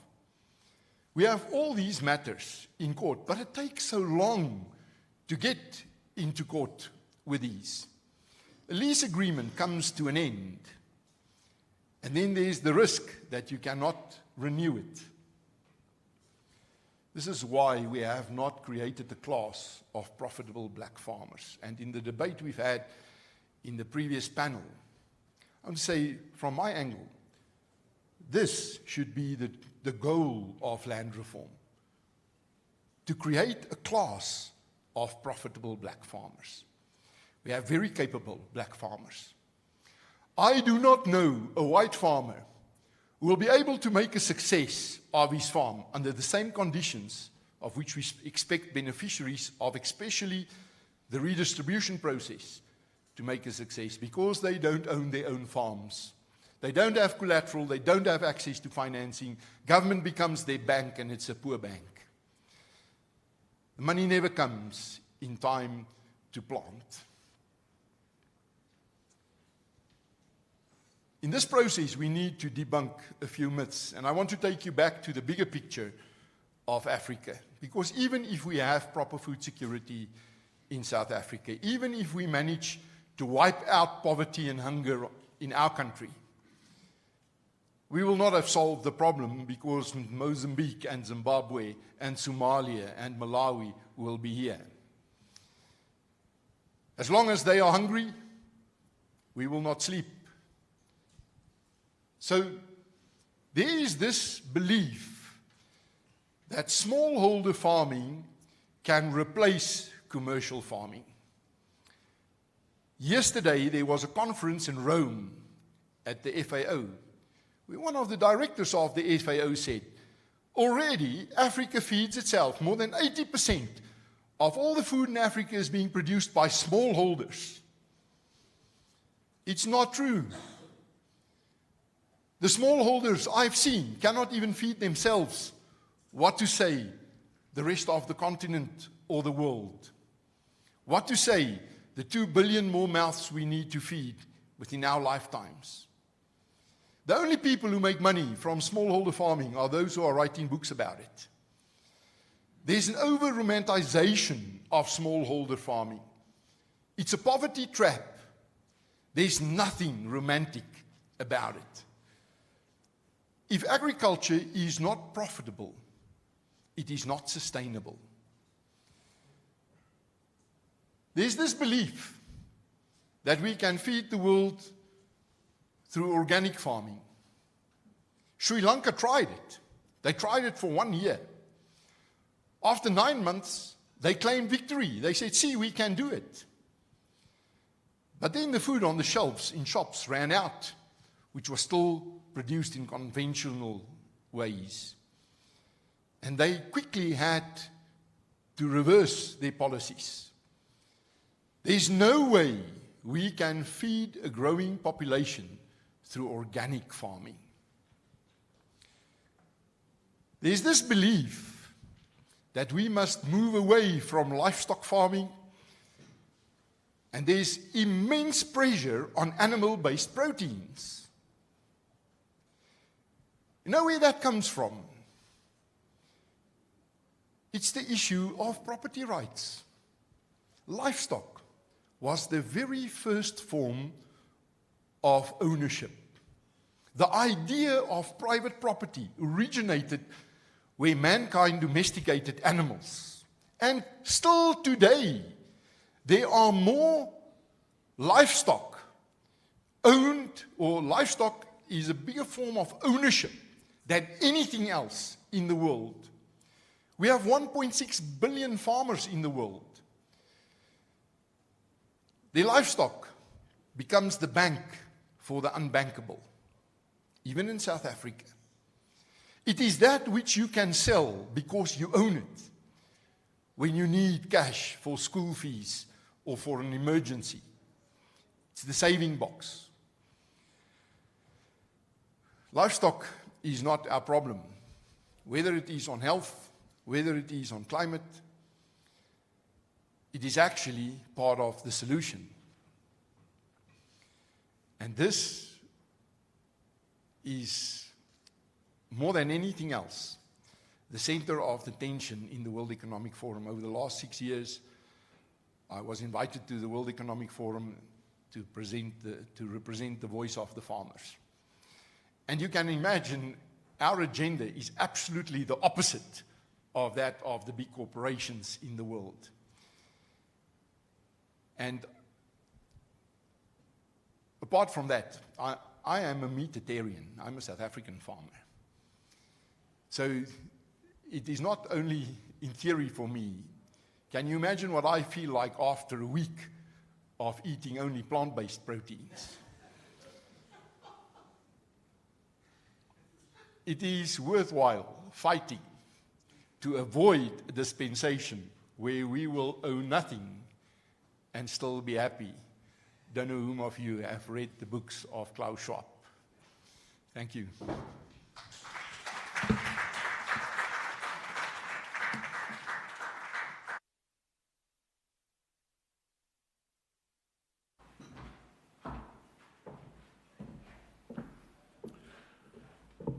Thank you, Theo. Our last presentation is by Dawie Ruth, one of our leading economists, And he's going to share with us his views on the implications of the expropriation bill for investment, for the economy, for economic growth.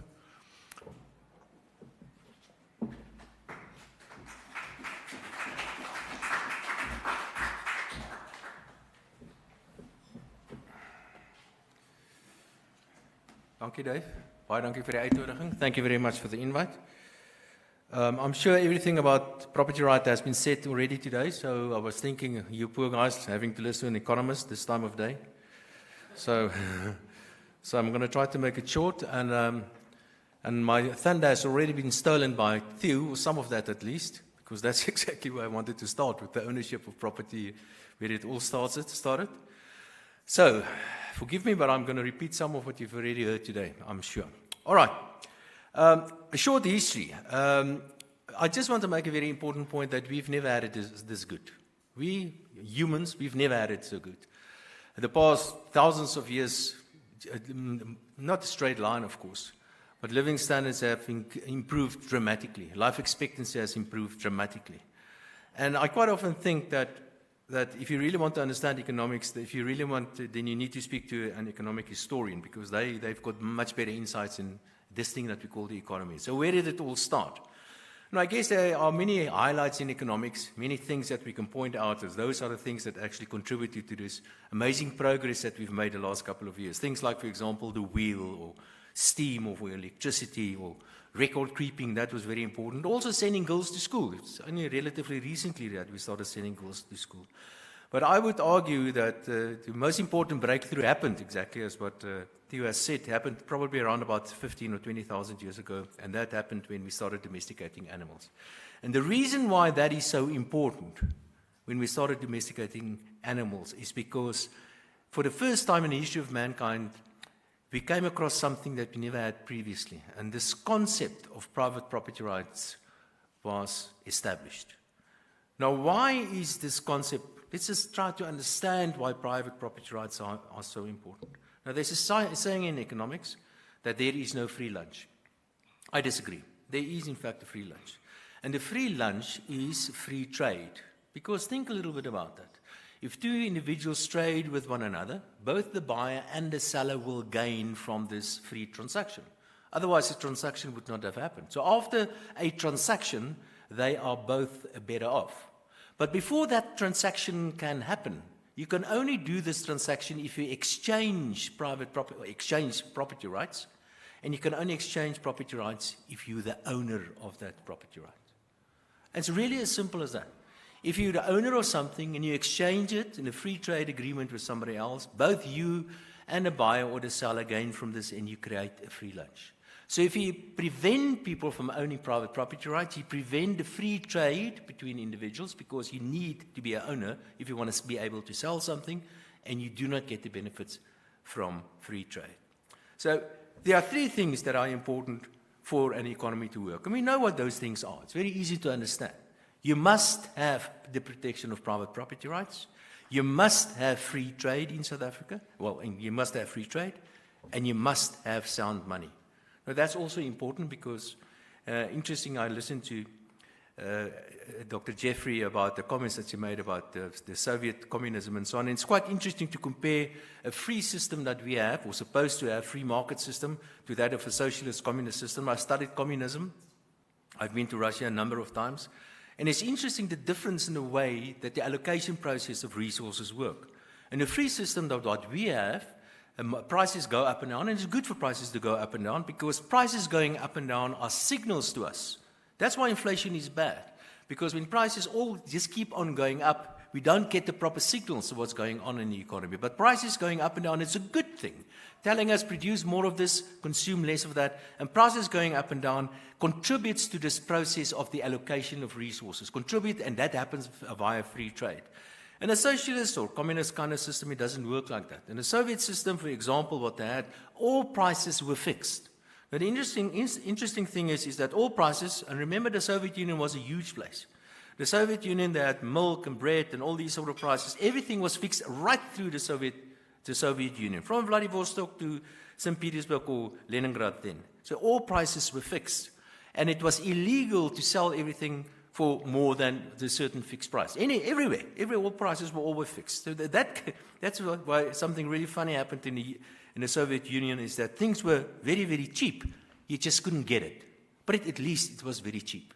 Because they fixed all these prices, and the allocation process was not optimal like what we're getting in a free market system, for example. So the allocation process in the Soviet system or in a communist system is politically driven, and politicians will tell you what to produce and what to consume quite often. That's actually quite an interesting when talking about communism, because I can't understand the ANC's position to Russia, because Russia today is not a communist country. In fact, Russia today has got a far right-wing government, if anything. And why they keep on supporting Russia, I accept and I agree with the ANC with its neutral stance, or supposed to be a neutral stance, but why they got this thing about Russia, I just don't understand it. It simply doesn't make sense to me. In fact, I would go even a little bit further when you talk about property rights. When you talk about property rights, I think it's not only about physical things. It's not only about property. I think it goes much more. It's about the broad definition of property rights. My right to freedom of movement, my right to life, in fact. If you take my life, you steal my life. That's murder. And my right to association, all of that. Perhaps and I guess I'm trying to summarize what happened today in a way. Perhaps we can ask a question of what is the real function of the state? Why do we have something called a government, or a country for that matter? And the social pact basically consists, the way I understand it at least, is that the state will monopolize violence. I will not take the law in my own hands. There's an agreement between us and the state.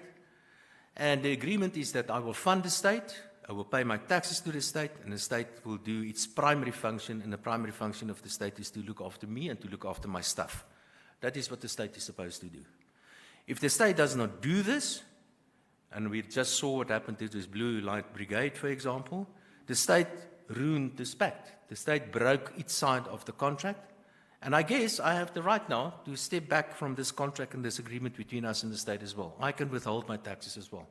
I'm not arguing we should do that. I think that will be a disaster to do that. But let's understand this very well, is that we've got a government that broke the social pact, the social contract between us and the state. And remember, like I've said, is that expropriation is much more than an attack on physical assets. It is actually the beginning of a totalitarian state. It leads to much, much more. Just on my view on what's going to happen after next year's election, I've got a few ideas what can be expected. And I'm actually putting I look at state fiscal accounts, and I would like to share that with you as well. I think chances are quite good that I'm pretty sure that the ANC is going to be in government after next year's election. But there are two outcomes, a bad outcome and a worse outcome. The bad outcome is where the ANC gets 50, 51%, or maybe 45, 48, somewhere there. So the ANC will still be in power, this destructive government that we have currently, either with the minority parties, or a worse outcome will be the ANC getting less than 45%, say, getting down, maybe even down to 30, which I doubt, where they will be forced basically to go into coalition with the EFF. Now, that's not going to be good. That's going to be a worse outcome. I just want to make the comment is that, of course, what happens on national level is important, but don't forget about what's happening on the provinces, especially Gauteng, but the other provinces as well, like KZN, for example. I'm pretty sure that the ANC is going to get less than 50% in Gauteng, and perhaps the EFF may enter into a coalition on a provincial level with the ANC, but have certain demands on national level as well. So what happens at the provinces are very important as well, so just keep that in mind. But the point is, I'm pretty sure that we will still have an ANC government, or at least a very important role for the ANC going forward, and the best kind of scenario is a bad scenario.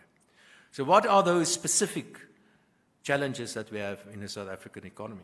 Well, the most important challenge in the South African economy is very low levels of confidence.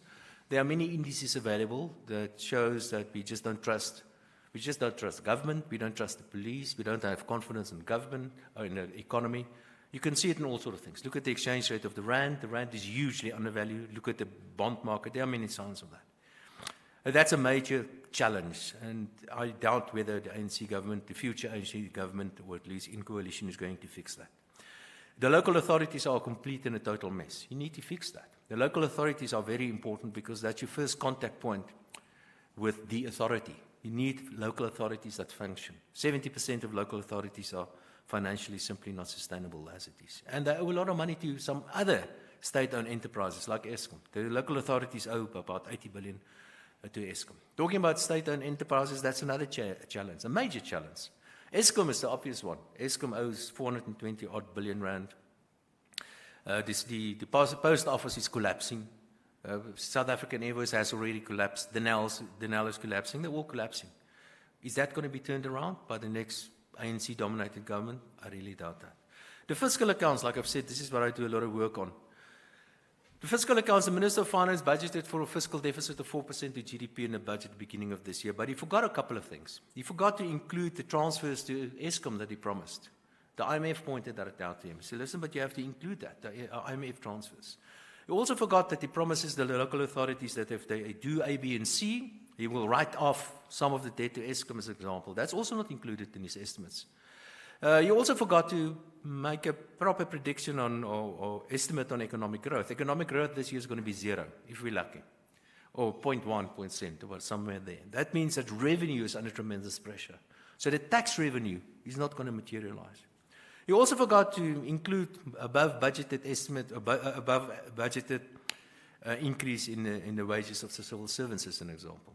So if you put all of this together, you will find that the fiscal deficit as a percentage of GDP, originally budgeted for around about 4% of GDP, is probably going to be about 6 or 6.5% of GDP, in an environment where the economy is just not growing.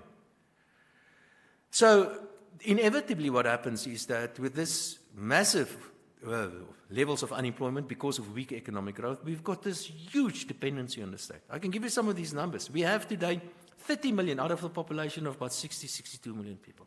We've got 30 million people in South Africa.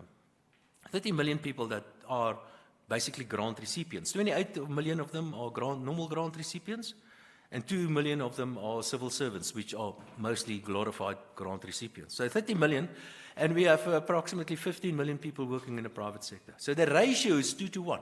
2 people getting an income from the state for 1 person working in a productive sector in the economy. So I just want to, on this point, that's important. So we've got the fiscal accounts with the fiscal deficit running at 6% of GDP. The debt level is currently at about 70% of GDP. If you include I call them the parasitals, if you include them, then the state debt to GDP, which their debt is also guaranteed by the state, is around about 85% of GDP. And that is increasing at a rate of about 3-4% annually. It's simply unsustainable. So the Minister of Finance, because that's one way of looking at fiscal accounts. If you see it keeps on increasing. Now, I keep on putting the emphasis on fiscal accounts because debt is a form of expropriation. So if you increase your debt levels like that, then it's hugely stimulatory. You boost demand in the economy, push up inflation. So on one hand, we've got the fiscal account hugely expansionary, and we've got the monetary policy of the South African Reserve Bank marginally restrictive. So one is stepping on the brake, and the other one is stepping very hard on the gas. And inevitably, the economy is going to suffer. So what's the outcome going to be? I think over the next 5 years, I think we are heading for some sort of fiscal crisis. And the fiscal crisis can take various forms. We've seen some of that in a way the last couple of months. Foreigners can decide, listen, we're not going to keep on funding the fiscal deficit. They started selling our bonds, foreigners. So, and if the state keeps on borrowing more and more money, you crowd out the private sector. If you crowd out the private sector, they can't invest. What also happens is the foreigners moving out of South Africa, you basically force the remaining potential funders for the state, which are the pension funds and the insurers and the banks. You're forcing the banks to take up more of government bonds. And the Reserve Bank already indicated that they're concerned about the increase of bonds on the balance sheet of the banks. Now imagine if those bond rates start going up all of a sudden, the bank's going to get into trouble, because when yields go up, that means that the asset values go down and the balance sheets of the banks can get into trouble. Then the banks can start experiencing some strain. So the capital market, I think, is that, beware of the capital market. The capital market is the one thing to look out for. Fortunately, something that happened is that something that the ANC did too much damage on. They did not borrow that much foreign money denominated in foreign currency. Our total of outstanding foreign debt is about 12% of total debt, and we have more than sufficient reserves at the Reserve Bank to cover that. And that will need to be paid off over a period of about 40 years. So it's not going to be a normal, typical emerging market kind of crisis. So it's not because of foreign debt that we can't repay. It's probably going to be some domestic issue where the local economy will simply stop funding or only fund the state at very high levels of yields. Also keep in mind that next year, the end of next year, we will need a new governor at the South African Reserve Bank. Now, inflation is a bad thing. Inflation is another form of expropriation because you steal from the savers and you get to the debtors. So next year, the end of next year, we will need a new minister, a new governor at the South African Reserve Bank. Everybody, we're all losers in the world of inflation, but there's one winner in the world of inflation, and that's the state. Because the effect of the state, remember, inflation erodes the value of money, but inflation also erodes the value of debt. So the only winner in a high inflationary environment is the state. So I expect the politicians to put more and more pressure on the Reserve Bank. We've already heard nonsense about the dual mandate for the Reserve Bank and nationalization of the Reserve Bank and so on. So I'm afraid that we're going to see more and more pressure on the South African Reserve Bank. Inevitably, this will lead to weak economic growth, and depending on how this whole thing pans out, I can't see how the state is suddenly going to start spending less money, because if you spend less money, the only way that we can spend less money is to spend less money on people. If you spend less money on people, people get angry. So I'm afraid we are heading for some very difficult times over this next couple of 5 years or so. Now, me personally, I'm an asset manager. I take people's money and I try to manage their assets for them. So how do we manage this kind of, how do people manage? How do you react to these kind of challenges? A couple of things that we typically do. We advise our clients, for example, is to gear the property. Now I know about banks, but try to gear the property to get the banks to take some of the risk at least. Make sure that you externalize some of your assets, not all of it. You have to live in South Africa, still a nice place to be, but externalize some of your assets. Take your money out. Not all of it, but take some of your money out. There are many reasons, not only because of risks, but there are many opportunities abroad as well. And we make use of certain structures, like get foreigners to be shareholders in your local companies, as an example. Hopefully, international agreements will protect you from further expropriation from government as well. All these things cost money. All these things is energy and investments that you could have put into an economy that you trust. Unfortunately, now we have to use much of our resources in order to protect us from a state that is really, or a government that has really failed us. But in summary, but I think where we are at the moment, I think we are at the beginning of a transition period, a political transition period. I think it's the beginning of the end of the ANC, which is a good thing. But unfortunately, that's going to last at least 5 years, or perhaps a little bit more. That there will be a lot of uncertainty during this time. There will be a lot of policy uncertainty, political uncertainty perhaps. And if there's uncertainty, then investors simply do not invest. And if they don't invest, then we don't see economic growth. So don't think only when you talk about expropriation, thinking only of farms that are going to be expropriated. Also think of other forms of expropriation, taking away your freedoms, that's a way of expropriation, but also expropriation through taxes and expropriation through high levels of inflation, which I believe is going to become a reality in South Africa. So we know how to fix the economic problems in South Africa. It's easy to fix the economic problems, but before we can do that, we need to fix our most important problem, and that's political. Thank you for listening to me.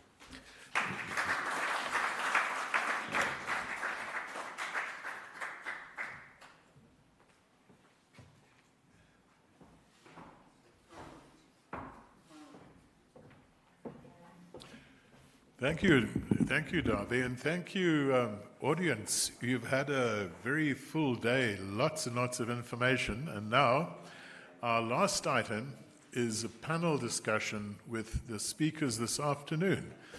So they will include Anthea Jeffrey, they will include Theo de Jager, and they will include Darby Rutt. And also, as a special addition, we've got Martin van Staden, who's the head of policy at the IRR.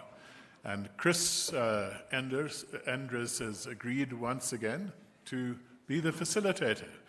If you have any questions, we'll follow the same process that we followed this morning. Please write them down and send them to our collector, and they will be put to the panel. Thank you very much. Can the panelists please come up to the stage?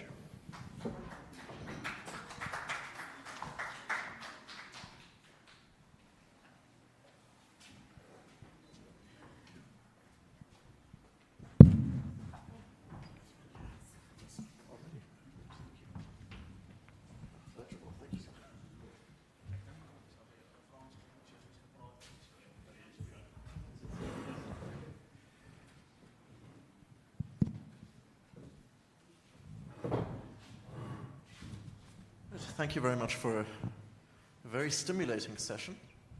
I suggest we take the same structure as we did last time, so a 3 to 4 minute initial statement from each of you. Then we do the reverse tide of commenting upon each other's comments, and then we turn to the floor for observations, reflections. I quickly want to summarize what the various speakers have been speaking about.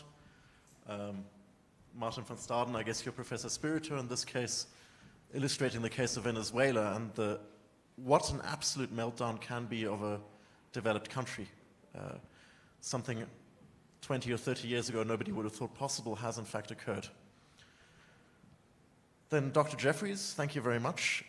Again, outlining very nicely the expropriation bill and the question whether legislation can be abused, and in fact reasons to think that it will be abused, which is a sobering moment, but I think that Mr. De Jager, you did a very good job of increasing the amusement factor by speaking about expropriation in the agricultural sector, especially in reference to Zimbabwe, and how capital frightens as easily as a deer. And if you don't give the people the opportunity to invest into their own property, they don't. And then finally, Mr. Root, you came in. I made many, many notes, which is usually what happens when I read your articles as well. And I think the key takeaway for me was really around this point of if prices are not to be trusted, the allocation signals for capital are distorted. And as a consequence, as soon as inflation starts kicking in, we're in trouble. And one thing we can be sure about is that confidence will lead to inflation, and expropriation comes before confidence. So overall, it's a negative spiral all the way down.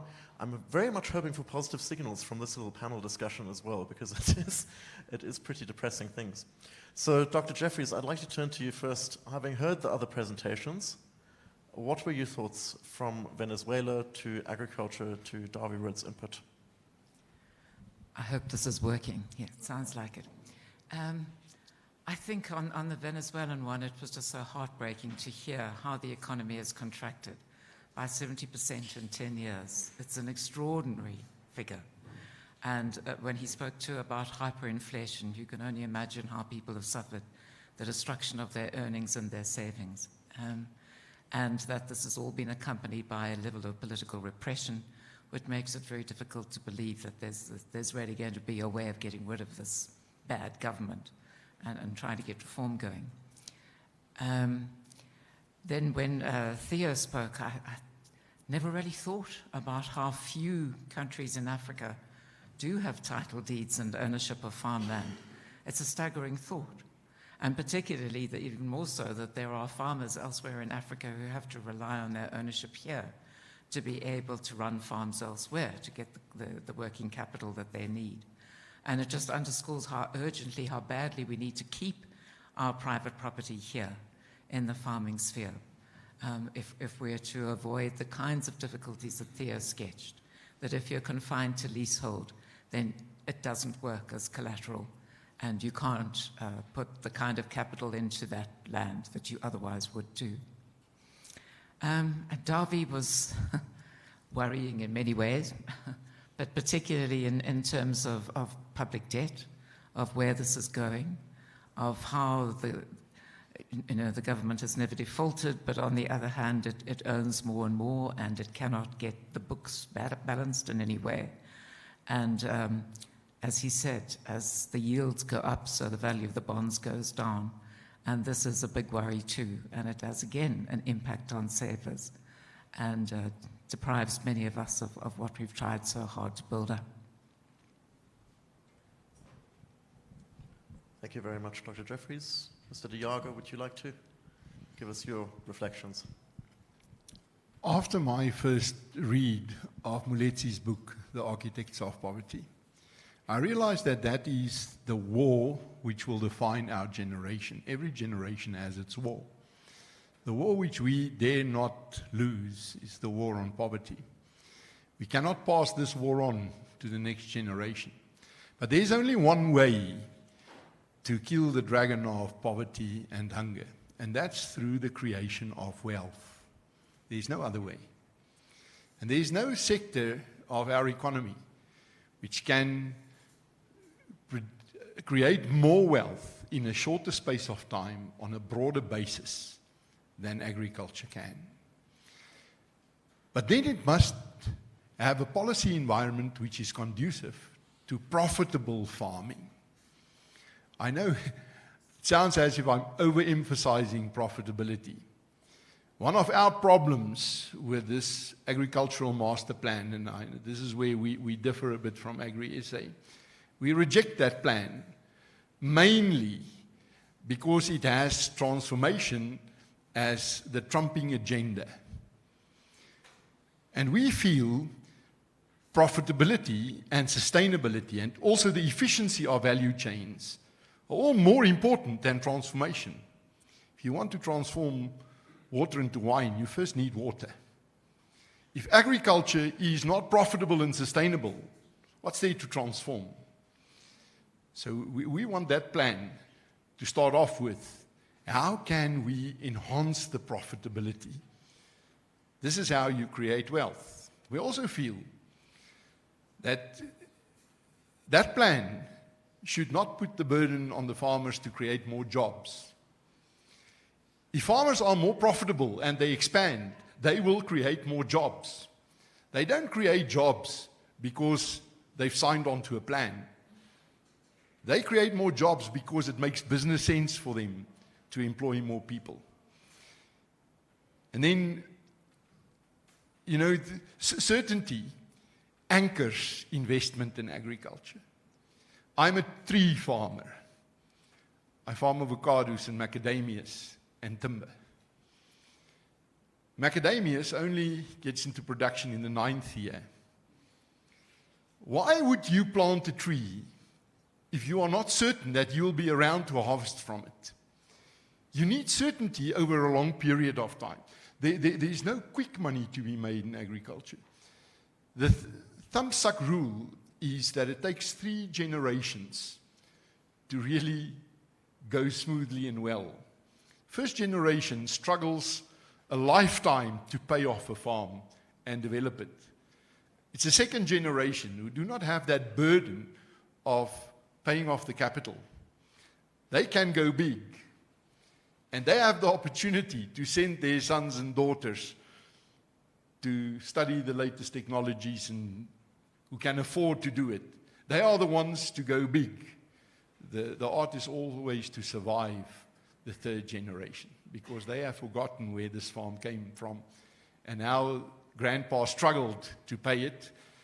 And it's not that cousins struggle to farm together. It's the wives of cousins who struggle to farm together. No, it's actually after 3 generations, there's a kind of a restructuring. But in farming, you always think beyond your own generation. There's this thing of passing on, much more than the land or the capital. It is the name, a family name as a brand. It's a presence in a value chain, the expertise and the experience. And if there is no certainty, you get the best generations to choose not to go back to the farm. Thank you, Mr. Diago. Mr. Roots? I've got more questions. I just want to add to what Dr. Diago just said, and that is, if you ask politicians in South Africa, they're always referring to the three major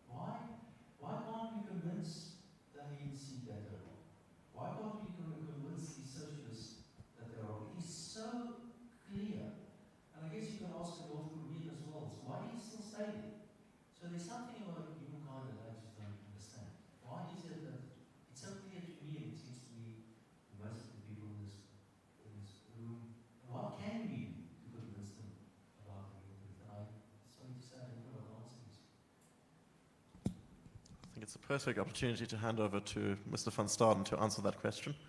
Alternatively, your reflections. Yeah, look, so I think David touched on, in his talk, he touched on something important. What's the point of government? And that is simply to protect recognize our rights, protect that and enforce our contracts. Now, the ANC certainly wasn't qualified to change the terms of that social contract just because it had an ideological shift. People with far more insights into the nature of humanity applied their minds to this issue and came to this formula about what is it that we as individuals give up to government to drive development, and that is the Lockean kind of social contract. Dr. De Jager and Dr. Jeffrey went into a lot of detail about how that social contract is being violated in South Africa, and I fear that even maybe in our circles, certainly in our extended circles, big business, we still operate under this assumption that we are dealing with good faith actors in government. That is simply not the case. This is an unequal partnership where we are talking to them as if we are trying to convince the ANC of the righteousness of private property, of free markets, of respect for the rule of law. Am I back? Cool. The ANC doesn't care. The EFF wouldn't care. Many other political parties operating in South Africa would not care. And I think we would be better off if we stopped engaging with them as if they cared. We are wasting our time.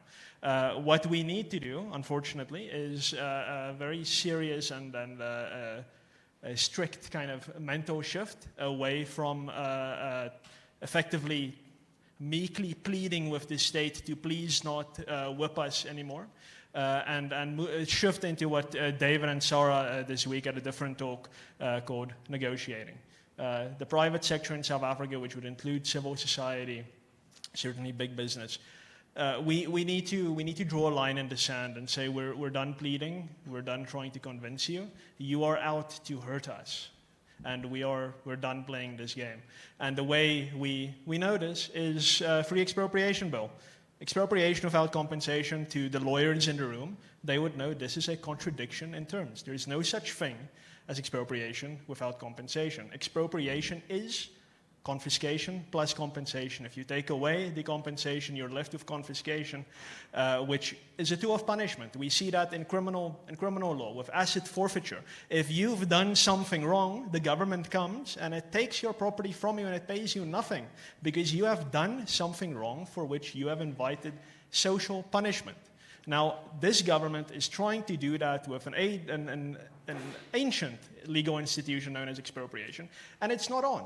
If the government thinks that farmers have done something wrong, it needs to go to criminal court and prove beyond a reasonable doubt that they have committed a criminal wrong, and on that basis forfeit their property. But of course, they don't want to do that because this government is working with an ideological imperative. It does not care about interests and property and liberty, etc. The other thing is custodianship. We've now, Dr. Jeffrey spoke in detail about how custodianship has been implemented in South Africa and how the government may bring it back in the future. But let's use the real word for it. It's nationalization.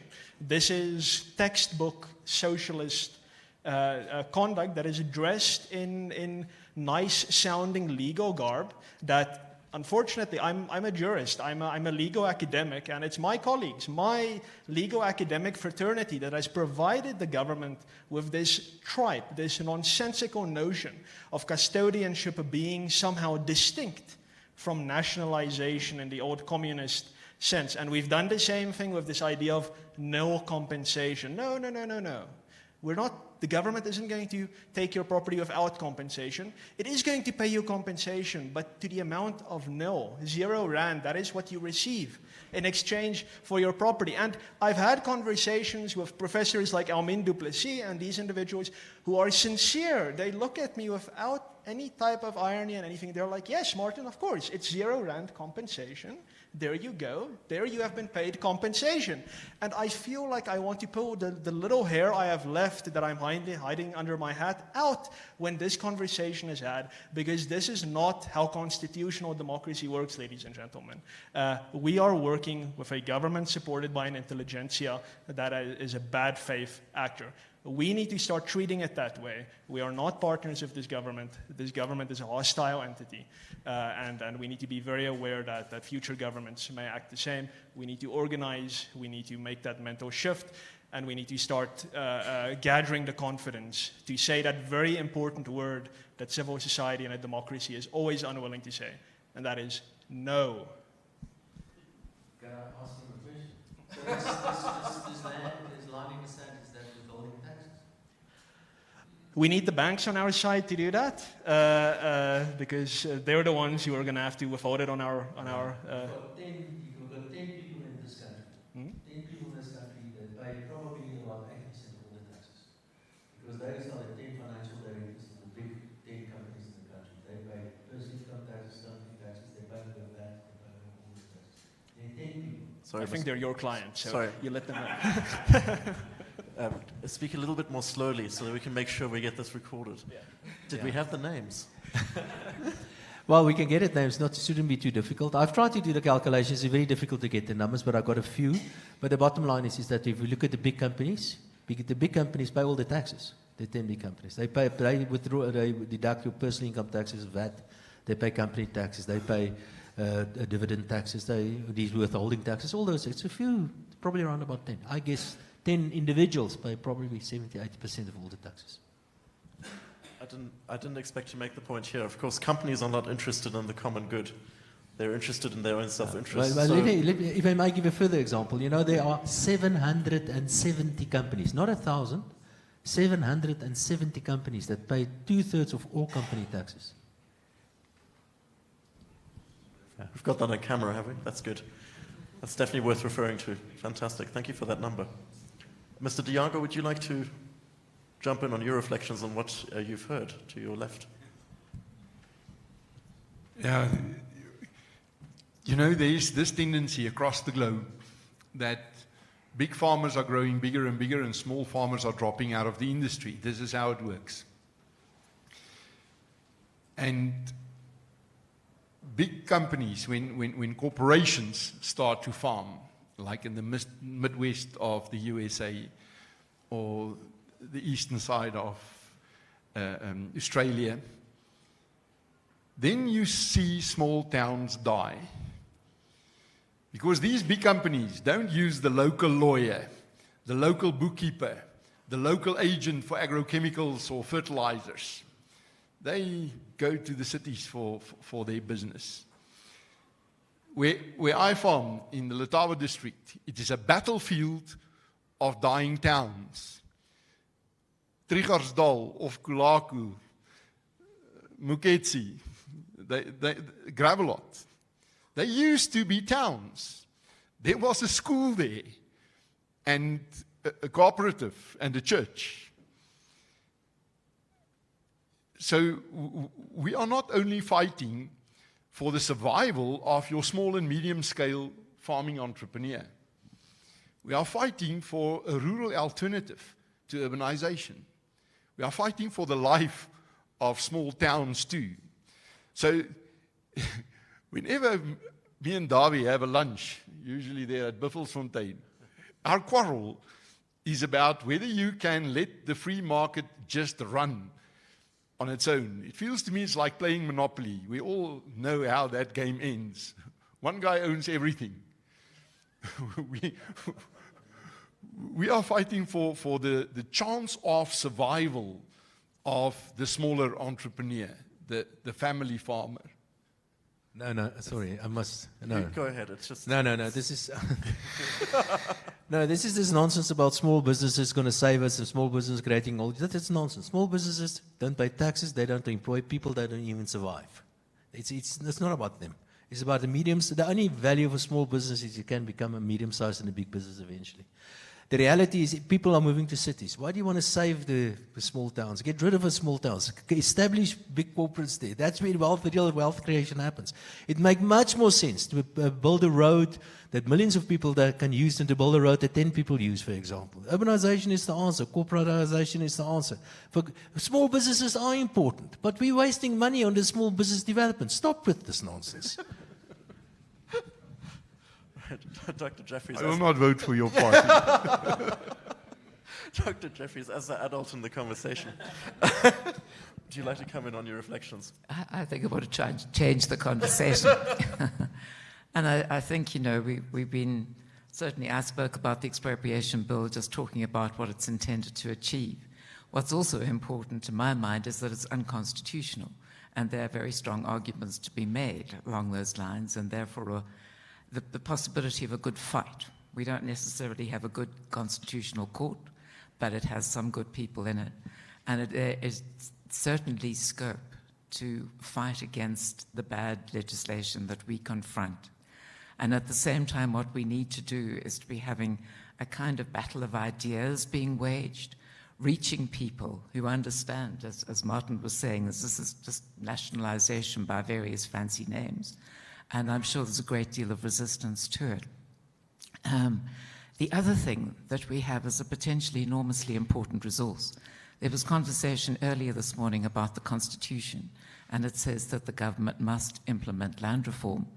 But I think that the aspect of land reform that's given very little attention and is the most important is tenure reform. As Dave said, we've got 9.5 million black families who have some kind of home ownership, but they don't have title deeds. So that potentially there's an enormous resource if all those people can have the benefit of private property. We also have, 4 million, 5 million, 6 million beneficiaries of land reform done very badly with a 76% failure rate, but also people who've never been given the opportunity to own the land that's supposedly being made available to them. So that's a pool of people too that could be turned into private owners and who could perhaps be mobilized to support the fight that we want to bring against things like the expropriation bill. And potentially too in the customary areas where again people have plots that have been in their families for generations but no ownership. And I was struck by what Fernando de Soto said, that once you have ownership, you get a kind of moving around. People, you need to take advantage of the existing systems, the kind of tenure that is recognized, the kind of transfers that do informally happen. If you can work with those rather than against them, very important. But then once people have some sort of title, they have the freedom to move, to sell and to go somewhere else. There'll be a shift. And it might be a bit scary too, but the potential for much better use of that land and much greater wealth flowing to the people who now can't really gain very much from their plots is enormous. So apart from that, we have 18 million people who didn't vote in the last election. So there's a vast pool of people that if only we could reach to say this is the ANC is simply taking the country down a path to disaster. There are these ways of putting real resources into the hands of ordinary people in a relatively quick way that could make a huge difference to their lives. And to do that, we also need to beat the laws that will otherwise be so destructive to all of us. I can see your face, but maybe I can redirect it to a question here. It might speak to the same thing. There's a question here on checks and balances on the government given their commitments to the National Democratic Revolution. And I'm going to expand the question a little bit. If we assume that, in fact, the voters will at some point want to vote the government out, and that is a form of check and balance, ultimately it's the voter that's the ultimate check and balance. Will the constitutional checks last that long until that change happens? I'm going to direct it first to Dr. Jeffries and then... I think that there's a huge risk that they won't. There's certainly been, as we all know, an attempt already to change the Constitution. There is talk of more constitutional changes pending, the dismissal of the Constitution as a colonial construct, which means that really 2024 is enormously important. And perhaps one of the fights we have to have first and foremost is against the Electoral Amendment Bill, or Act as it is now, because it will make it possible for the ANC to win more seats than they gain votes, in essence because sort of excess surplus votes that are cast for independence will be, as it were, redistributed, and the bigger parties will be the primary beneficiaries. So it may be, in a nutshell, that the ANC having won 45% of the seats would be, 45% of the votes would be able to get 51% of the seats in the National Assembly. And that's a fight that needs to be fought really quickly now, before 2024, because we can't be confident that the Constitution will survive a further period of 5 years where the ANC will be doing their best to really bypass the checks and balances that still remain. At the end of the day, the voters have the power right now to get the ANC out, and that's has to be the primary consideration for now. It's a hyperventilating comment, given that the election is probably in May 2024. It's literally a blink away. Yes, Mr. Root. Yeah, on that, I'm also concerned about, and we're seeing much of this. Remember, we've got a very central, please correct me, Anthony. We've got a very centralized, supposedly government that wants to centralize everything, but they are so incompetent that everything that they touch is just collapsing in one way or the other. And the private sector or some other forces are taking up those vacuums that are created. Like, for example, the post office is collapsing, and the private sector is simply doing it. Eskom is collapsing, and the private sector is simply doing that. Or the police is collapsing, and the private sector is simply doing that. But there are already signs of, let's call it warlordism, that I'm very concerned about. Like what happened in the Free State, for example, on Ace Makashule, that was a kind of a local warlord. Or on a Didi Mambuza in Mpumalanga, that was a kind of warlord. And the Western Cape is even talking about, going it alone. And it's even talk about KZN, for example. I've heard the stories about them thinking about going alone. So that's signs of, so as the state, sort of the central government sort of just collapse, there's no, you don't have to officially do something. You just let things happen, and we can fall apart politically as well. Is that something that you would think is a possibility? Sorry, yeah. I think that certainly the writ of the state no longer runs strongly in many different spheres. The trouble is that they are able to keep passing destructive laws, and business tends to implement the destructive laws. So much as they play a positive role in now trying to deal with our electricity problem or whatever, if it weren't for business, that also we probably wouldn't have the same degree of the implementation of the transformation laws, because very often business will come in and make it more feasible for the government to do these destructive things. And that's what would be good if we could stop it. The sort of implosion, Frans Cronje, the former CEO of the IRR, has spoken for many years of a sort of enclave society, that this might be one of the most realistic scenarios for the future. There'll be enclaves that are little wealthy pools, and there'll be enclaves that are clustered around some sort of warlord who exercises local power. And that in the end, the government, even if it had the will to break down a warlord's power, would not be able to do so. So that's another sort of scenario of the collapsing governance. And I think there is a risk of it, but I think we're not there yet. And if, again, we need to fight for this country, for the cohesive system that we could attain, but to do it, we need to keep averting the risks and using the opportunities. There's a very curious paradox which has just been pointed out, which is that on the one hand you have a state that is trying to seize more and more power through concepts like the National Democratic Revolution, but the effect is to weaken the state continuously. Exactly. So it's almost like the scrabbling as you're falling down the cliff factor. Sorry, I see there's a very expectant look on your face. Mr. Diago, do you want to come in? Just read again in Das Kapital, the chapter on the withering away of the state. In December, when we have a family gathering, and my cousins who used to farm in Zimbabwe comes over to have a braai with us, we always have this argument. They believe that we are very naive. They say, we've seen this movie before. We also thought that our constitution would protect us. We also thought the international community will not allow the total collapse of Zimbabwe.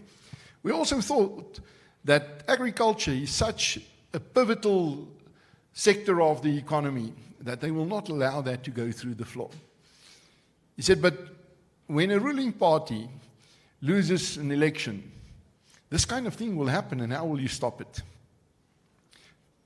I haven't met many farmers who are really concerned that we will have a constitutional change through Parliament. I don't think a majority of farmers in our country feel that we are like a rat in a pipe on the same trajectory as Zimbabwe, because we have a lot of stuff which they never had. An example on our doorstep, how not to do it. We still have a legal system that works, especially in the higher echelons. We still have a free press, but we also have institutions. We are well organized in civil society, and we must treasure that.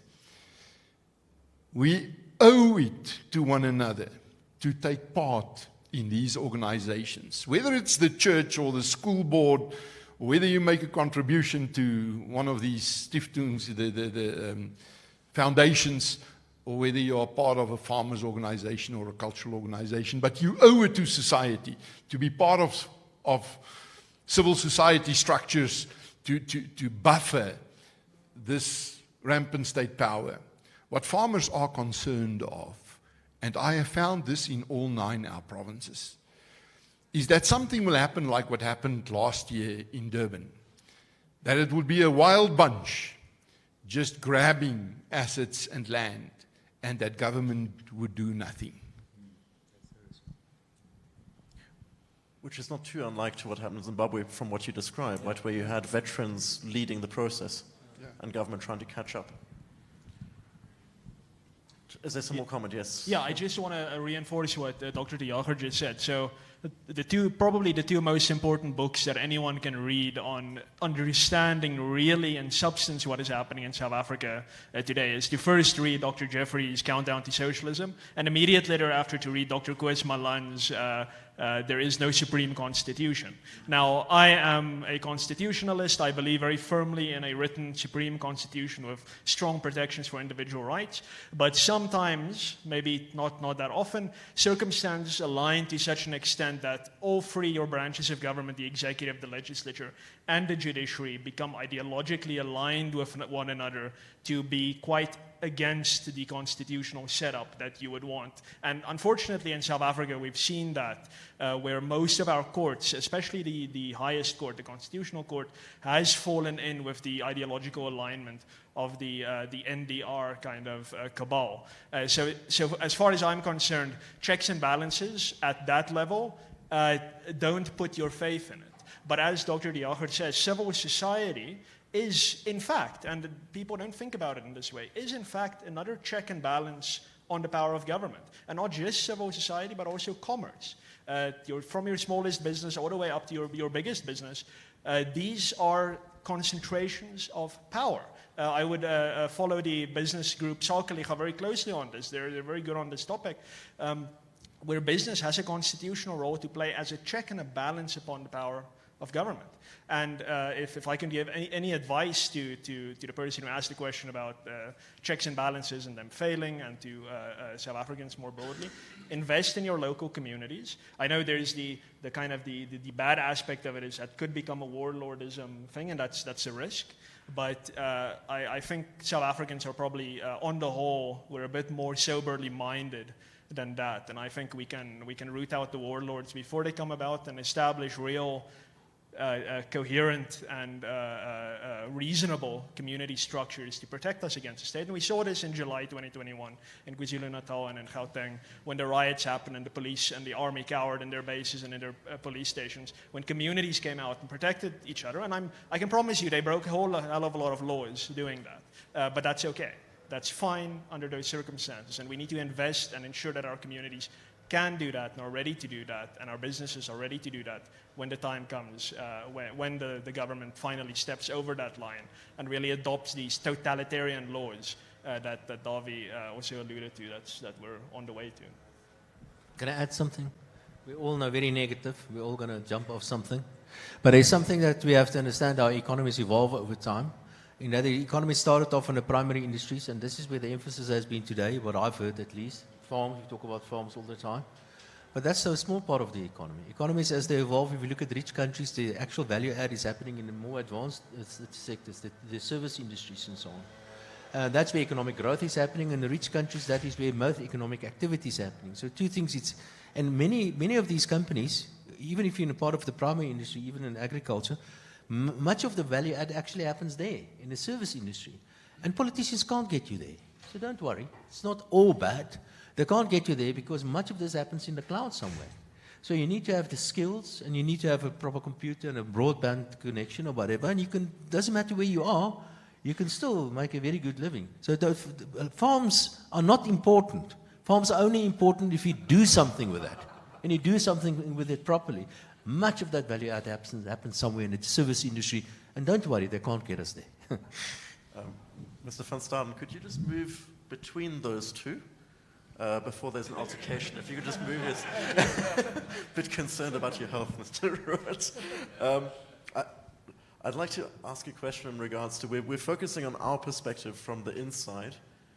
At the Konrad Adenauer Stiftung, we sometimes get approached by foreign investors who are talking about very, very large investments around green hydrogen, for example. You mentioned macadamia nuts for 9 years. You know, some of these investments are sort of 50-year time frames. If you look at investments in the automotive industry, how should foreign transactors think about the conversation that we're having on the stage here today? How should we speak to them about this conversation and the role that they can play in stabilizing property rights in South Africa? I can see it's difficult. Who wants to have a go? Dr. Jeffries. You try first, and then other people can say serious things. It's extraordinarily difficult, and all the more so since the government cancelled the bilateral investment treaties with all the Western nations, which are our biggest investors. We kept the same provisions with Russia and China, but we don't get very much investment from them. So, yes, one can be creative and try and think of setting up an entity in Mauritius where there is a bilateral investment treaty, which could be, therefore, something of a protection. But on the whole, I think unless a long-term investor has some confidence that there is a potential solution and that we can get to it, it is just so easy to look to some other destination rather than South Africa. And so again, I'm sorry, it sounds like a stuck record, but it just occurs to me that our opposition parties are not really doing a good enough job at selling policies that would really mean something to ordinary people. And I think within civil society, there are all sorts of good ideas. And one possibility that's been talked about today is making sure those 9.5 million people with homes but no title deeds get the title deeds. There are ways of making sure that education improves. For example, Musi Maimane is now talking about education vouchers provided by the state so that ordinary families can just have a choice about what school they want their kids to go to, and the schools have to start competing for their custom, which changes the whole balance of power and turns them into the consumer who has to be satisfied. So, but the opposition parties don't seem to have ideas about how we can really, if necessary, bypass the state and start doing things in a very different way that would be empowering to ordinary people, that would get growth going again, that would give a sense of belief that the country can turn the corner and that in time there'll be an alternative to the ANC, there will be the protection of property rights and all the other things that will then invite an upsurge of investment and prosperity here. So I would just appeal first also to the opposition parties, not only stop fighting among yourselves, come up with some good ideas which will speak to ordinary people about their needs, their great dilemmas, and how their lives can be improved. Yeah. Yes, Dr. Liaga? I'm afraid in my limited experience with engaging with foreign investors in agriculture, that they want predictability. If there's no predictability, there are so many other opportunities in the third world where they can invest. And there are people who are really doing an excellent job. I don't know whom of you have been to Rwanda. They come from a very low point, more or less in the same time when we had our big political changes in South Africa, and just look at where their political leaders took them to. They attract a lot of investment these days. Because there's a policy environment which is predictable. You know where you are going or where your money is going when you invest there. To go back to Zimbabwe, you know, Zimbabwe is back to the 2000 levels of production on tobacco. And they are not far from where they were in 2000 with the production of cotton. And they boast about it. Of course, it is something to boast about, but it's all closed value chains. The big tobacco companies finance small farmers, give them the seeds and the fertilizers, and then buy the product back from them. There's nowhere else to go with tobacco or with cotton. You can only sell it to these big companies who are doing the processing. And because these companies who finance them know exactly what their profit margins are, they keep their noses just above the water level. And if they complain, they dip them under for a while to make them grateful again. You will not find this surge in production with anything that can be sold from a street corner, fruits or vegetables or meat. They don't farm that because they don't have access to the inputs. And then they say that these companies do invest in Zimbabwe. Of course they invest in Zimbabwe. But there's no real profit, there's no real empowerment. The economy does not grow because of it. The profit center is elsewhere. Thank you. So we're coming to the tying up moment of the conversation. Can we maybe go down from the far end of the stage? If you would just do a brief summarizing statement, perhaps from your perspective, what is the biggest single threat to individual property rights in South Africa at the moment? Okay, we are the single biggest threat because we, and I say that as the South African population, are succumbing to defeatism and despondency. And that is the single biggest threat to any type of prosperity and freedom anywhere in the world. It's not the government. The government can only do what we ultimately allow it to. It's not nefarious corporate interests. They can also ultimately only do what the market allows it to. So we are the biggest threat. And the way I like to kind of end things on a positive note is to say that we kind of tie ourselves up in this idea that, geez, we have this radical idea of freedom and private property rights and liberty, and we have to convince everyone that this is the right way forward, and that's just impossible because take your pick of the various excuses, people are uneducated, people are disinterested, whatever. That's not the case. The reality is that substantive reform in any society takes only about 2.5% of the population. A very active, diligent, and dedicated minority is all you need to attain the outcomes that you want for your society. You do not have to set a mountain for yourself to overcome to see the change that you want in the world. We do not have to convince all the ANC's voters. We do not have to convince all the EFF's voters. We have a far more doable task, and that is to convince a relatively small-ish group, not necessarily the whole elite, but a part of the influencing elite in South Africa and around the world. We need to convince them that strong and secure private property rights are the necessary aspect to a prosperous society and a flourishing society. Freedom is always within grasp. I always like to think about the post-communist world. I mean, Ukraine was destroyed by the Holodomor. You had Vietnam, which had a hugely destructive war, and followed by, of course, a communist regime. But within a generation, thereabouts, these became some of the most prosperous societies in the world. Look at Japan, look at Germany. Some of the most prosperous societies in the world after total devastation. It's very possible. There is no such thing as the point of no return. It doesn't exist. There is always a point of return. We, as South Africans, just need to take the conscious decision that, hey, we actually want a better life, and we've now properly identified what that better life is. So we just need to understand, we just need to show that small influencing elite. We need to secure private property rights. And then, yeah, even if the ANC and the EFF form a coalition and they nationalize the Reserve Bank and they nationalize all land and we have a few years of famine, yes, it can get worse.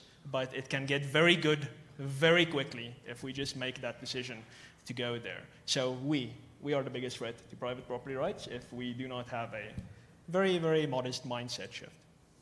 Brilliant. Thank you very much. Excellent answer. Mr. Root, pressure's on you. Yeah, I agree with what he said. Yeah, I can only add that I'm not too concerned. I'm not too concerned is because two reasons. The one is that the good thing about having an incompetent government is they can also not implement bad ideas. And the second thing is that there are so dramatic technological changes taking place, and it's becoming more and more difficult to really push us into corners. And our responsibility, I agree with you, is to do whatever we can to influence everybody, to teach people about the importance of private property rights. Dr. De Jager? I think our biggest threat is the possibility of sinking into the quicksand of political correctness and losing our will and ability to say no. Short and hard. Yes. Finally, Dr. Jeffries. Not sure how can I possibly top any of these points, or even contribute something else. But I really, just picking up on the idea that we are the problem, there are certain organizations too, entities that have influence in society. I think media and other commentators are not doing enough to warn against the risks that we face. I think business, as we've talked about, is often too quick to try and partner with government and make transformation work instead of doing that, drawing that line in the sand and saying no and fighting back harder. So let us try to influence the constituent, the important influencing groups that can have a big impact too on how people see the threats and how they see the opportunities which are also there. Thank you. I'm going to take the opportunity of having the mic to also say, I think that in terms of the modus operandi of the government, whenever a big target for opposition is placed, people they get together, right? They say that we had to remove Jacob Zuma. You know, if it's a big target, it's easy. And as a consequence, the modus operandi of the government is many cuts, many directions, many different, and that's exhausting. You know, it's the way that, the wild dogs take down the buffalo. Many, many, many. And so perhaps it's a question of saying at some point from a principled stand to say we draw the line because it is impossible to keep track of all the different threats that are taking place. Well, thank you very much. I really appreciated the energy in this panel.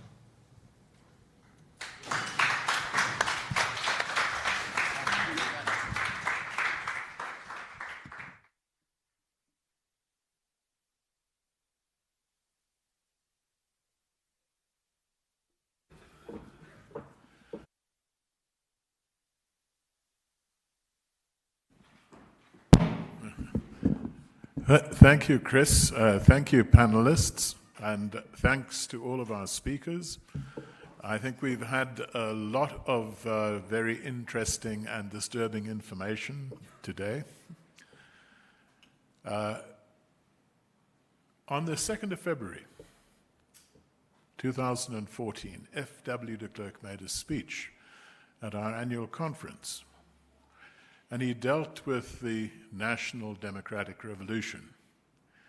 He said that it is profoundly at odds with our Constitution. We were not consulted about it, and we do not accept it. He said that the time had come to speak to the government about the fact that this was not part of our constitutional agreement.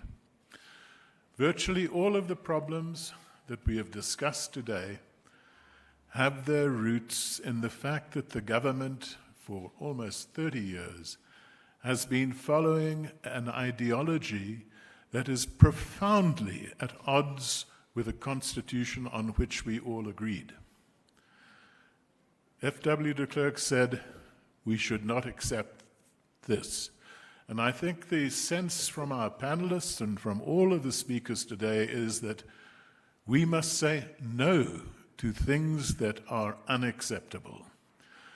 For us in the NGO sector, I think for business, for all South Africans, and I think we're a majority.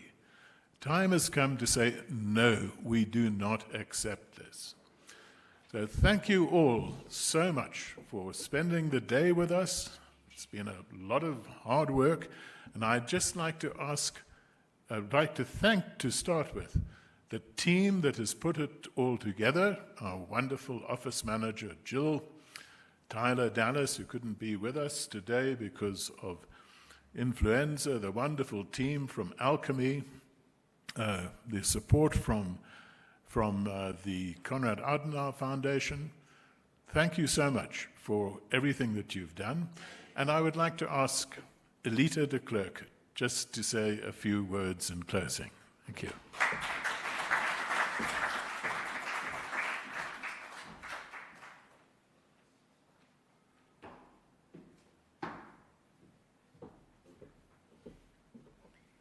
I would like to add that FW and I were farmers for 10 years. Did you know that?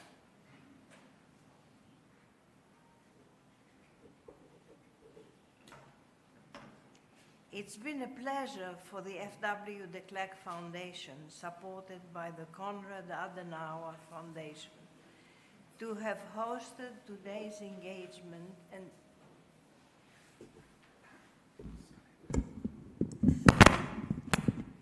thank you. To have hosted today's engagement and discussion on property rights for all South Africans. To each and every one of our distinguished speakers here today, and to Mr. Hernando de Soto for participating in the video interview, and Professor Spirito from Venezuela, go our most sincere thanks and appreciation for sharing knowledge, experience, and analysis on these vital issues and bringing them into sharper focus and perspective for our benefit. To our guests here with us today, thank you for the time and the interest. Your presence adds significantly to the gravitas of the event, property rights for all South Africans. We are aware that the issue of property rights is complex, multi-layered, and deeply felt. In South Africa in particular, the issue is highly charged with the gross inequalities of the past, perpetuated by apartheid and the even louder calls and demands for restitution. Somehow, as we have seen, renewed attention on land issues are heightened now as elections are drawing closer. To heal the divisions of the past, we should all stay committed to nation building, as this lays the basis on which we should establish a society based on democratic values, social justice, and fundamental human rights. The national constitution is a piece of paper outlining how we need to go about to building a South Africa that belongs to all who live in it, united in our diversity. Giving life to this piece of paper depends on all of us, all its citizens.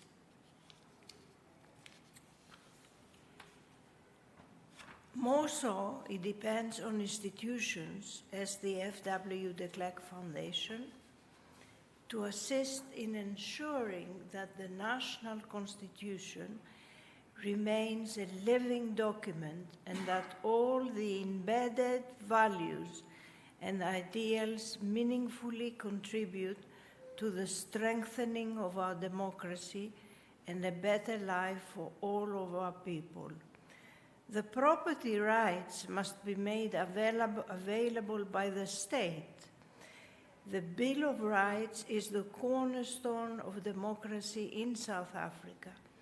It enshrines the rights of all people in our country and affirms the democratic values of human dignity, equality, and freedom. In terms of property rights, no one may be deprived of property except in terms of law of general application, and no law may permit arbitrary deprivation of property.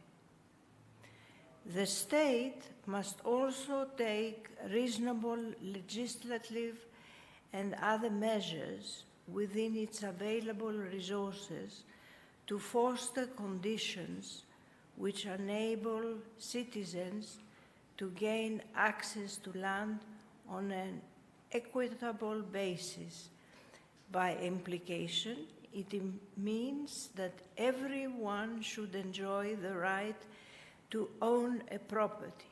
Owning a piece of land for agricultural or housing or for industrial purposes through the means of a title deed secures that right. Once that right is secured, the owner can use it to create wealth for his or her family. Without that right, ownership of land or a house remain uncertain. Our national constitution is clear.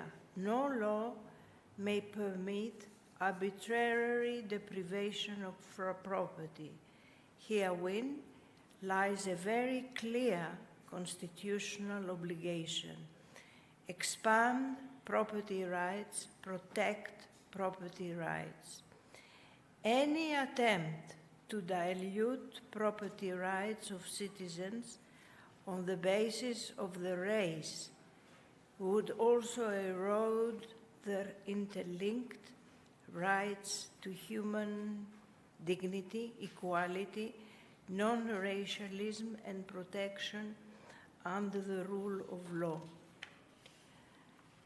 If handled properly and correctly, land reform could be the most positive development since 1994. However, if handled badly, on the basis of expropriation without compensation, it would be a catastrophe for all South Africans. It will deter foreign investment, amongst other things. As the FW de Klerk Foundation, I wish to confirm its commitment to advocate on behalf of millions of people in South Africa who do not enjoy the right to own a property over which a title deed is registered, and that its right be expanded, strengthened, and protected. This is an important building block in the nation-building process. Property rights can never be the right of a privileged few. It should be a right that us, as a nation, should afford to all citizens. Thank you.